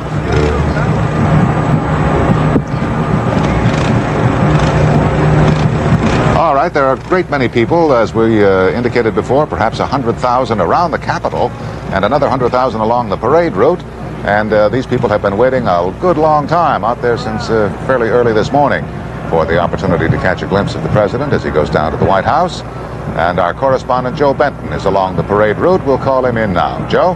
Frank, the crowd here along this stretch of Pennsylvania Avenue has grown rather steadily throughout the day, as I'm sure it has through most of Washington. Some of the people here were up early at 8:30, 9 o'clock, standing along Pennsylvania Avenue, waiting to get a glimpse of then President-elect Reagan. There is a smattering of demonstrators at this park, mostly Equal Rights Amendment demonstrators. The ERA headquarters is very nearby. But for the most part, people are here in very good spirits and anxiously waiting the president now, President Reagan's arrival. Joe, I doubt that there was any campaign appearance he made almost anywhere throughout the long months of campaigning that somebody wasn't there holding up a sign in front of him saying, support ERA. It was a powerful reminder all the time of the fact that the Republican platform disavowed the Equal Rights Amendment, and while the candidate and now president insisted that he was a firm supporter of equal rights for women, he does not support the Equal Rights Amendment. So he's going to continue to see those signs today. Hi, kids. Frank, that's true. The Equal Rights Amendment demonstrators dogged his steps across the country, and that is a reminder today that here they are again. All right, he's in the presidential position now, isn't he? Standing up there in the car with the roof drawn back and starting to do what he has done for so long, wave to the folks. He ought to be good at it by now. But this, of course, is a very special and unique kind of parade.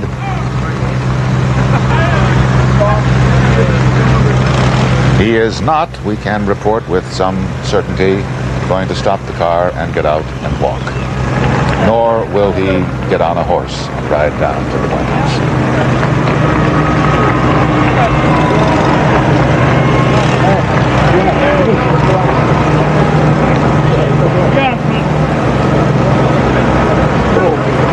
They've got a lot to do yet today. Not going to be much opportunity for rest and relaxation. Actually, tomorrow when he begins work might be the time when he gets a respite from all this commotion and hullabaloo. He's got to go around to some 9 inaugural balls tonight to make at least token appearances. And ever since they arrived in Washington several days ago, it seems to me that every time you turn around, here he is coming out of Blair House and going into someplace else. Oh, I'm sorry. And always saying that he hasn't heard the latest on the hostages, but he hopes they're out soon. He can drop that now.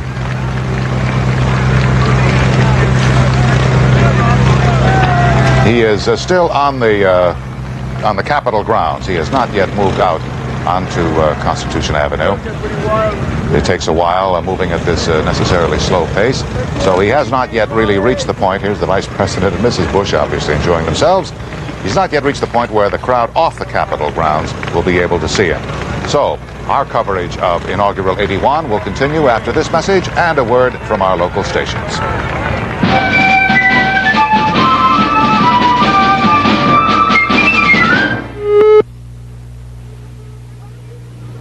Why don't we have crunchy fried chicken like this at home, Mom? Sure, miss, your southern fried chicken up north, Mother. Don't you fry chicken, Sue? Not much. Want my secret? Since Will's mom told me about oven fry coating, I can fry chicken in the oven without all that oil. Wow, just like Grandma. This is real southern fried chicken. They think it's southern fried. Your secret's oven fry. Now try new oven fry for pork. Grandpa, look. I'm teaching my grandson to respect nature. Don't touch. The way my granddad taught me. That's why we eat a cereal made with respect for nature. Grape nuts. You see, only grape nuts is a blend of wheat and barley, prepared simply to bring out its goodness and the good taste nature gave it.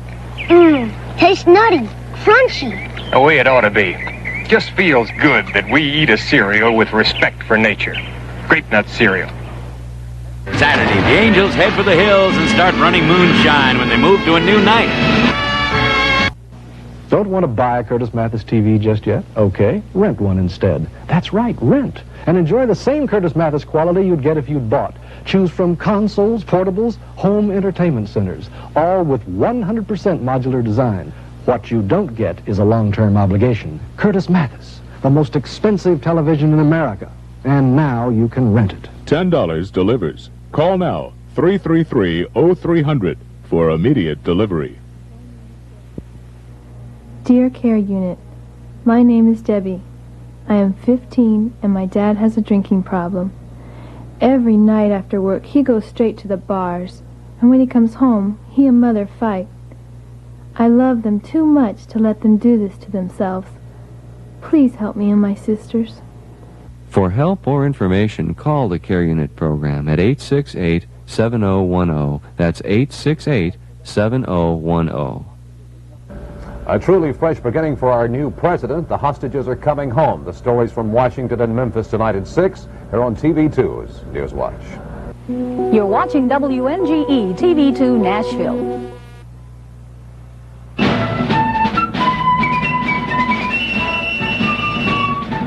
ABC News live coverage of Inauguration 81 continues. This portion brought to you by Johnson & Johnson, where quality products for the American family have been a tradition for generations. And there is the crowd, and there is the president greeting the crowd. The motorcade has now turned off the Capitol Plaza and is on Constitution Avenue, heading down toward Pennsylvania Avenue. And that shot that we had a moment ago gives you an idea of the crowd. It is really quite large, quite large. We understand it's at least 100,000 or so gathered along the route. And as Joe Benton pointed out, many of them have been there for quite some time. We have moved our correspondent Charles Gibson away from the horses now, and he is with the people along the parade route, so we're going to go to him for a report. Charlie? Craig, we're in the two-legged groups now, and we are standing on Constitution Avenue waiting for the president to approach us. As you mentioned, the crowd is very big around here. It is 10 or 12 deep. And I think that's interesting because we're at First and Constitution, and you don't know the full geography of Washington, but at this point, the people who are standing here will only see the presidential escort and the groups that are preceding the president, and they will not actually see anything more than the president and the presidential escort. They will not see the parade itself. So this crowd of 10 or 12 deep are the Reagan diehards, in effect. They are the people who are here to see primarily the president, the new president, and not to see the parade itself, although presumably they will have time to move up to Pennsylvania Avenue a little bit and perhaps see some of the parade itself as it starts in its formative stages. This pace, obviously, very slow. They go at about walking pace. Everybody here trying to get a good look at the president. Everybody telling us to duck down because they've been standing here rather patiently for a long time, and they have a right to be aggrieved when we come and stand, I'm afraid, right in front of them so that we can get a better look as the president proceeds up Constitution Avenue. And some of the office buildings along here that you will see are packed. I don't suppose the Department of Labor is absolutely the plum jobs of Washington, but it's a building right along the route. And as we walk by the Department of Labor, where the president will pass in a few moments, each window is packed, the roof is packed, and there are plenty of people who have jockeyed for good position to see this parade as it goes by. This crowd very quiet. But at the moment, not only do we block them, but the press trucks that are in front of the president-elect block them. And they are still about, I would guess, a block away from us. And we still have not yet been able to get a good look, at least from this vantage point, at the new president.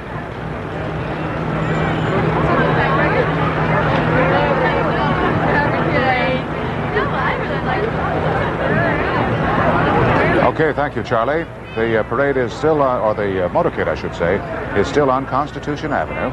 They have not yet reached Pennsylvania, where the actual parade will proceed. And because really there is not much to see except this crowded mass and none of the spectacular marching units and the horses and so forth, we are going to take time to bring you up to date briefly on the news of the day. The big news, of course, the release of the hostages, the inauguration of a new president.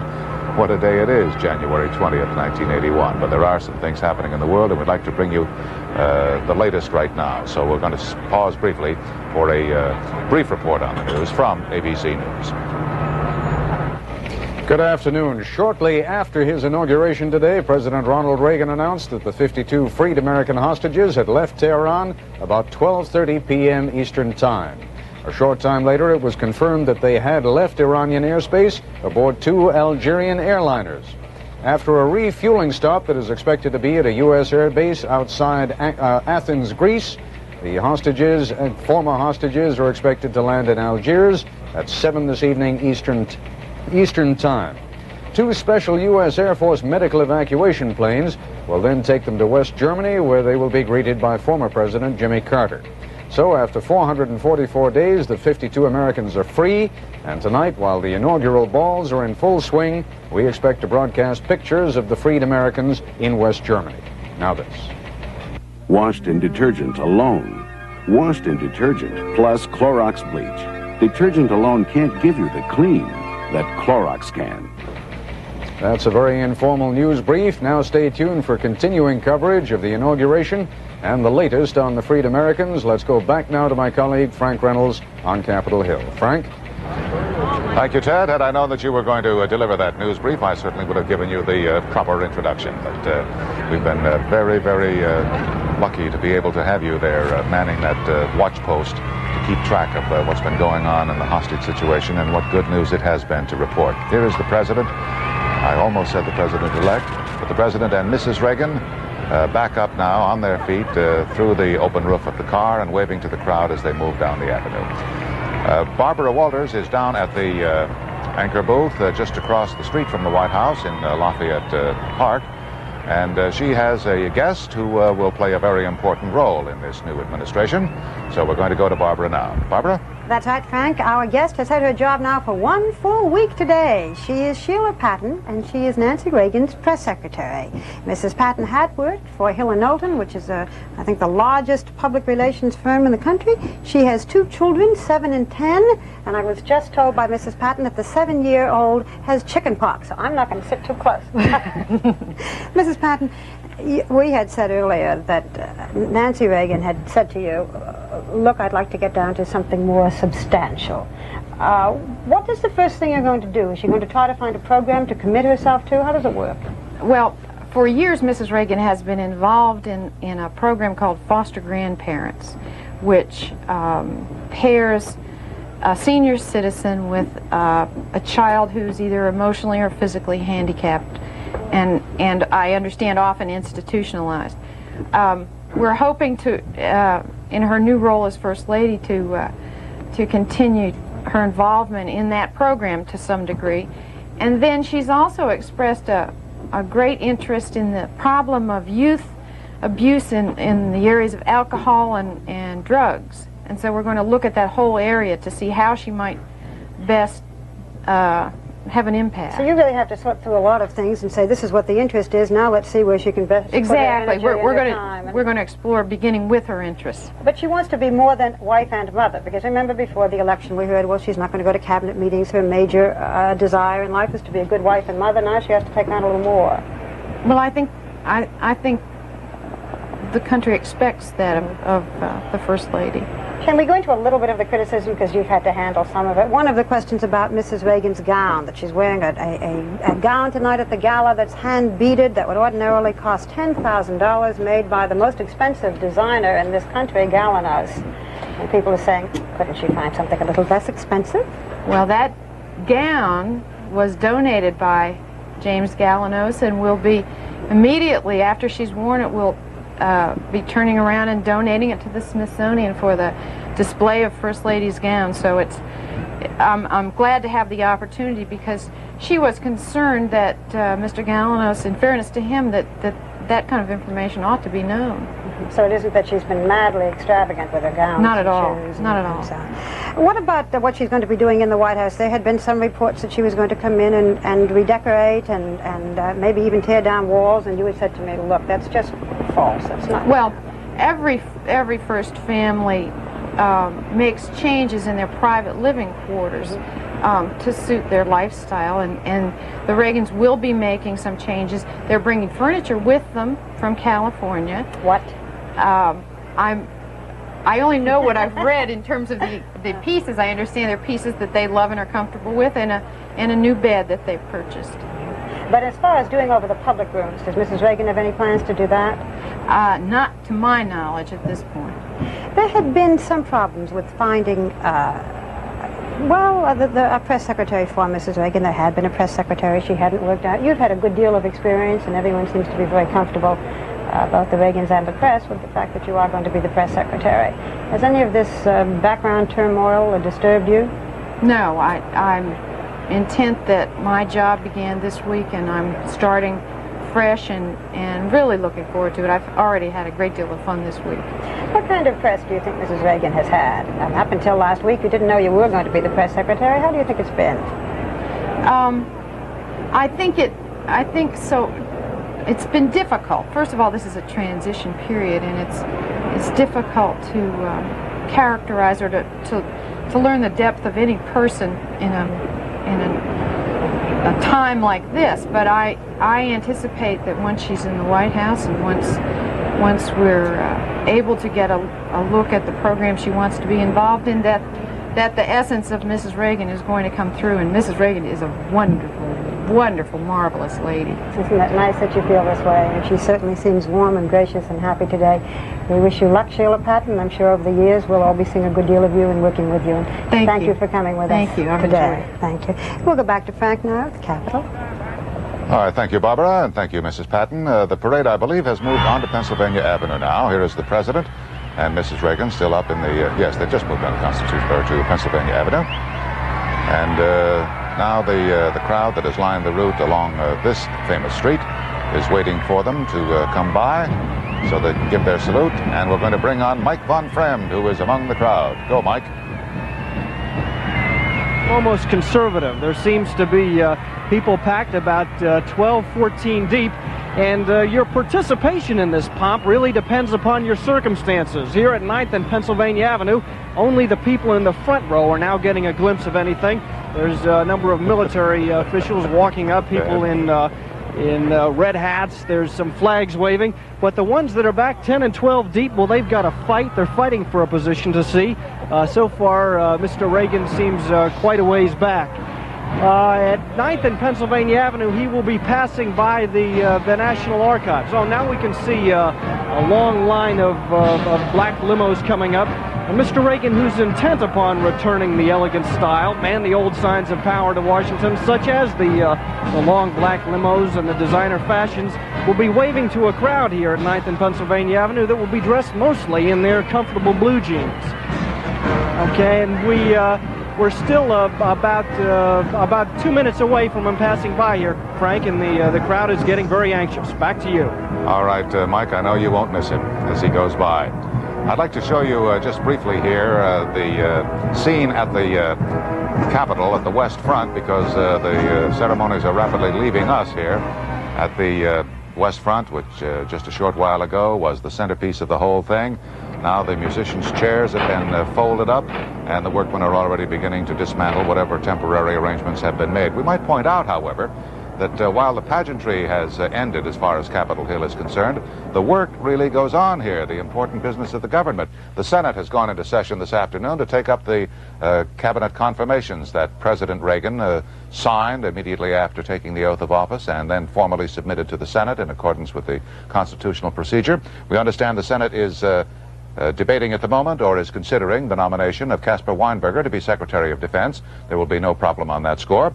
Then they're going to take up the nomination of Alexander Haig to be Secretary of State. And there may well be some debate on that nomination because, of course, General Alexander Haig was the subject of some 5 days of confirmation hearings, sometimes acrimonious ones, in the period of just a couple of weeks ago.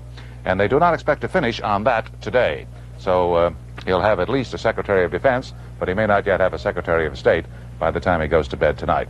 George Will, I know that you have been given an invitation that you simply cannot turn down, so you're going to have to leave us. Give us your thoughts on how this day has gone. Well, it's been a splendid day. It's been blessed in the weather so far. Sandy and I were talking about previous inaugurals, and I believe it was when Grant was inaugurated in '73. It was 16 above. There was a 40-degree wind, and the champagne froze at the inaugural balls. So it's they've been blessed. It may rain now, but the government is going to go on. And I really shudder to think what the visitors make of Washington when they come here and they see all the limousines out all at once, and the assault going on our livers and other senses because of all the celebrating. Envy, raw envy. Do you think? Yes. Well, they should know that this too shall pass, and it will pass quickly tomorrow morning. Yes, I suppose so. Well, thank you very much, George. We've enjoyed having you with us. Your comments have been, as always, profound and provocative and interesting. And come back again in another 4 years for what I assume you assume will be the second inaugural of Ronald Reagan. By acclamation. Okay, thank you, George. We can go down now and join the other folks in the reviewing stand. Well, we have still quite a ways to go in the procession down to the White House. So our coverage of Inauguration 81 will continue in a moment.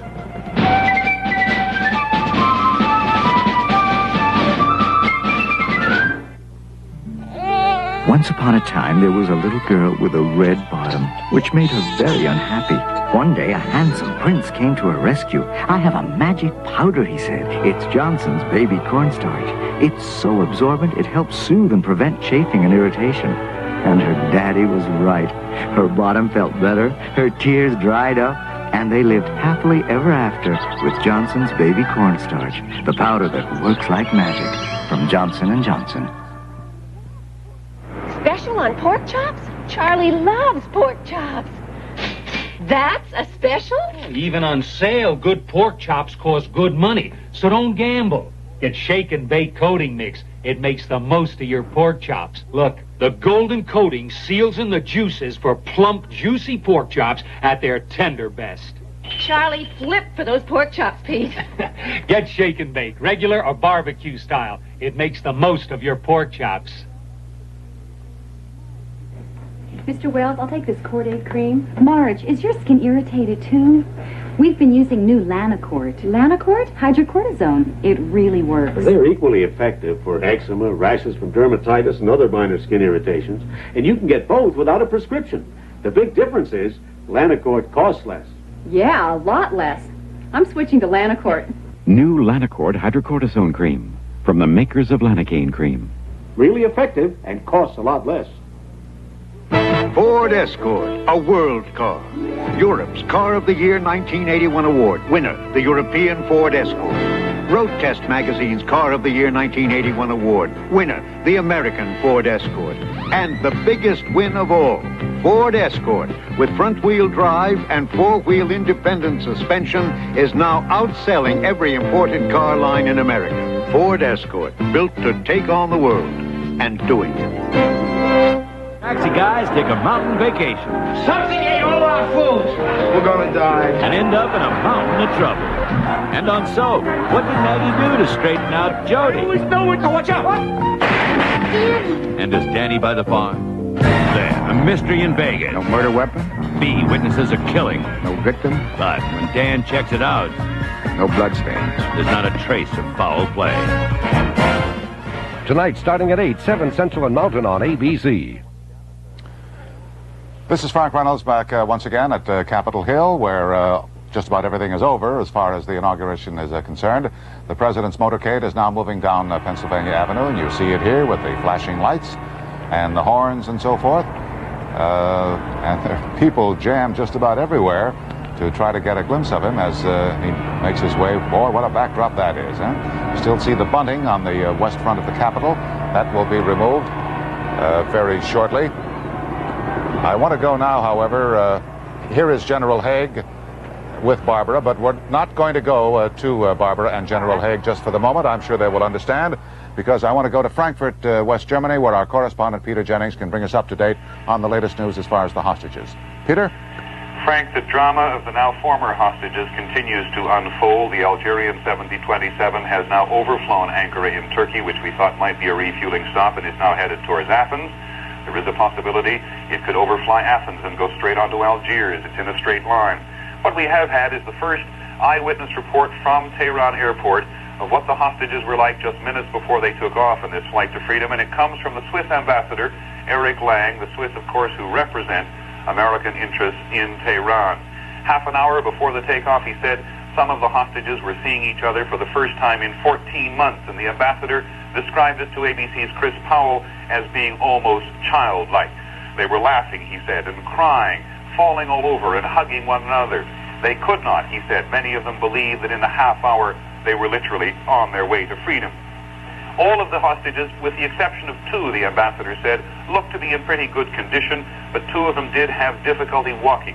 He said the older ones looked much older, in some cases 5, 6, and 10 years older, and he particularly referred to his, as he called him, his old friend Bruce Langan, the American chargé d'affaires who'd been held at the foreign ministry for so many months and who had felt such deep regret at being separated from the rest of his employees at the embassy.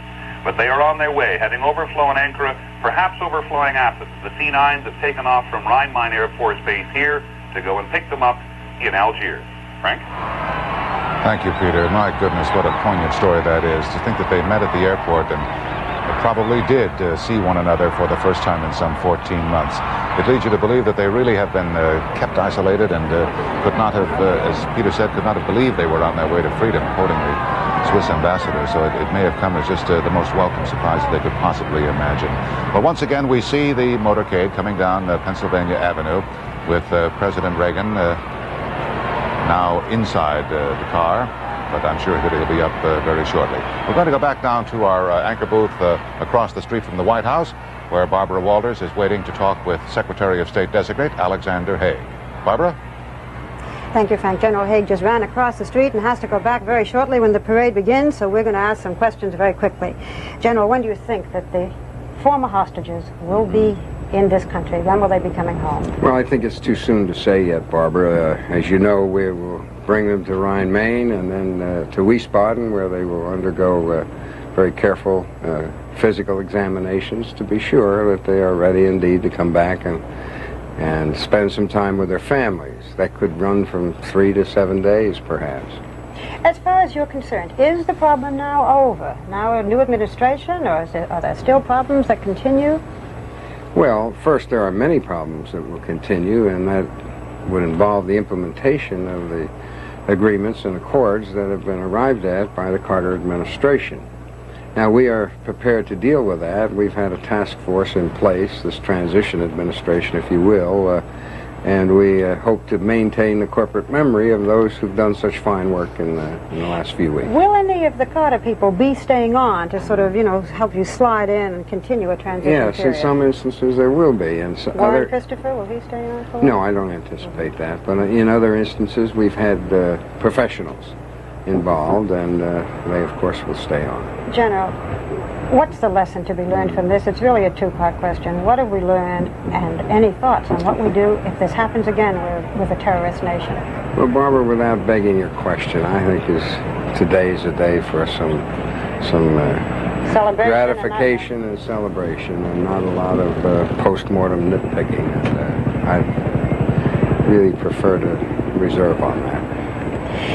We just had a report from Frank that the Senate is going to take up your confirmation today. Have you heard that? I've heard that.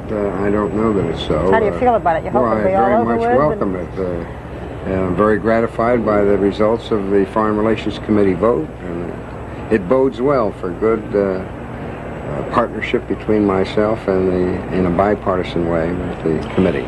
On this really quite jubilant day. As you look ahead, what do you think is the major problem confronting us in terms of foreign policy? Well, I think, above all, establishing a degree of credibility in America once again abroad. And that in itself, I think, contributes greatly to international stability and world peace. Thank you, General Haig, for being with us. Go back and enjoy the parade and Good. have one day of relaxation before new headaches begin. Thank you. We hope they take a long time in coming. Thank you, sir. Okay. Thank you, General, and thank you, Barbara. The General is right in saying that he does not really anticipate any difficulty in his Senate confirmation. He's been all through that in the committee hearings.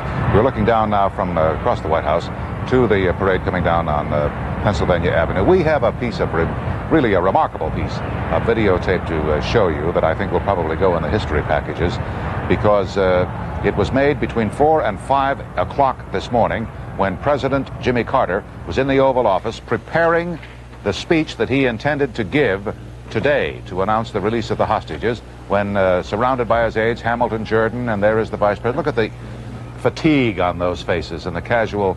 The phone is going to ring, and it's going to be a telephone call from Treasury Secretary G. William Miller. Now, just watch what happens.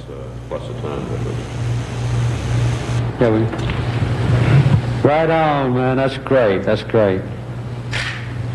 Okay, now the next step then.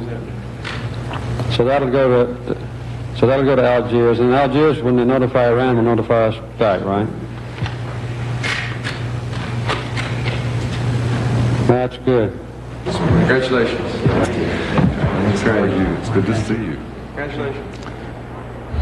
Yeah, I think that belongs in the history books, or in the wherever they put videotapes to preserve them for time. The President receiving the word from Treasury Secretary G. William Miller on the telephone that was it, that the hostages actually, the final agreement had been reached, and that they were going to be released. And Secretary of State Muskie, not exactly in diplomatic striped pants and cutaway, walking over to congratulating him and meaning every word of it.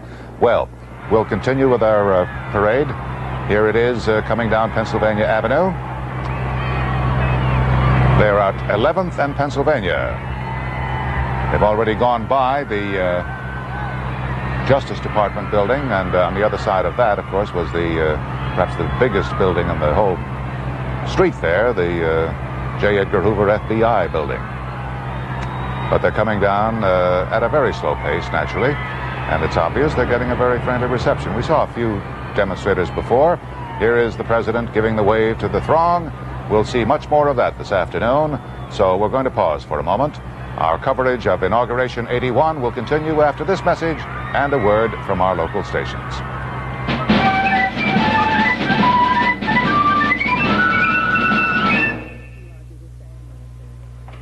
Running this ski lodge is a family affair. We've all got our jobs to do. And when one of us gets a cold or flu, I have to take this up to Daddy. Okay. the rest of us do worry. Here, he'll like this. But we've got our Bayer. For aches, sore throat pain, and fever, nothing we can buy beats Bayer. For us, it's rest, fluids, and Bayer aspirin, the only pain reliever our family uses. Good morning. Dad, look at you. For your family's aches, pains, and fever, all you need is Bayer.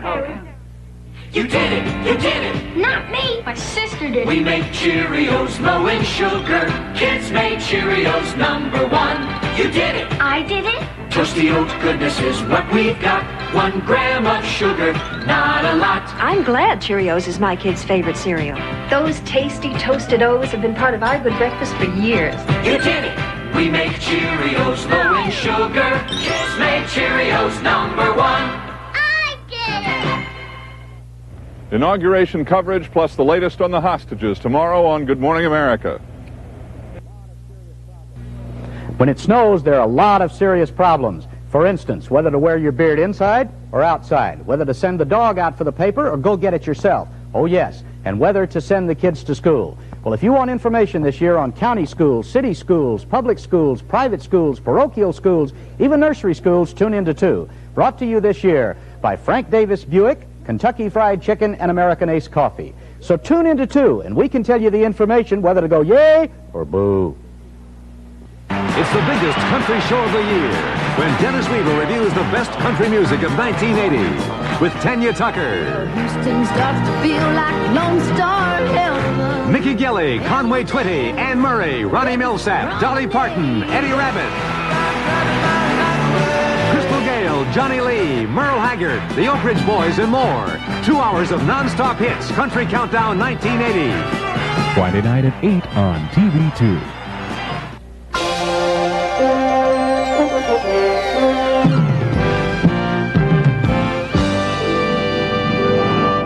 You're watching WNGE-TV Channel 2, Nashville. ABC News live coverage of Inauguration 81 continues. Here is the parade. They are on Pennsylvania Avenue at approximately 14th in Pennsylvania, I believe. And the President and Mrs. Reagan waving to the crowd. These are the people who are now in the bleachers. They've paid for the privilege of seeing this, if I'm correct. Yes. Video photographers, truck moving ahead of them, and all the Secret Service and the other apparatus of the presidential protection moving along with them. The rain has not yet started to come down, and perhaps it won't, so that they'll end the day in perfect order. And the Vice President and Mrs. Bush also obviously having a pretty good time, and indeed, why not? They still have some distance to go before they make the turn there on 15th Street and go by the old Treasury Building, and then finally up onto Pennsylvania Avenue again and straight down past the White House to the reviewing stand. I want to call in now my colleague Sandy Van Oker, who has been watching all of this today and providing some very insightful commentary on the proceedings. And Sandy, what are your final thoughts? Because we're about all wrapped up here. We're among the has-beens as far as the inaugural coverage is concerned. They've left us. Frank, 20 years ago, I saw the youngest man ever inaugurated president, John F. Kennedy, make a speech that filled me and many of his countrymen with great exhilaration. Today, I saw the oldest man ever inaugurated president of the United States make a speech that I think will be seen by his countrymen as a new beginning, just as the speech in 1960 was. I think he has enormous potential. He's always been a great politician, We've always underestimated him, but he's been great.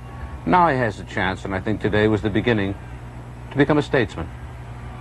And he has, Sandy, that so important attribute of any political leader, but particularly of a president, the ability to articulate the issues as he sees them and to explain to the country what needs to be done. Boy, that's I hate to end with a cliche, Frank. He is a great communicator. Yes, yes, he is.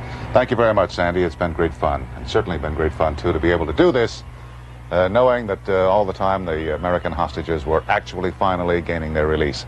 Not to put too fine a point on it, but amidst all this panoply and pageantry and so forth, I think it's useful to remember that the true grandeur of all this ceremony comes not from the marching bands and the horses and the waving and all the other stuff, but just from those 35 words that the president speaks. John Kennedy was right 20 years ago today when he said that we celebrate not the triumph of freedom, but not the triumph of party, but the triumph of freedom and of the continuing process, the constitutional process that has enabled this country to go right on, maintaining this democratic tradition and renewing itself each time as it does. So that's the true grandeur compressed into one tiny slice of time amidst all this pageantry and welcome and beautiful though it may be.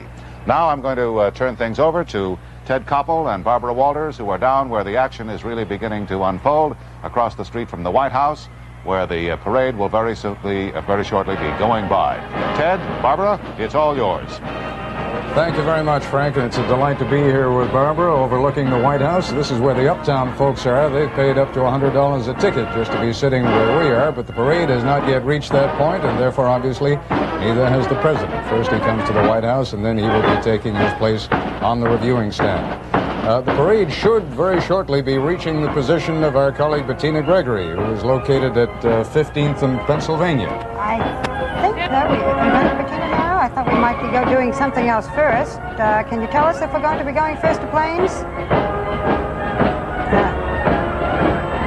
Yes, we are. We are first, Ted, going to planes. We don't have the best picture, but it will get better. It's not your set. And we will see Jimmy Carter emerging, we think, in just a moment from his helicopter back to his hometown of Plains, where they're having a rainy day. Well, we're going to come back. We're going to clean up our picture, and then we're going to come back. And it's good to see you. You've had a long Thank you. morning. Now we're going to clean up our act. Now right? we'll clean up our act. We'll pull it all together. All here, right, right? the vanguard of the parade is now passing behind us. It's the D.C. police who are leading this whole thing in kind of a flying wedge. We've been seeing them from that high shot. But the president is still some blocks away from here. You know, we should say, we haven't talked much about finances, and there's been so much talking about it before, that this whole thing isn't costing the taxpayers anything. I mean, true, it is costing anywhere between $8 million and $10 million, this inauguration, and that's no small sum, but the money is being raised by contributions and souvenirs and all these different seats that are being sold. And when you see the different units in the parade, they have all paid their own expenses to come here from different parts of the world. What a traffic jam. I could use one of the policemen there. The parade is going to be divided into different sections of the country with marching bands from the Northeast, the South, Middle America, and the West. Everybody's going to get a chance to celebrate. Of course, the reason they're doing it by region, Barbara, is because they wanted to keep the length of this parade down. Some of these parades have gone on for hours. They are going to try and keep this one to within 1 hour. And so rather than letting a band or a float represent each of the 50 states, they have decided to do it by the regions. And just to continue the point you were making about the expense, it is enormously expensive, or at least it can be enormously expensive, to be here where the folks are on the stands. The most expensive seats, they're right behind us, and to the left and right of the reviewing stand are $100 a piece, but even the cheapest seats that are within several blocks of here, and I don't think these folks are going to see very much, are about $15, $20, $25. But all of this is necessary to raise the $11 to $10 million you were talking about. Even the grandstand, the wooden grandstand, when this is all over, that grandstand is going to be broken up, and you can buy a sliver and a piece of lucite. I think it's $28. Everything that they can get their hands on is going to be sold. I may put you up for auction when this program's over, Ted, and see how much we can bid. $26.50 maximum. The president has an escort service. The different marching groups that you see him with are part of an escort service. That's not part of the actual parade. The actual parade does not begin until the president and vice president are in their stands and with their family and their friends and the cabinet members, and everybody's all ready for the parade to begin. Of course, communities all around the country, these bands themselves may have not had enough money to warrant coming here to Washington, but communities all around the country have raised funds so that their bands could come here. And the first of the marching bands is now moving directly behind us. Looks like an army band. Ted, we're going to go to Bettina Gregory. She's got a little more for us. She's right out there with the folks. Tina? I'm right here on the Treasury. See the president is up. It is that while the president had the hospital. Bettina, I'm afraid, is breaking up rather badly, and so we'll get back to her as soon as we get that technical problem solved. It is the U.S. Army Band marching by. While the caissons go rolling along, you can't miss that. This is all part of the presidential escort. All the military units are represented. Each military unit has its own band and its own group. Not one has been left out. Of course, directly behind us, just about 50 yards across the street, is what has now become the power establishment. Some of them have been in that role before, but they're in it again. These are the movers and shakers of Washington these days. They are going to be surrounding the president when he gets here. That will still be a few minutes. But the military segments of this parade are moving by right now. It's amazing how quickly power is transferred in this city, isn't it? It's interesting. Ronald Reagan got 300 tickets himself for this parade. It's funny to believe that he had to ask or get tickets. He got 100 tickets for the swearing in, 300 tickets for the parade, and we hear no tickets for the ball. He could just go with his wife, but his friends had to buy the tickets. That's fair. But in the grandstand are our personal friends, as well as cabinet members and the two Supreme Court justices and everybody, friends, family. and the power hierarchy altogether. You know, so much of our time, Barbara, today has been spent on focusing on the Iran story that we haven't really had that much of an opportunity to draw the contrast between this inauguration and the one that took place 4 years ago. At that time, as you recall, Jimmy Carter was determined to demonstrate that the presidency was not that almighty a job, and it was time to humble the job a little bit and bring it down to the people's level. And so 4 years ago, he was walking down Pennsylvania Avenue with his wife Rosalind and Amy.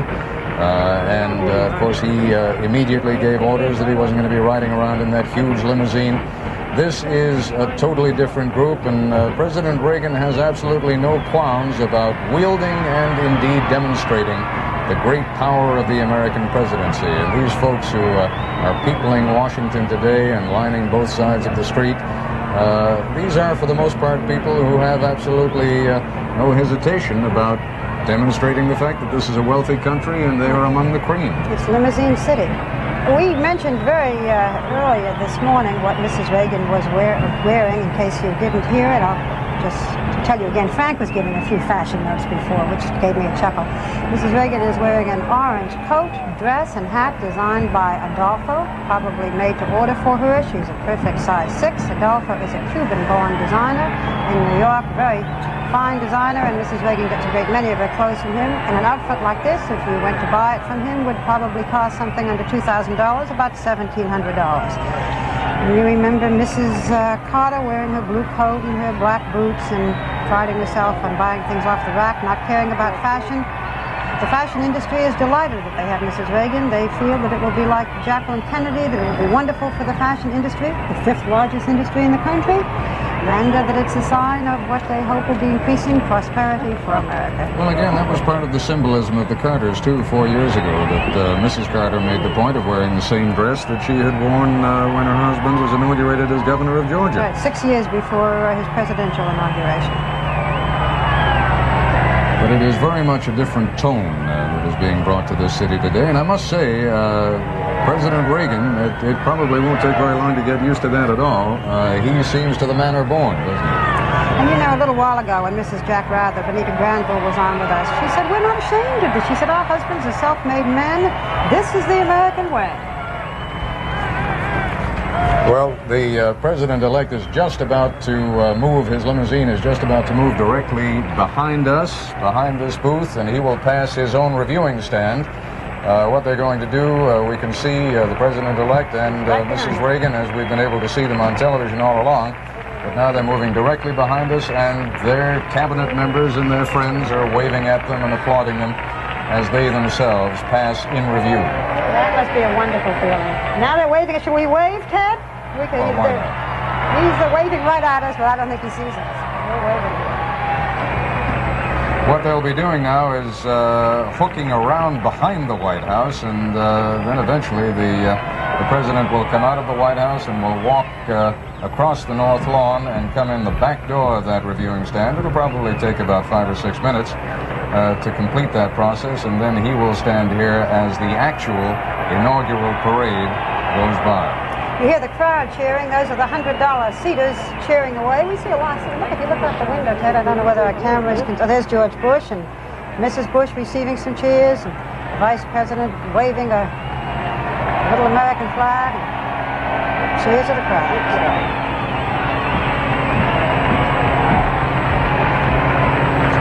Good, happy All right. I'm not sure which of us did that, but one of us called him president-elect. It was probably me. He's not. He's president. He is president. Has been for several hours now. As he said last night, it had sunk in. It's going to take a little while for it to sink in with us, and then we'll start calling him Now, president. there's the vice president and Mrs. Bush, and he's obviously enjoying himself enormously. What we're seeing on our cameras, however, is the president. Ted's looking out of the window. No fun. You're supposed to be looking at there he is. Now they're seeing the same thing. Yeah, you can't just sit here and enjoy yourself, Ted. There we go. Incidentally, we should let you know that as soon as the former hostages make it land in the free world, and my understanding is they're going to... we're going to be going to President Carter. Excuse me, Ted. President Carter arriving in Plains, Georgia. We can make the point as we watch the president being greeted by his family and fellow townspeople of Plains that as soon as the former hostages land, and our understanding is they're going to land at a U.S. military base outside Athens, Greece, we will, of course, bring you those first pictures. Barry Serafin is there, Ted, and will give us a report, a first-hand report of what's happening. Barry? What? We have a hometown music. We're waiting for Barry to come in and tell us exactly what's happening there. While the president has some time at home, we can't seem to reach Barry. How long is he going to be here now, Ted, before he takes off again? Very few hours. I think only a couple of hours because, in fact, I remember Tom Jarrell interviewing former Secretary of State Muskie. Now the former President Carter is kissing his mother. You can probably see her just under that blue and white umbrella. It's probably raining in planes. Again, there's nothing wrong with your sets. That's a breakup of our satellite picture from planes. She's been quite ill. That'll settle in. She has been ill, but she's a broken hip. She's there to greet him. And he will be coming back here to Washington and then leaving at 8 o'clock Eastern Time this evening from Andrews Air Force Base for the flight over to Frankfurt. While this is happening, we see the Reagans going behind the White House. As Ted told us, they will go behind, and then they will come down and take their seat on the reviewing stand. They're passing the Executive Office building on the left now, and they'll be looking around to the left behind it. It's such a contrast, isn't it, Ted? I mean, sometimes you have to say the obvious because you look at the former president arriving on a rainy day, a smallish crowd in planes, and then all of this as the transfer of power continues, this great big parade here. All right, Barbara, our coverage of Inauguration 81 continues in a moment.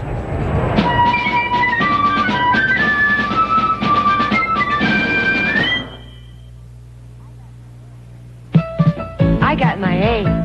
I got my B's. We've got our E's. Got my C and D. I get Myadec because I want more for me. Myadec, 11 vitamins and 6 minerals. More potency than the other leading multivitamins with minerals. I got my manganese, magnesium, my copper, and my zinc. My niacin and iodine. Iron. I get Myadec because I want more for me. From Park Davis. Nice party, wasn't it? All of a sudden it just took off. These pictures are terrific. The doctor operating.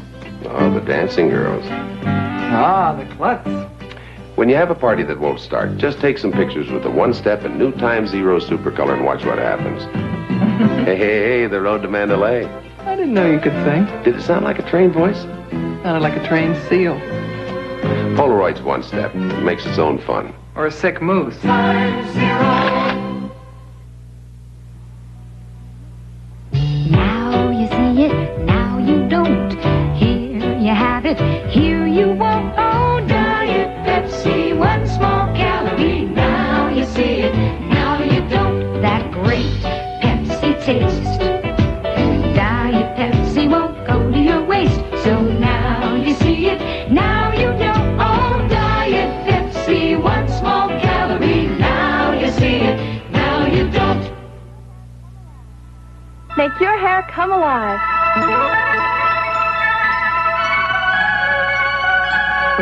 I'm Brooke Shields, and I love Wella Balsam because it makes your hair come alive, with shine, with that strong, healthy look. My hair takes a real beating, but Wella Balsam brings it right back. Hey, if you're not happy with your hair, get with Wella Balsam Instant Conditioner and make your hair come alive. All right, President Reagan has just emerged from his limousine. He has entered the south entrance of the White House, is now moving through the White House itself, will be exiting on the north portico, and then I think you'll be able to see a picture. There you see it now, that blue road that appears to be coming out of the right-hand side of your picture is actually blue planks that have been laid down, and President Reagan will be coming along that walkway and then entering the back of the reviewing stand. He's in the White House right now.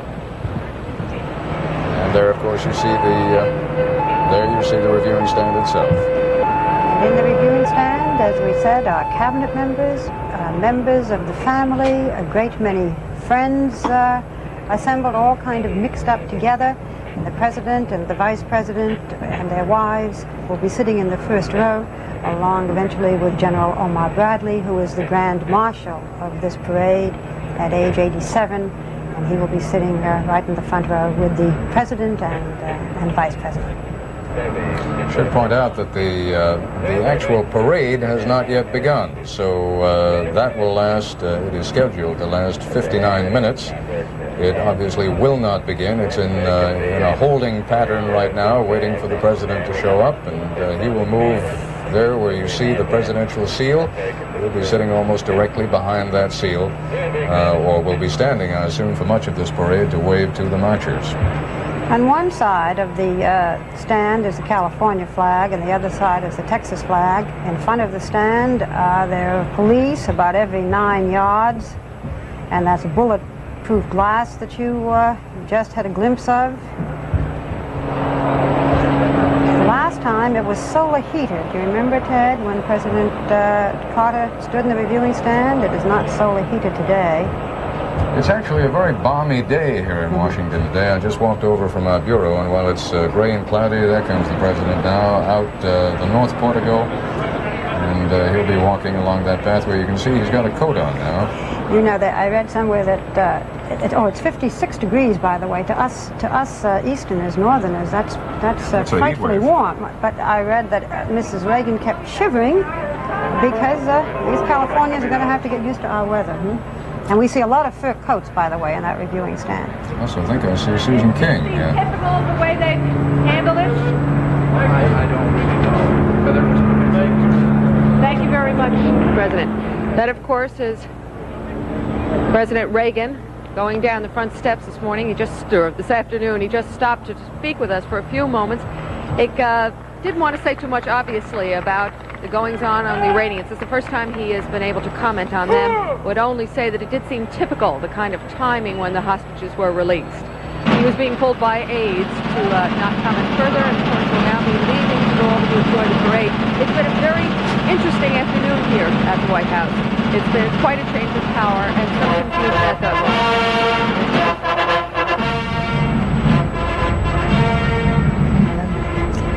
And here it is, hail to the chief, the President of the United States, Ronald Reagan, about to look at his celebration parade.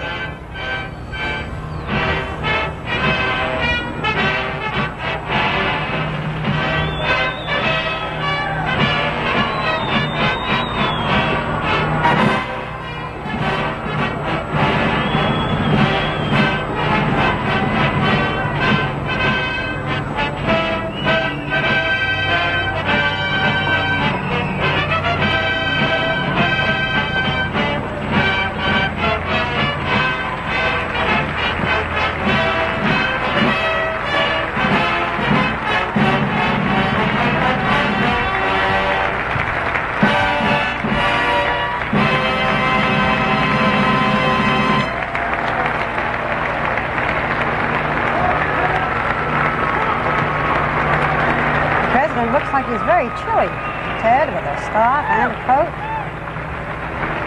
Well, now he's shaking hands with Mayor Barry of Washington.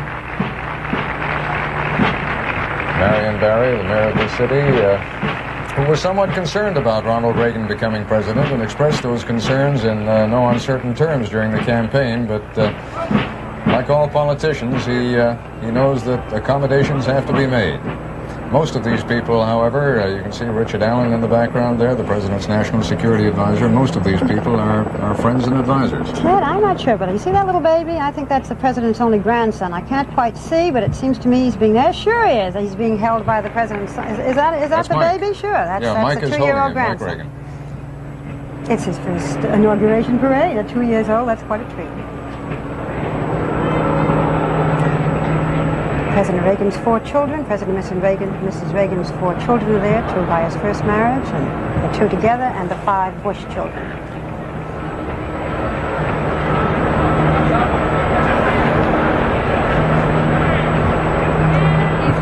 Well, it should begin to happen momentarily now that the President and the First Lady are in place, waving to their friends. Just around the corner, the inaugural parade is ready to begin. On either side of the President are members of the, as you go out on the wings of the stand, are members of the Cabinet.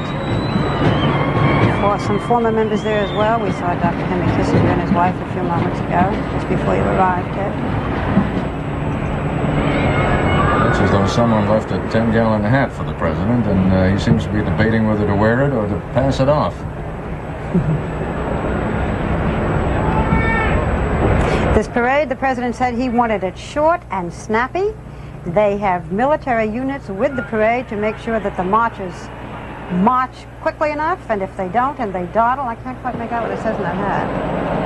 If they dawdle, they've got people on either side to give them a little boost. If they dawdle too much, they will be taken out of the parade. Yep. But I don't think anyone's going to dawdle too much.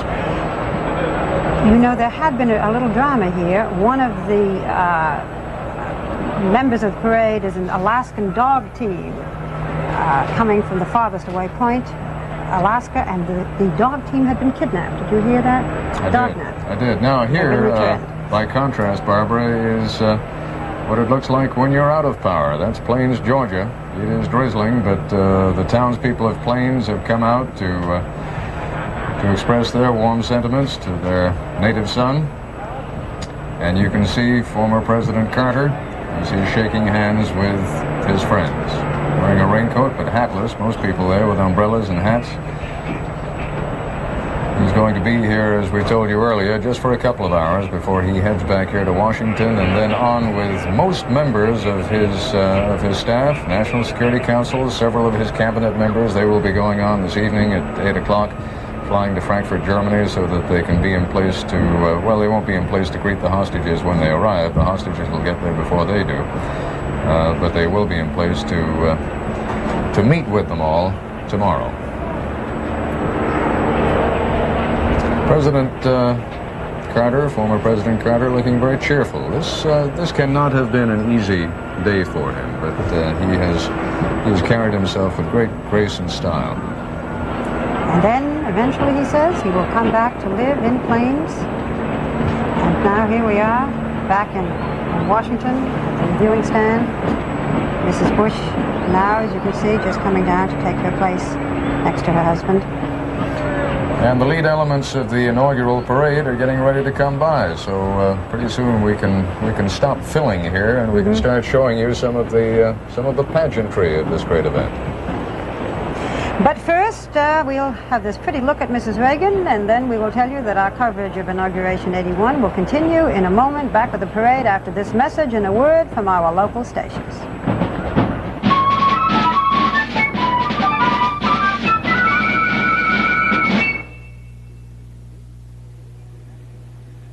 Presenting the fruit, the whole fruit, and nothing but the fruit, with no sugar added. Libby Light Fruits, fresh fruit with no sugar added in a flavored blend of real fruit juices. A delicious fresh fruit taste. Fresh fruit in real fruit juices. Tastes great. Natural tasting without all the sugar. That's Light. Libby Light Peaches, Pears, and Fruit Cocktail. There's no sugar added. So you taste the fruit, the whole fruit, and nothing but the fruit. It's everywhere. Deep underground, under the ocean, in tight rock formations, in coal, in waste, even in plants. It's methane. You know it as natural gas. Clean, remarkably efficient gas energy can come from many sources, which is why gas can continue to be America's #1 domestic energy source in the future. But it still makes sense to use all energies wisely today. This is ABC in Nashville, WNGE-TV 2. Now, on the planet Earth, Burger King presents the Empire Strikes Back Super Scene Collection. Action-filled mini-stamps that tell the story of R2-D2, Darth Vader, Luke Skywalker, and more. First week, get a folder when you buy a regular-size Coke. Each visit, get 12 mini-stamps free. The Empire Strikes Back Super Scene Collection. Only at Burger King. Ever think you could buy a late model large screen color portable TV for only $168? You can now at Holiday Inn North, Trinity Lane and I-65. Holiday Inns at other institutions are replacing their color TVs, and Mid-South has brought them to Nashville for sale. All have been under service contract and are in excellent condition. You heard right. Late model large screen portables for only $168, or 19-inch black and whites for $39.95. Terms are cash and carry, Visa or MasterCharge. 8 a.m. to 9 p.m. daily at Holiday Inn North, Trinity Lane and I-65 in Nashville.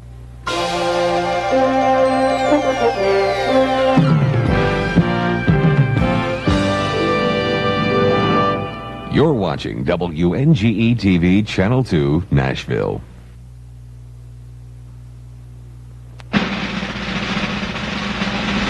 ABC News live coverage of Inauguration 81 continues.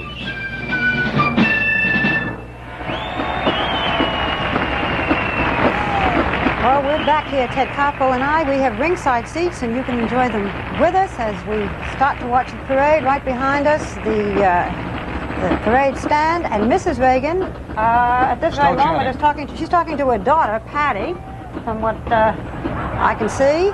And the president was just a moment ago talking to his Secretary of State designate, Alexander Haig. Now he's walking around saying hello to his children who are seated in the front row. That's his daughter, and next to his daughter-in-law. I think the president is blocking him, and his son, not in morning suit, but in street clothes, and then his sister-in-law and his brother Neil, otherwise known as Moon, because he used to love Moon Mullins. So that's the immediate family behind the president, Mrs. Reagan. Passing in front of the president, the 1st unit, the equestrian unit, the U.S. Park Police Horse Unit from Washington, D.C., and they are leading off this inaugural parade. Now the president and the First Lady are in place to view their parade. Each of these parade units, as we've said, have been divided into different groups, and what you're seeing now is each of them has a military escort ahead of them. You're going to be seeing the bands from the Northeast, but before that will be a great many military units before the actual youngsters come out and do their number. I believe that this is the General of the Army, Omar Bradley, in that car we just saw in that limousine. He is the Grand Marshal of the 1981 inaugural parade, 5-star General. He graduated from West Point back in 1915.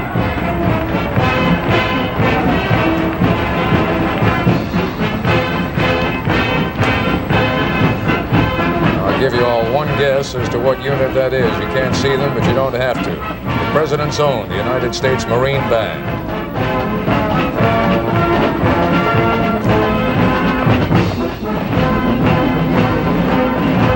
Called the President's own because Thomas Jefferson had a special interest in the band, and it was known as the President's own band.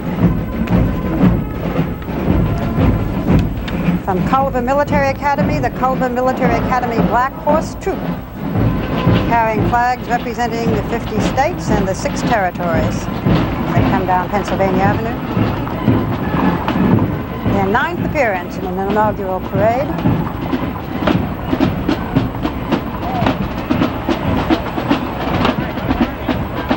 Charlie Gibson said earlier, the president likes horses, and there are horses and horses and horses in this parade.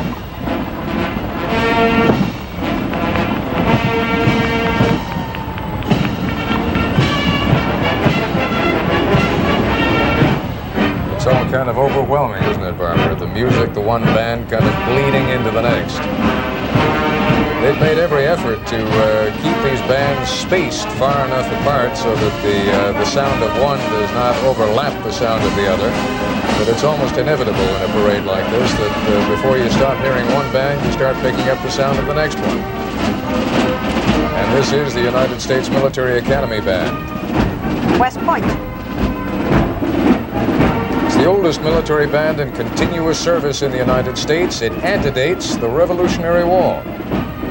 About them apples. Just before we went to Plains, I had said something about the Alaskan dogs being dog-napped. They were, but they were returned. I don't want to leave you in suspense. You will be seeing them today. Oh, I'm glad to hear that. I didn't they know weren't they were returned, back. they were found. They found the dog-nappers.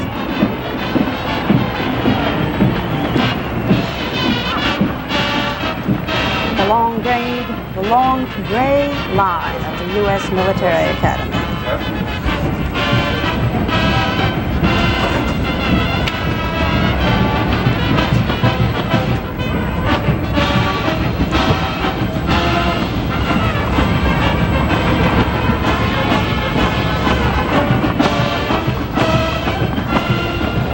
This, I believe, is the Connecticut Governor's Horse Guard.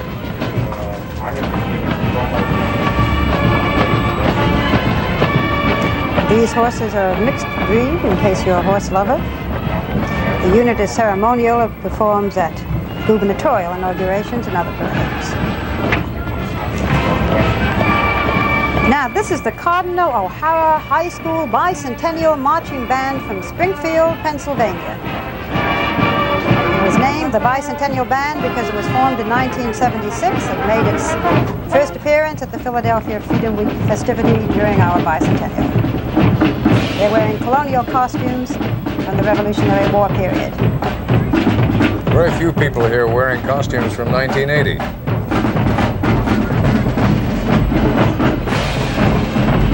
They also, this group, played at the welcoming ceremonies when Pope John Paul II visited Philadelphia. So the city's very proud of them.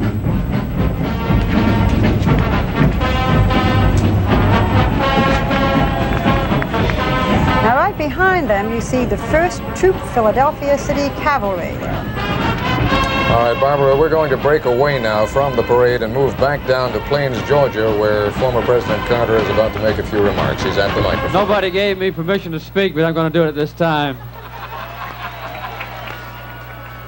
In the first place, I think this is a good sign that Georgia, for the farmers in 1981, is going to have plenty of rain.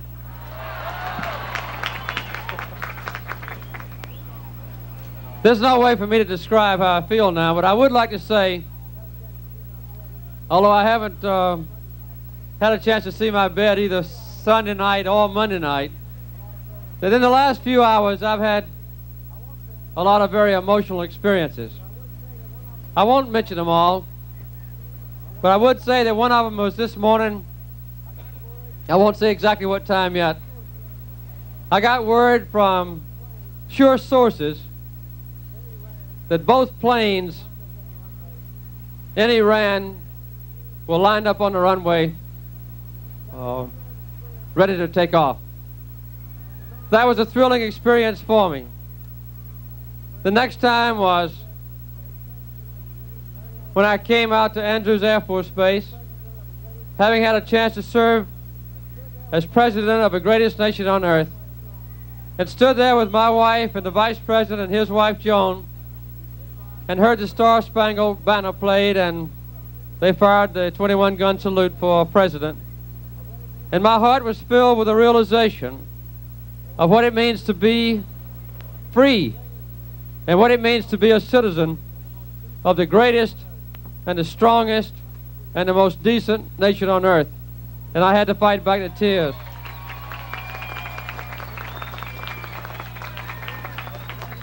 And for the last 14 months, Rosalind and I and the Secretaries of State and others have stayed in close touch with the hostage families. And as George said, as I came toward him in Air Force One, Mrs. Schaefer, who is the wife of the senior military man being held by the hostages, said to me, "Mr. President, I hope someday you'll have a chance to meet my husband." And I put my arms around, and George was watching, and I said, "I'll be with him tomorrow, and I'll tell him you love him." That was another experience that I'll never forget. All emotional, and this is a fourth one that I'll mention. It's coming back home to the town where I was born and raised, and seeing the streets filled with my friends. It's a deeply emotional experience for me, and I might say that when those planes were lined up, when they played the Star-Spangled Banner, when I put my arms around Mrs. Schaefer, and when I saw this crowd of friends and neighbors, all three were emotional, but they weren't sad. Every single one of them, including coming back to Georgia, is a happy experience for me, and I thank God for it.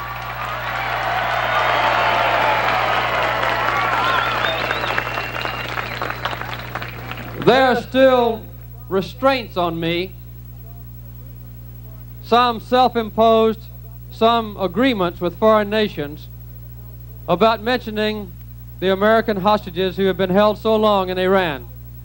But I have not had a chance yet to make a statement about them, and I thought because of the intense interest in these 52 people around the world that I would say a few words to you about them.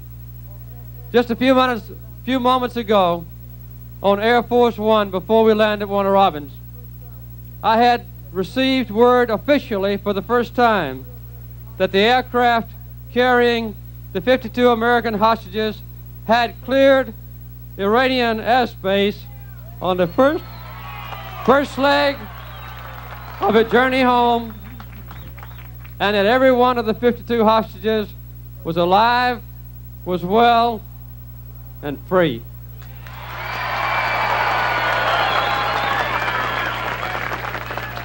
It's impossible for me to realize, or any of us, how they feel on that plane, because they recognize that they are hostages no more, they are prisoners no more, and they are coming back to this land that we all love.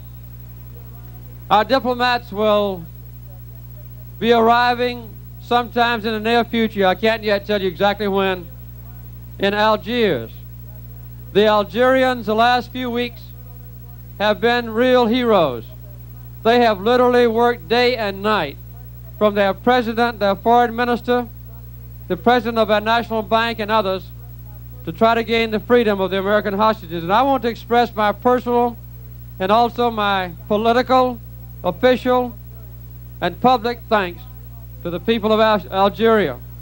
They'll be flying on 2 Algerian planes, they are now. They'll refuel in Athens, Greece.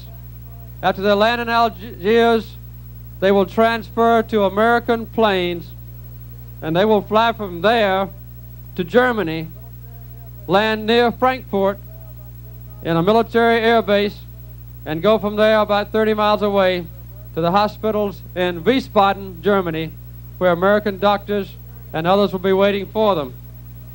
Former Secretary Cyrus Vance will be there to shake their hands and to put his arms around them when they come down from the airplane. I had the plane standing by in Washington with Secretary Vance in charge, and I directed the plane take off the moment the hostage plane's wheels cleared the ground. After a brief rest in Germany, 3 or 4 days probably, then the hostages will come back home to be reunited with their families. As suggested yesterday morning by our new President Reagan, early tomorrow morning I will leave for Germany to welcome our hostages to freedom. And I know I will take with me the joy and the relief of our entire nation. Throughout this time of trial, we Americans have stood as one, united in our prayers, steadfast in our concern for fellow Americans in peril. I doubt if any time in our history more prayers have reached heaven for any Americans than have been given to God in the last 14 months. We've achieved at the end of this crisis the 2 objectives that I set for this nation and for myself when they were first seized: to secure their safety and their ultimate release, and to do so on terms that would always preserve the honor and the dignity and the best interest of our nation. As I said a few hours ago in a brief press announcement, the essence of this agreement is that as our people are freed, we're releasing a part of the assets belonging to Iran, which I froze by presidential order after our embassy was seized and the hostages were taken. There will also be established a firm, established procedure involving binding arbitration completely in accordance with American law and international law to resolve any remaining claims that might exist by American people against Iran or vice versa. Our people held captive and their families here at home have borne this ordeal with courage and with honor. Our nation acted as a great nation ought to act, not only with justified outrage at a despicable and illegal act, not only with courage and conviction, but with constant purpose and constant restraint in the face of severe provocation, working always to uphold the law in the face of lawlessness in Iran. We've kept faith with our principles and our people, and as a result, we've reached this day of joy and thanksgiving. In closing, let me say that I want to thank all the foreign governments and people, literally thousands of them, who stood with us for these principles. of international law and decency. I thank all those abroad who helped us in these many difficult ways and throughout these difficult months, and particularly, as I said, the government of Algeria. I thank my successor, President Reagan, for the care with which he has approached this issue, along with all the new members of his administration, and the many people in and out of government, patriots like Warren Christopher, who gave me the report recently on Air Force One, and all his colleagues who went and stayed in Algiers the last few days and who labored to achieve this agreement and this goal. My thoughts at this moment are with the families of the hostages, yes, because they showed such dignity and such patience. And I'm thinking also of those who risked their lives and those who gave their lives on a desert in Iran for their fellow Americans with an utmost show of courage and conviction and a commitment to freedom. In this time of rejoicing, their sacrifice, their grief, their pride, their patriotism must not be forgotten by any American. And finally, I want to thank all of you, my fellow Americans, proud people, not naturally patient, who have stood by me the last 14 months in very troubled times, but thinking always about how can we keep those hostages alive, how can we ensure that they are not injured, how can we be sure they come to freedom, how can we protect our nation's interest. I thank you for your concern, your support, your patience in a time that has so tested our national wisdom as well as our national will. As I left Washington, I directed as the last act as president that the lights of the Christmas tree be turned on so that we can give thanks to God for bringing our hostages home. Rosalind and I and Amy, Chip and Jack and Jeffrey, their wives, my grandchildren, are all very grateful for the honor that you've given us to go to Washington, to live in the White House for 4 years, and to serve there under sometimes difficult circumstances, keeping our nation strong, keeping our nation at peace, binding our people together, upholding the principles and the ideals, the hopes and dreams of Americans that have always made our country great. You've honored us beyond anything imaginable as I walk the streets of this town to sell boiled peanuts to the merchants in the stores here. And we hope forever to honor you with our lives in the years to come in being great Americans and being good Georgians and being good Sumter Countyans and good residents of Plains, Georgia. God bless you. We love you all. Well, that's the speech that Jimmy Carter has been waiting all these many months to give, and indeed it was the speech he wanted so badly to give this morning before he left the White House, but he was not to be denied. Here he is being welcomed home to Plains, Georgia by thousands of people. It really is an enormous turnout for a small town, and the president expressing his heartfelt emotions at the return of the hostages. We would like to tell you that on Thursday night, ABC will have a special edition of 2020 on the secret negotiations of the Iran crisis. It'll be hosted by Pierre Salinger. It'll have interviews with more than 50 people in 20 countries and will reveal what our nation did to negotiate an end to the crisis from day one. And that will be followed later by an expanded edition of Nightline with a discussion of the same subject. There's President Carter dancing with Rosalind Carter.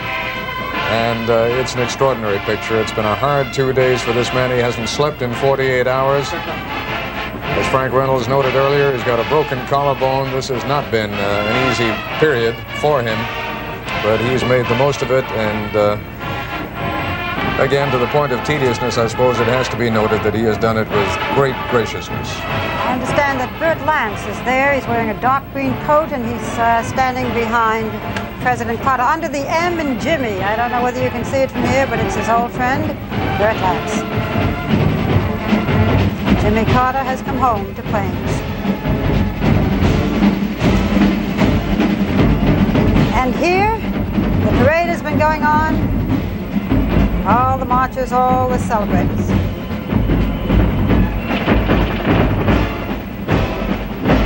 We should, I suppose, offer at least a word of apology to those units that have been going by for the past 5 or 6 minutes while former President Carter was speaking. It was important to hear what he had to say, when he said it, but to all those people who've practiced so long and hard and whose families and friends were waiting to see them, all we can do is apologize to you. But it's been a beautiful parade. It's been passing behind us as we were here, and hopefully you'll be able to see videotapes of those units that you did not see today. That's the American Morgan Horse Association, if you're just looking on your screen now. And we're going to go right now. Our coverage is going to continue. We'll be back in just a moment.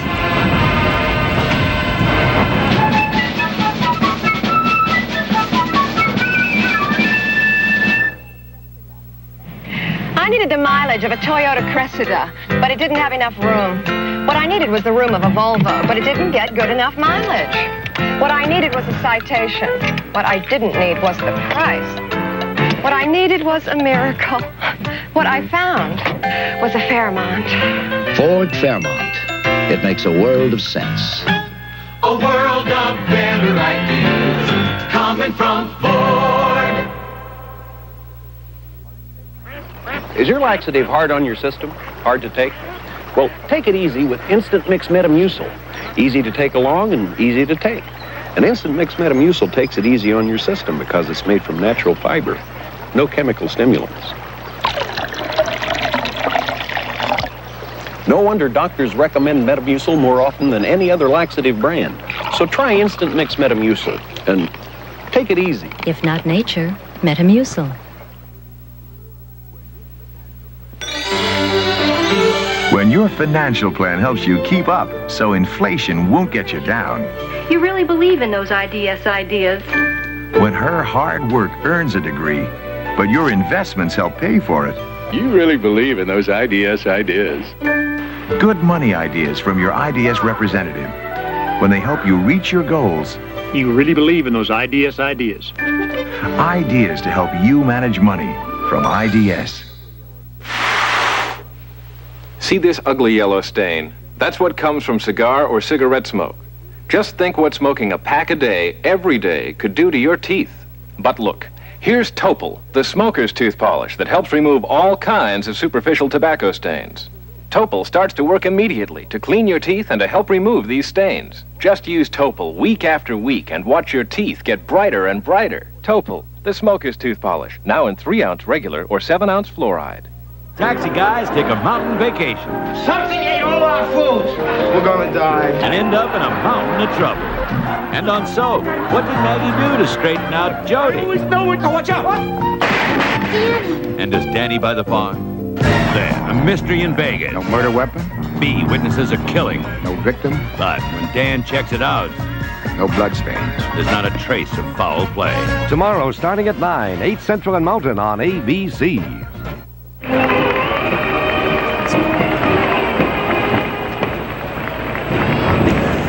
What you are seeing and listening to now is the United States Merchant Marine Academy staff. And just a little while ago, we saw the Coast Guard band march by.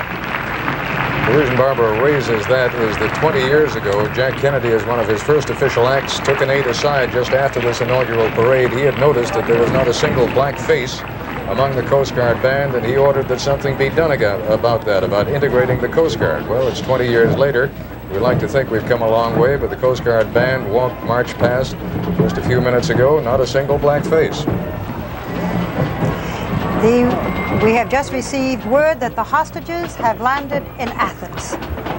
And what a day this is with the 2 stories, Jimmy Carter, planes, hostages, 3 stories, and the inauguration here. The hostages, to repeat, have landed in Athens. And that aircraft is refueling for the continuing flight on to Algiers. In Algiers, of course, the former hostages will leave the Algerian planes and will be picked up by U.S. Air Force planes to take them on to Rhein-Main Air Base just outside Frankfurt, West Germany. We wonder if President Reagan has been given that news. He's smiling and waving. He doesn't, haven't seen anyone whispering to him, but one assumes that he's getting word. This is the American Driving Society. These are 4 in hand. Is that what it's called, Ted, I believe? If I look out the window, I can see a little clearer. Yep, 4 in hand. And the Fort Walton Beach High School Band.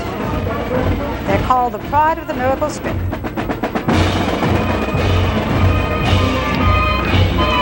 I must say, at a time like this, you may regret the fact that you're not here to see these bands in person, and it is a stirring sight, but on a day like this, you're best off at home watching television, because there is no way without television that you could be taken to all the parts of the world and all the parts of the country that you need to see today.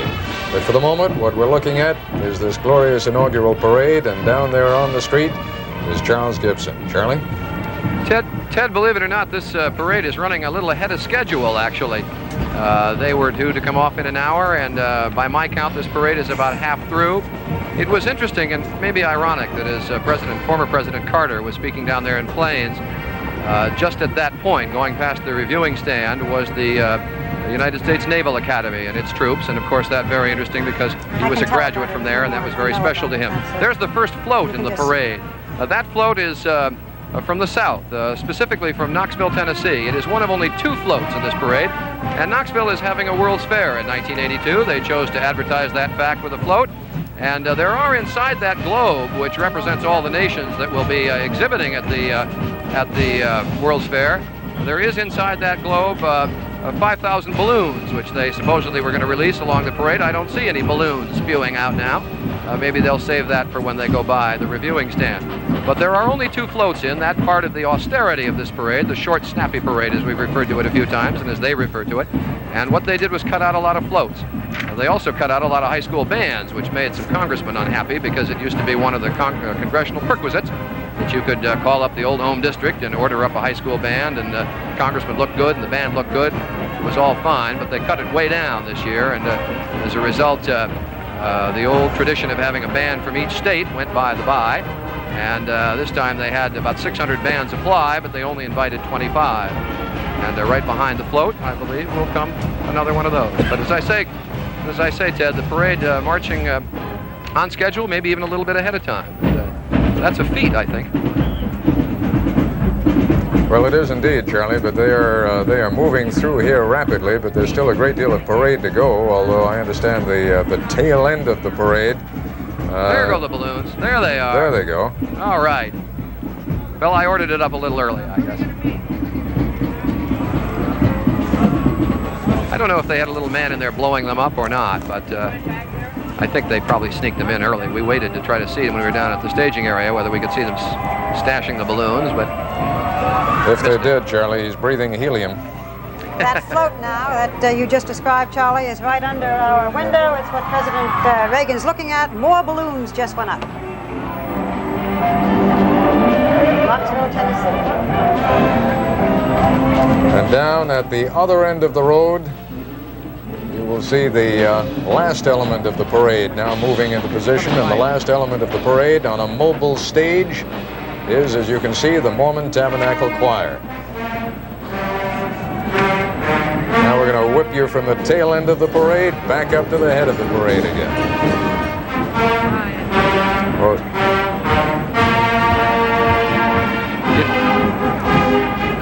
Very briefly, Ted, this is the University of Tennessee band going by now. There was competition among all these bands. The only 2 bands that were invited without competition was the Strom Thurmond High School Band, which went by just a moment ago. And for obvious reasons, they did not go through competition. The Strom Thurmond Band, he's the head of the Judiciary Committee. We're very nice to Strom Thurmond, of course. He's an outstanding Republican. And as a result, they invited the Strom Thurmond High School Band without competition, and then the Dixon, Illinois High School Band.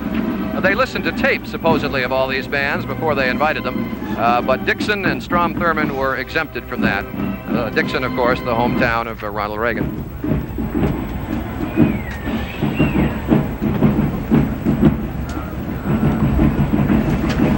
And more balloons.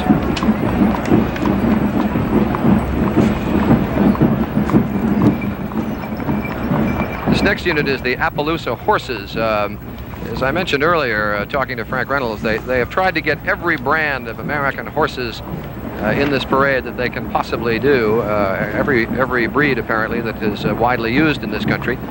And the Appaloosa is one of the most outstanding. It's all the way from Appaloosas to Welsh ponies to Lipizzans, all the way through. Run the gamut. These are 20 riders from Maryland and Virginia and Pennsylvania right around here. All these groups pay their own way, and pay their own horses' way, too, parenthetically. And a lot of them from around here. One of the groups from Sacramento was telling us when we were up at the staging area just how expensive it is to cart all these horses in here, ship them all in, as they had done.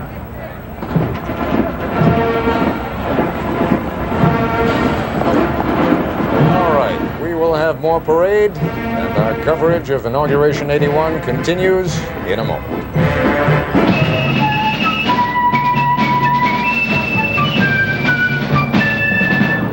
Attention, ladies, introducing stovetop New England style and San Francisco style. Two delicious new stuffings. The secret is the bread. All stuffings have bread. Not these kinds of breads. New England style has white and rye bread for hearty taste. Rye bread. San Francisco style has white and sourdough bread for zesty taste. Sourdough bread. Great stuffing. What's the secret? The secret is the bread. Stovetop instead of potatoes, New England style and San Francisco style. Remember the first time we walked like this? If you build a fire, I'll make the General Foods International coffee. Celebrate the moments of your life. It's delicious. It tastes creamy. It's orange cappuccino. We've never had orange cappuccino. Well, I still have a few surprises left. Celebrate the moments of your life. With General Foods International coffees.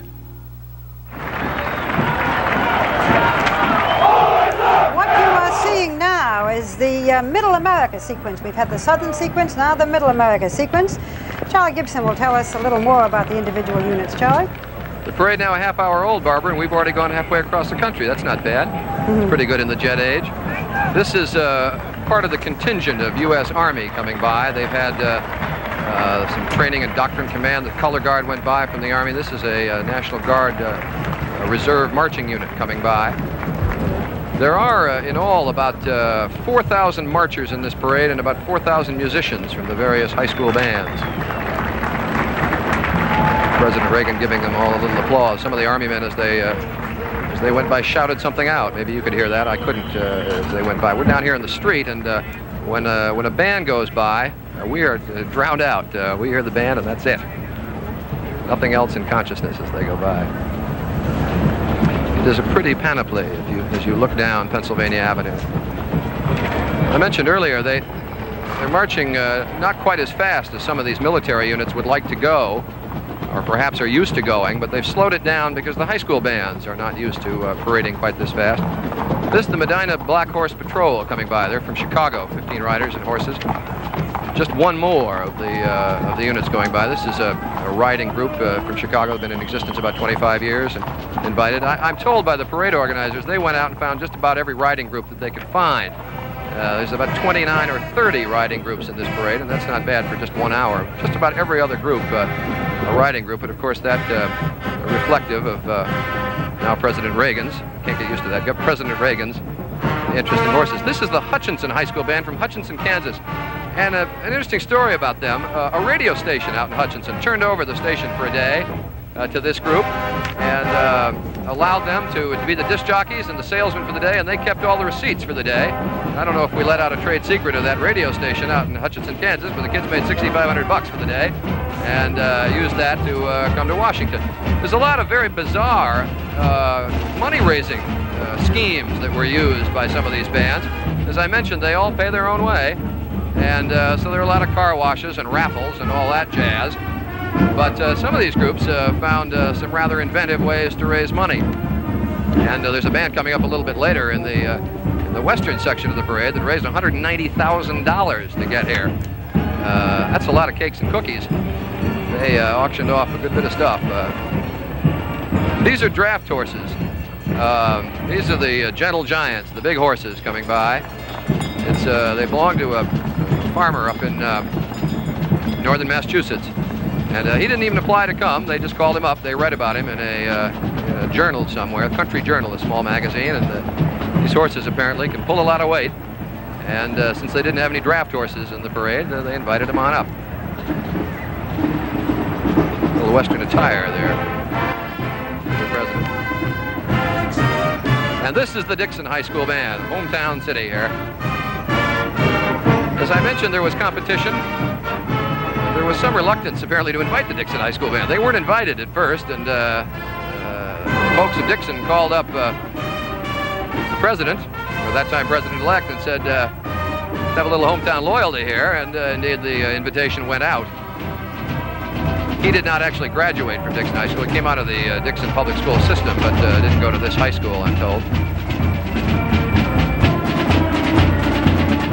The invitation was extended after they called it to the attention of the new president.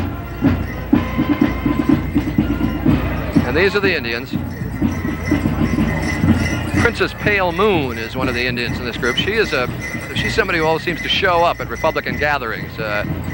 Somebody referred to her as the Republican token Indian not long ago. That's not very polite, but anyway, she sings at the Republican convention, sang the national anthem in 1976 and 1980, and is now in the parade. And one of the Indians there is Iron Eyes Cody, who most Americans know.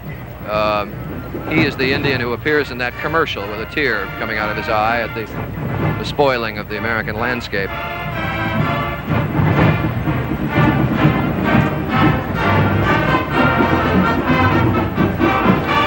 And to Chesterton, Indiana is next.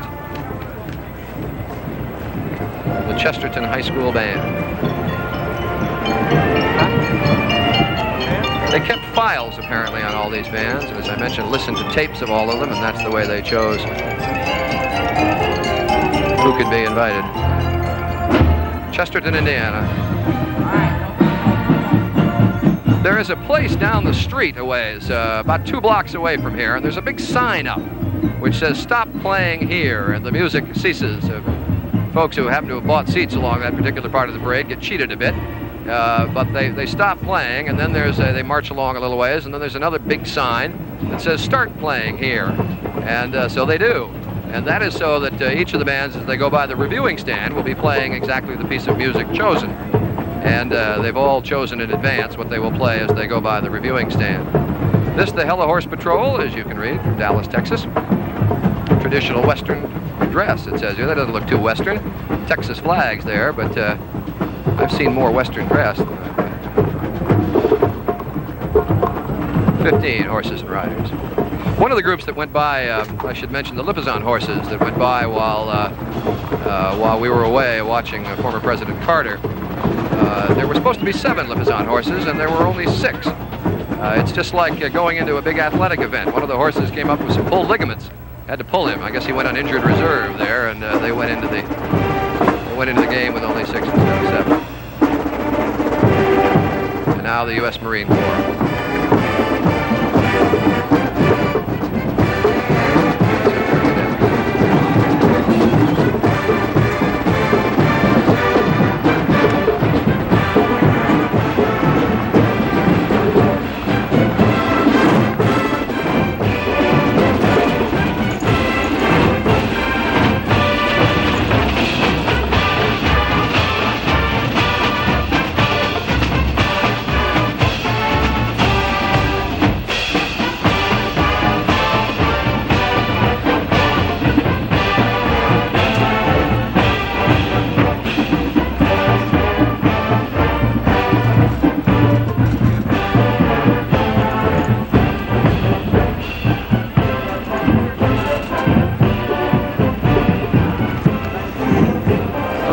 Play it pretty well, don't they? And this is the Marine Corps marching unit from the Marine Barracks here in Washington, which is very near the Capitol. It was President Thomas Jefferson who decreed that those barracks should be built and located within marching distance of the Capitol, he said. And they are there, and they give a performance every Friday night in the parade grounds of those barracks that is a sight to behold. It is something else. This is the second float in the parade, the Middle America float. And that is the Purdue University Singing Chorus.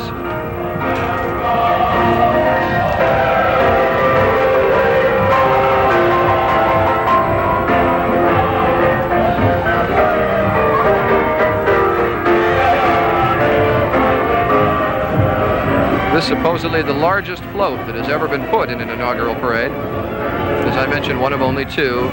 in this parade. Okay, Ted, Barbara? Thank you very much, Charlie. That's an extraordinary sight. The Horn of Plenty there spilling out. Really a magnificent parade that's going by here. And there you have a view of the mall, and around the mall tonight there will be a number of locations whence will come the inaugural balls. In fact, you see there some of the great helium-filled balloons that are suspended just above the mall. And in the back there you see the bottom of the Washington Monument. Behind that, of course, the Lincoln Memorial. And around the periphery of this whole area will be several of the inaugural balls that the Reagans will attend tonight. Our coverage of Inauguration 81 continues in a moment after this from our local stations.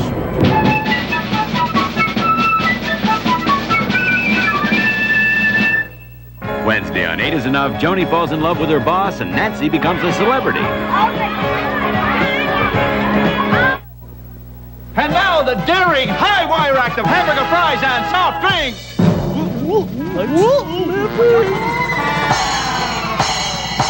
Thanks, Ronald. That's okay. I always know where to catch a great meal at McDonald's.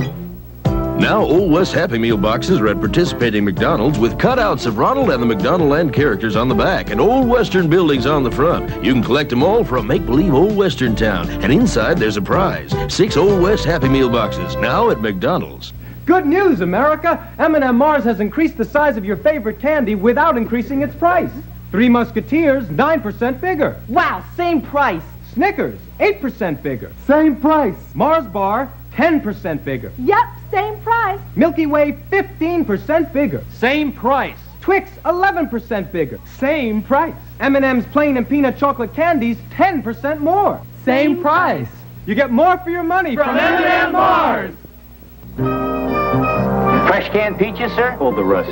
You fiends! Let's skip dessert. MASH, weekdays at 5 on TV 2. You're watching WNGE-TV 2, Nashville.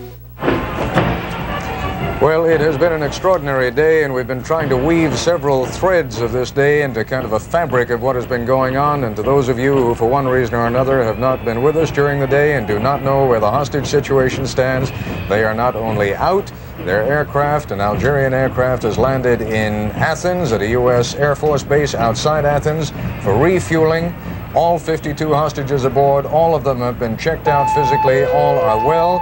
They will be moving on very shortly from Athens to Algiers, where they will transfer from the Algerian aircraft to U.S. Air Force planes, which will take them to Rhine-Main Air Force Base in Frankfurt, West Germany. From there, they'll be taken a very short distance, about 15 or 20 miles, to Air Force hospitals at Wiesbaden.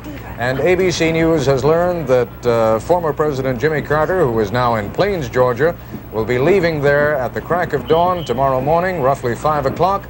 We'll be returning here. We'll pick up an aircraft here at Andrews Air Force Base, and we'll go on to West Germany so that he, members of his cabinet, members of the National Security Council, all of them now out of office, will be able to visit with the hostages. There is where we stand. They're all out. They're all well, and we look forward to welcoming them back to the United States as soon as possible.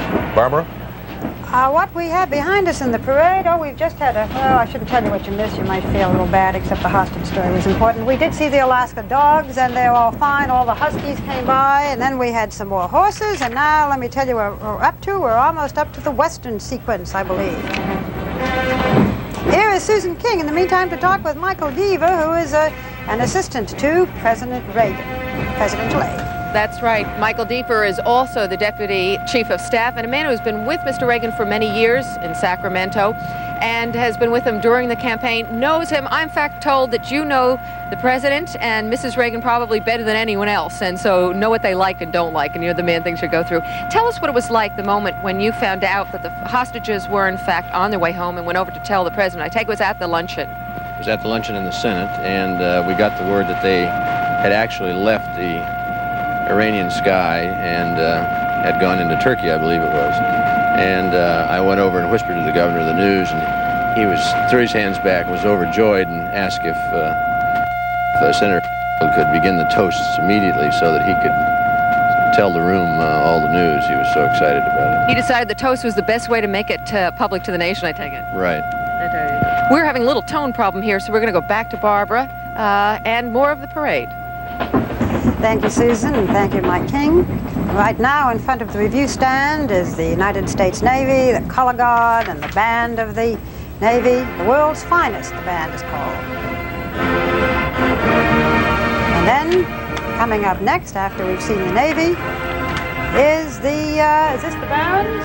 That's right, the Barons from Fountain Valley, California. They all sent letters to Ronald Reagan saying, please, please let us come, and here they are. Charles Gibson can tell us a little more about them. Barbara, there is in that group somewhere, I don't know that we can find him, is a 75-year-old bandmaster, a fellow named Phil Moore, who led this band for a number of years and came out of retirement to come here. He had played for then-candidate Reagan at a senior citizens home, as a matter of fact, when Reagan was out there campaigning. And then when they invited the Fountain Valley High School band to come, he joined up and came back as well.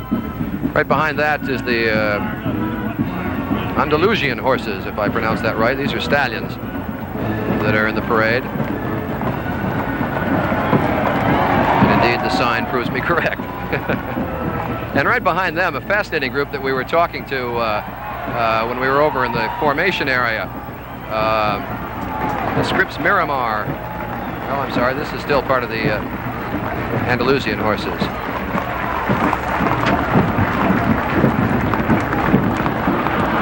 There they are bowing to... These horses have a marvelous gait, and they are bowing to President Reagan. Mindful of that incident when the horse stopped and President Eisenhower was lassoed that Frank Reynolds was talking about earlier.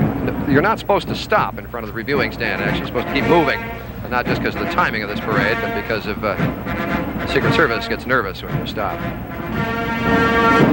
And this, the U.S. Air Force band now.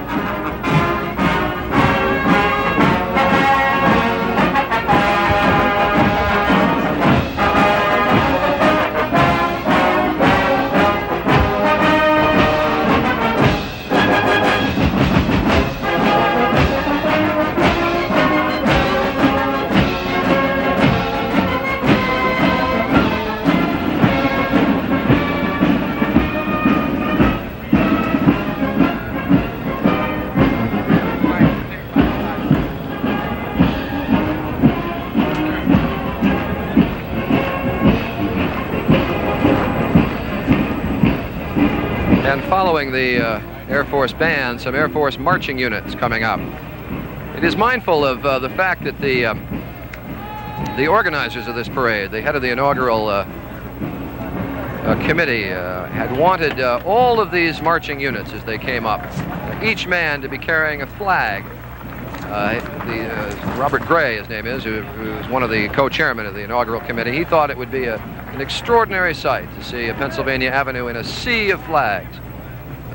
Military units weren't crazy about that idea because weather on these days, it is not uncommon that the flags would flap. And if you are in tight formation, as these units must be, the flags would get in the eyes of those marching behind you, and it would just not work. So the flags were scrapped. There was some discussion about whether it was proper for an inaugural parade for these units to be carrying guns. There are not a lot of guns, although some of the marching units have them. They are all not loaded. It says so very specifically in General Order Number 1, which is the one which prevails for this parade. The guns shall not be loaded, and there shall not even be blanks in the parade. This now the Cleveland Metropolitan Mounted Ranger Patrol. I asked somebody why the Cleveland, Ohio unit wound up in the West, and nobody really had an answer.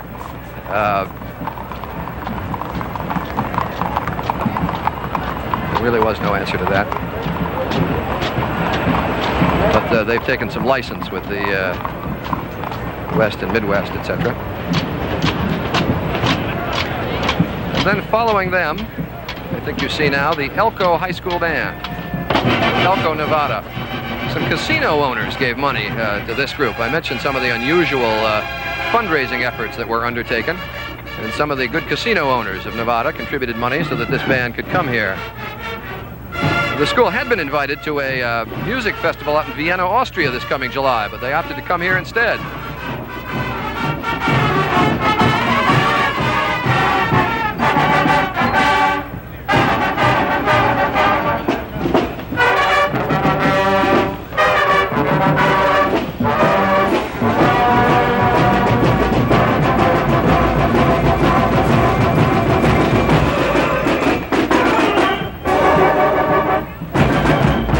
Nevada.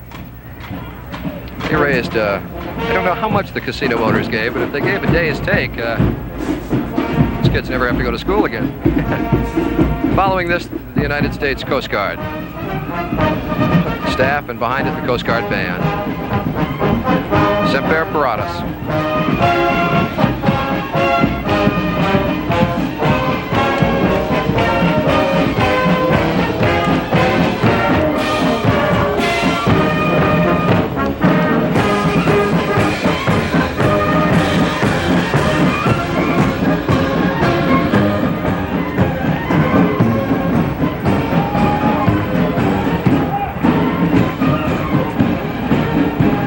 Charlie, I think it's only fair to point out, since I made such a point of the fact that when the previous Coast Guard unit went by that there were no blacks in that unit, that there are indeed blacks in this Coast Guard unit marching by, both in the band and in the military unit itself. Also, when Charlie said that this parade is a little ahead of time, if you look at the units, not the military units, but the next time one of the high school units go by, you will see on either side military men. They have been assigned to make sure that the marchers keep marching at a steady clip. And we understand that's the first time it's happened. Each unit has its own military men just telling them to keep it up and keep it on the road. And in fact, as each of these military units goes by, the chief of that particular service stands by the president. So you just see the chief of the Coast Guard leaving the president's side.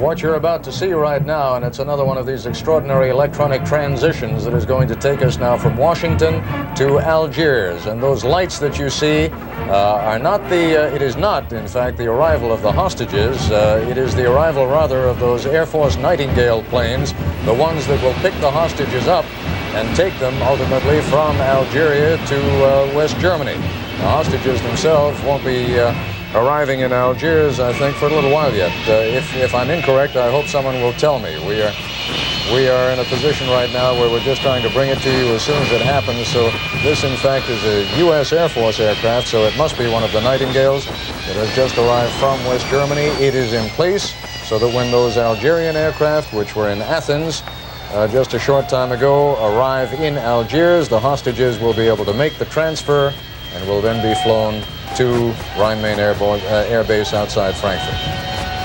We think that the hostages are still in Athens. Ed, that's the latest word that we have, that they are still in Athens.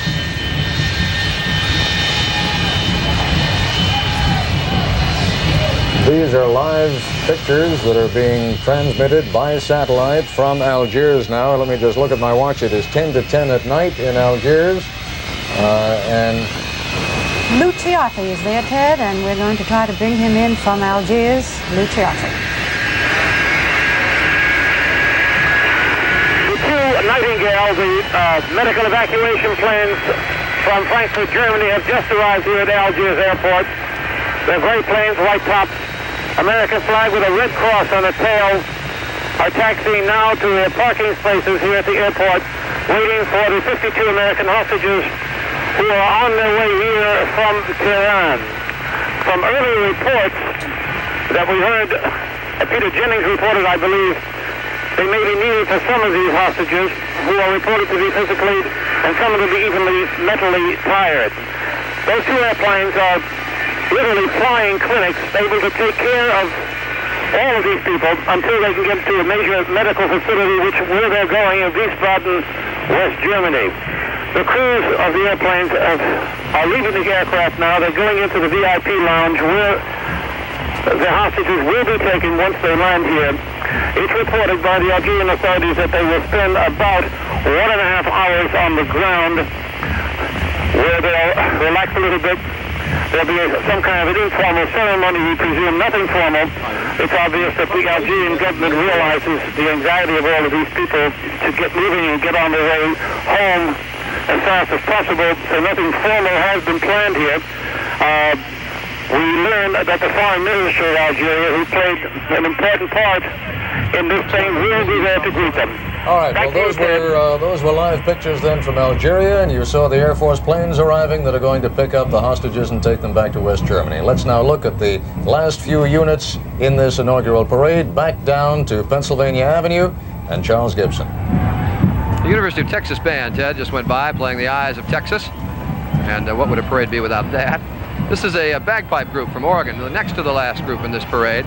You couldn't see the Lake County Sheriff's posse that went by just in front of them, another horse group, but this Lake County group had been so worried about these bagpipes behind them that they had been bringing live bagpipers into the stalls for a while to make sure that the horses wouldn't shy, and indeed they didn't.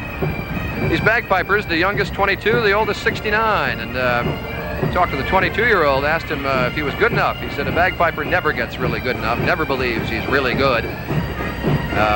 You never perfect the instrument, apparently, he said. But he is here anyways. And right behind that, you can see now in the long shot of Pennsylvania Avenue. There's the horse group. There's the horse group that had rehearsed with bagpipes. They are well used to bagpipe music. If horses can be bagpipe aficionados, they are it. And you can hear some of the bagpipe music. And then the last group in the parade, in a very long, really flatbed truck, but it is the Mormon Tabernacle Choir, and they will stop in front of the reviewing stand and sing the Battle Hymn of the Republic.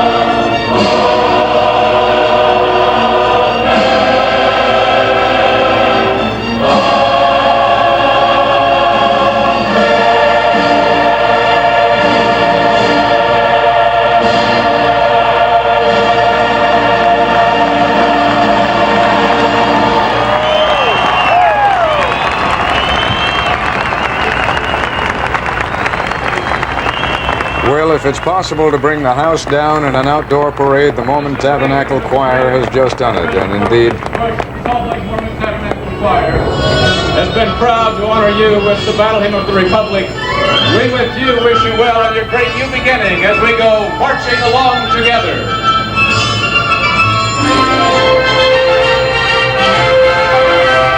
That was the choir conductor, Gerald Otley. Did you see Ted, the president's brother, right behind him, wiping away a few tears? I think the president and the first lady were a little bit misty-eyed, too. And the slogan on the side of this great float is America, a Great New Beginning, which is essentially the theme of this inauguration itself. And as dusk falls now on Washington, D.C., it has been a grand parade and a grand day, and I suppose the theme of this new presidency can also be applied to the other theme of this day, and that is the return now of the hostages to their families. That, too, is a great new beginning. Shortly, now that dark has fallen, there will be fireworks. There's a band concert. The Reagans go back into the White House, and then they get dressed to go tonight to nine different balls. General Omar Bradley on our screen right now.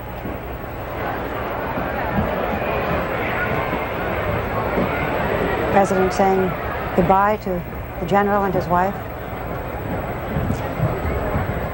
The general was the grand marshal of this parade. He's 87 years old. And as I think we've said before, the only living five-star general in the United States, one of the great World War II heroes.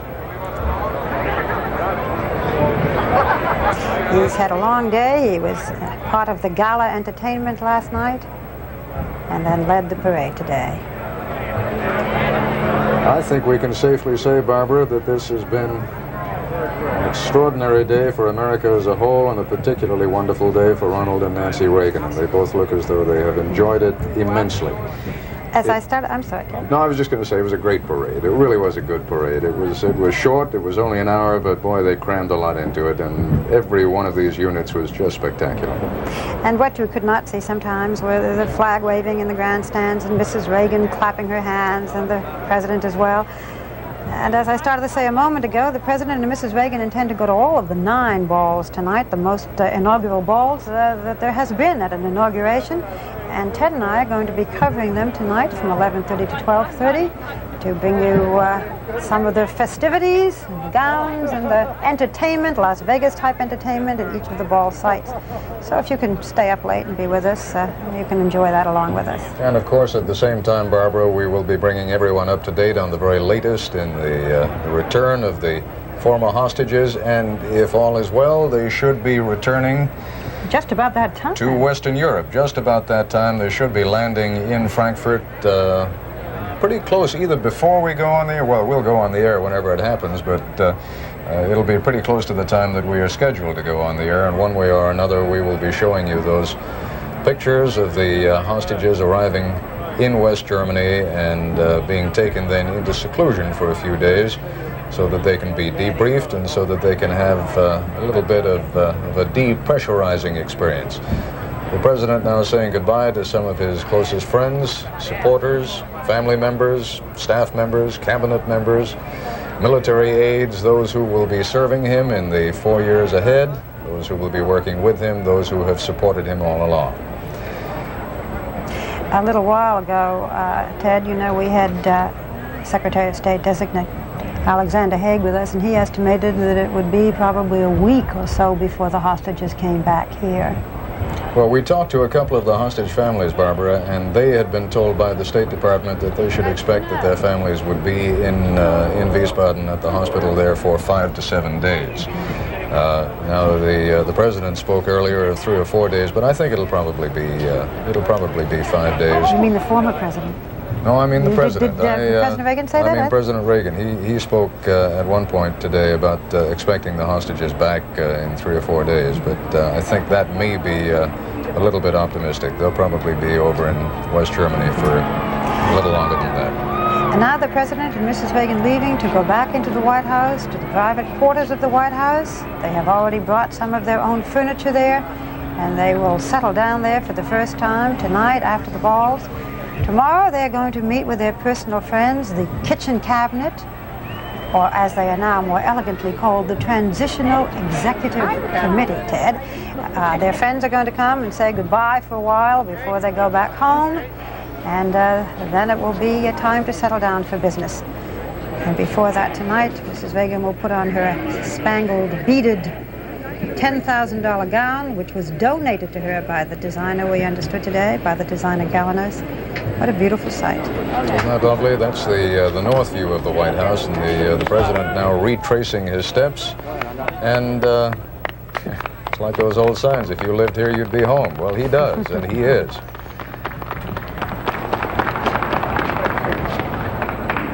Applause from the few people there on the north portico.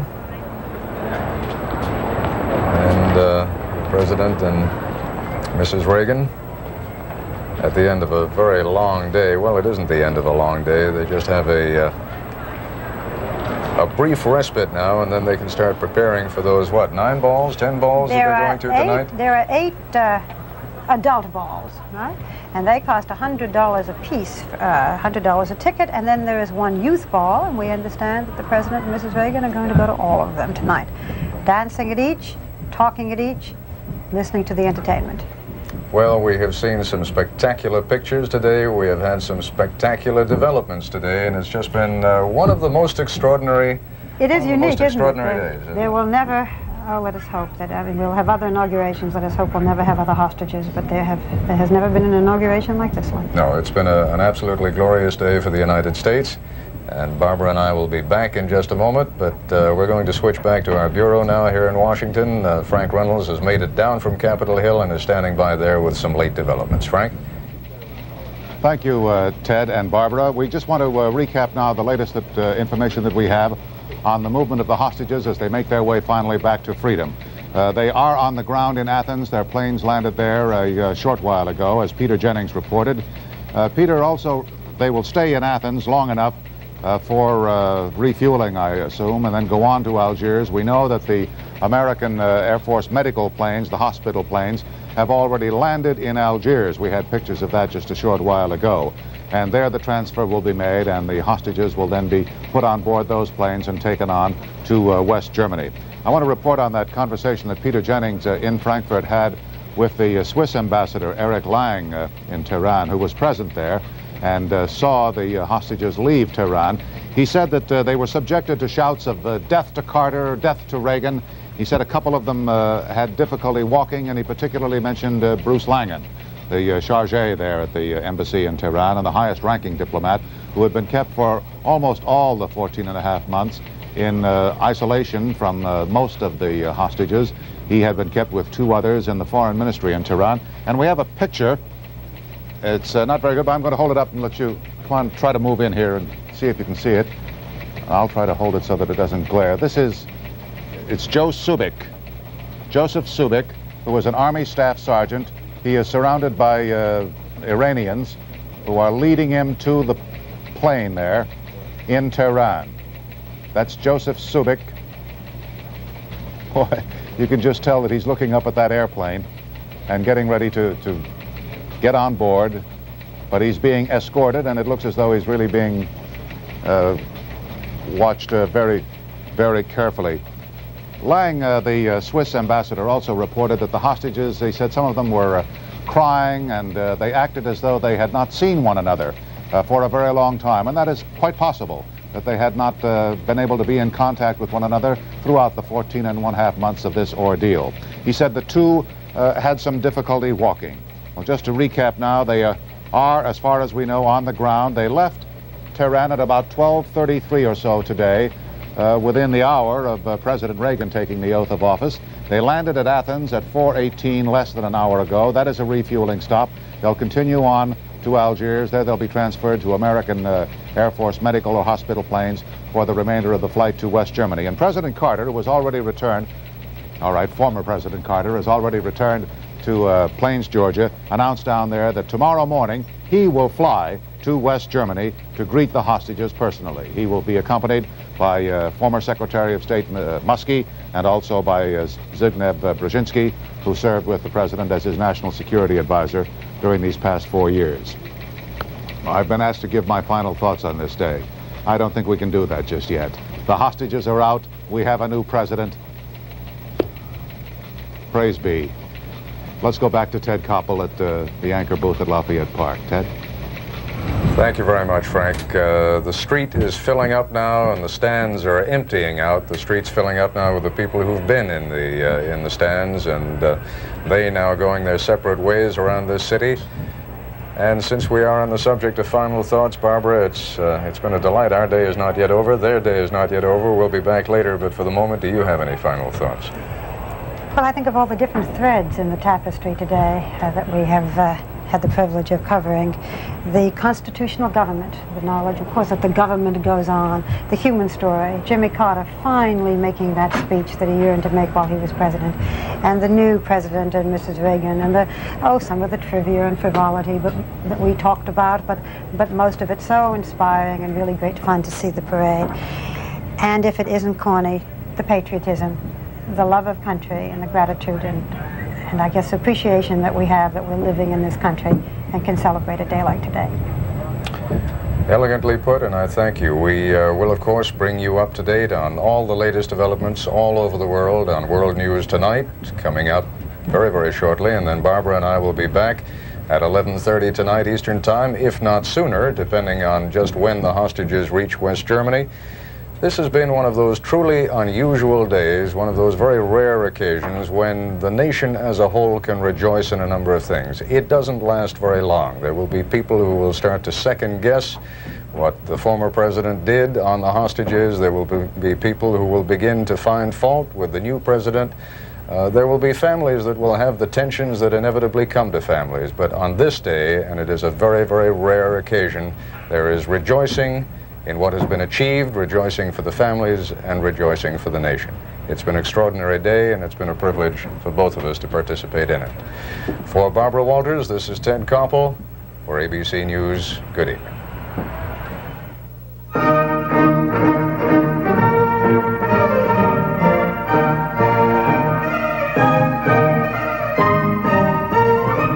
This portion of Inauguration 81 has been brought to you by the General Foods family of fine products, pleasing you and your family for over 50 years. Products like Maxwell House, Post Cereals, and Kool-Aid Mix. And by the American Gas Association and your gas company, clean, efficient gas energy. Gas, the future belongs to the efficient.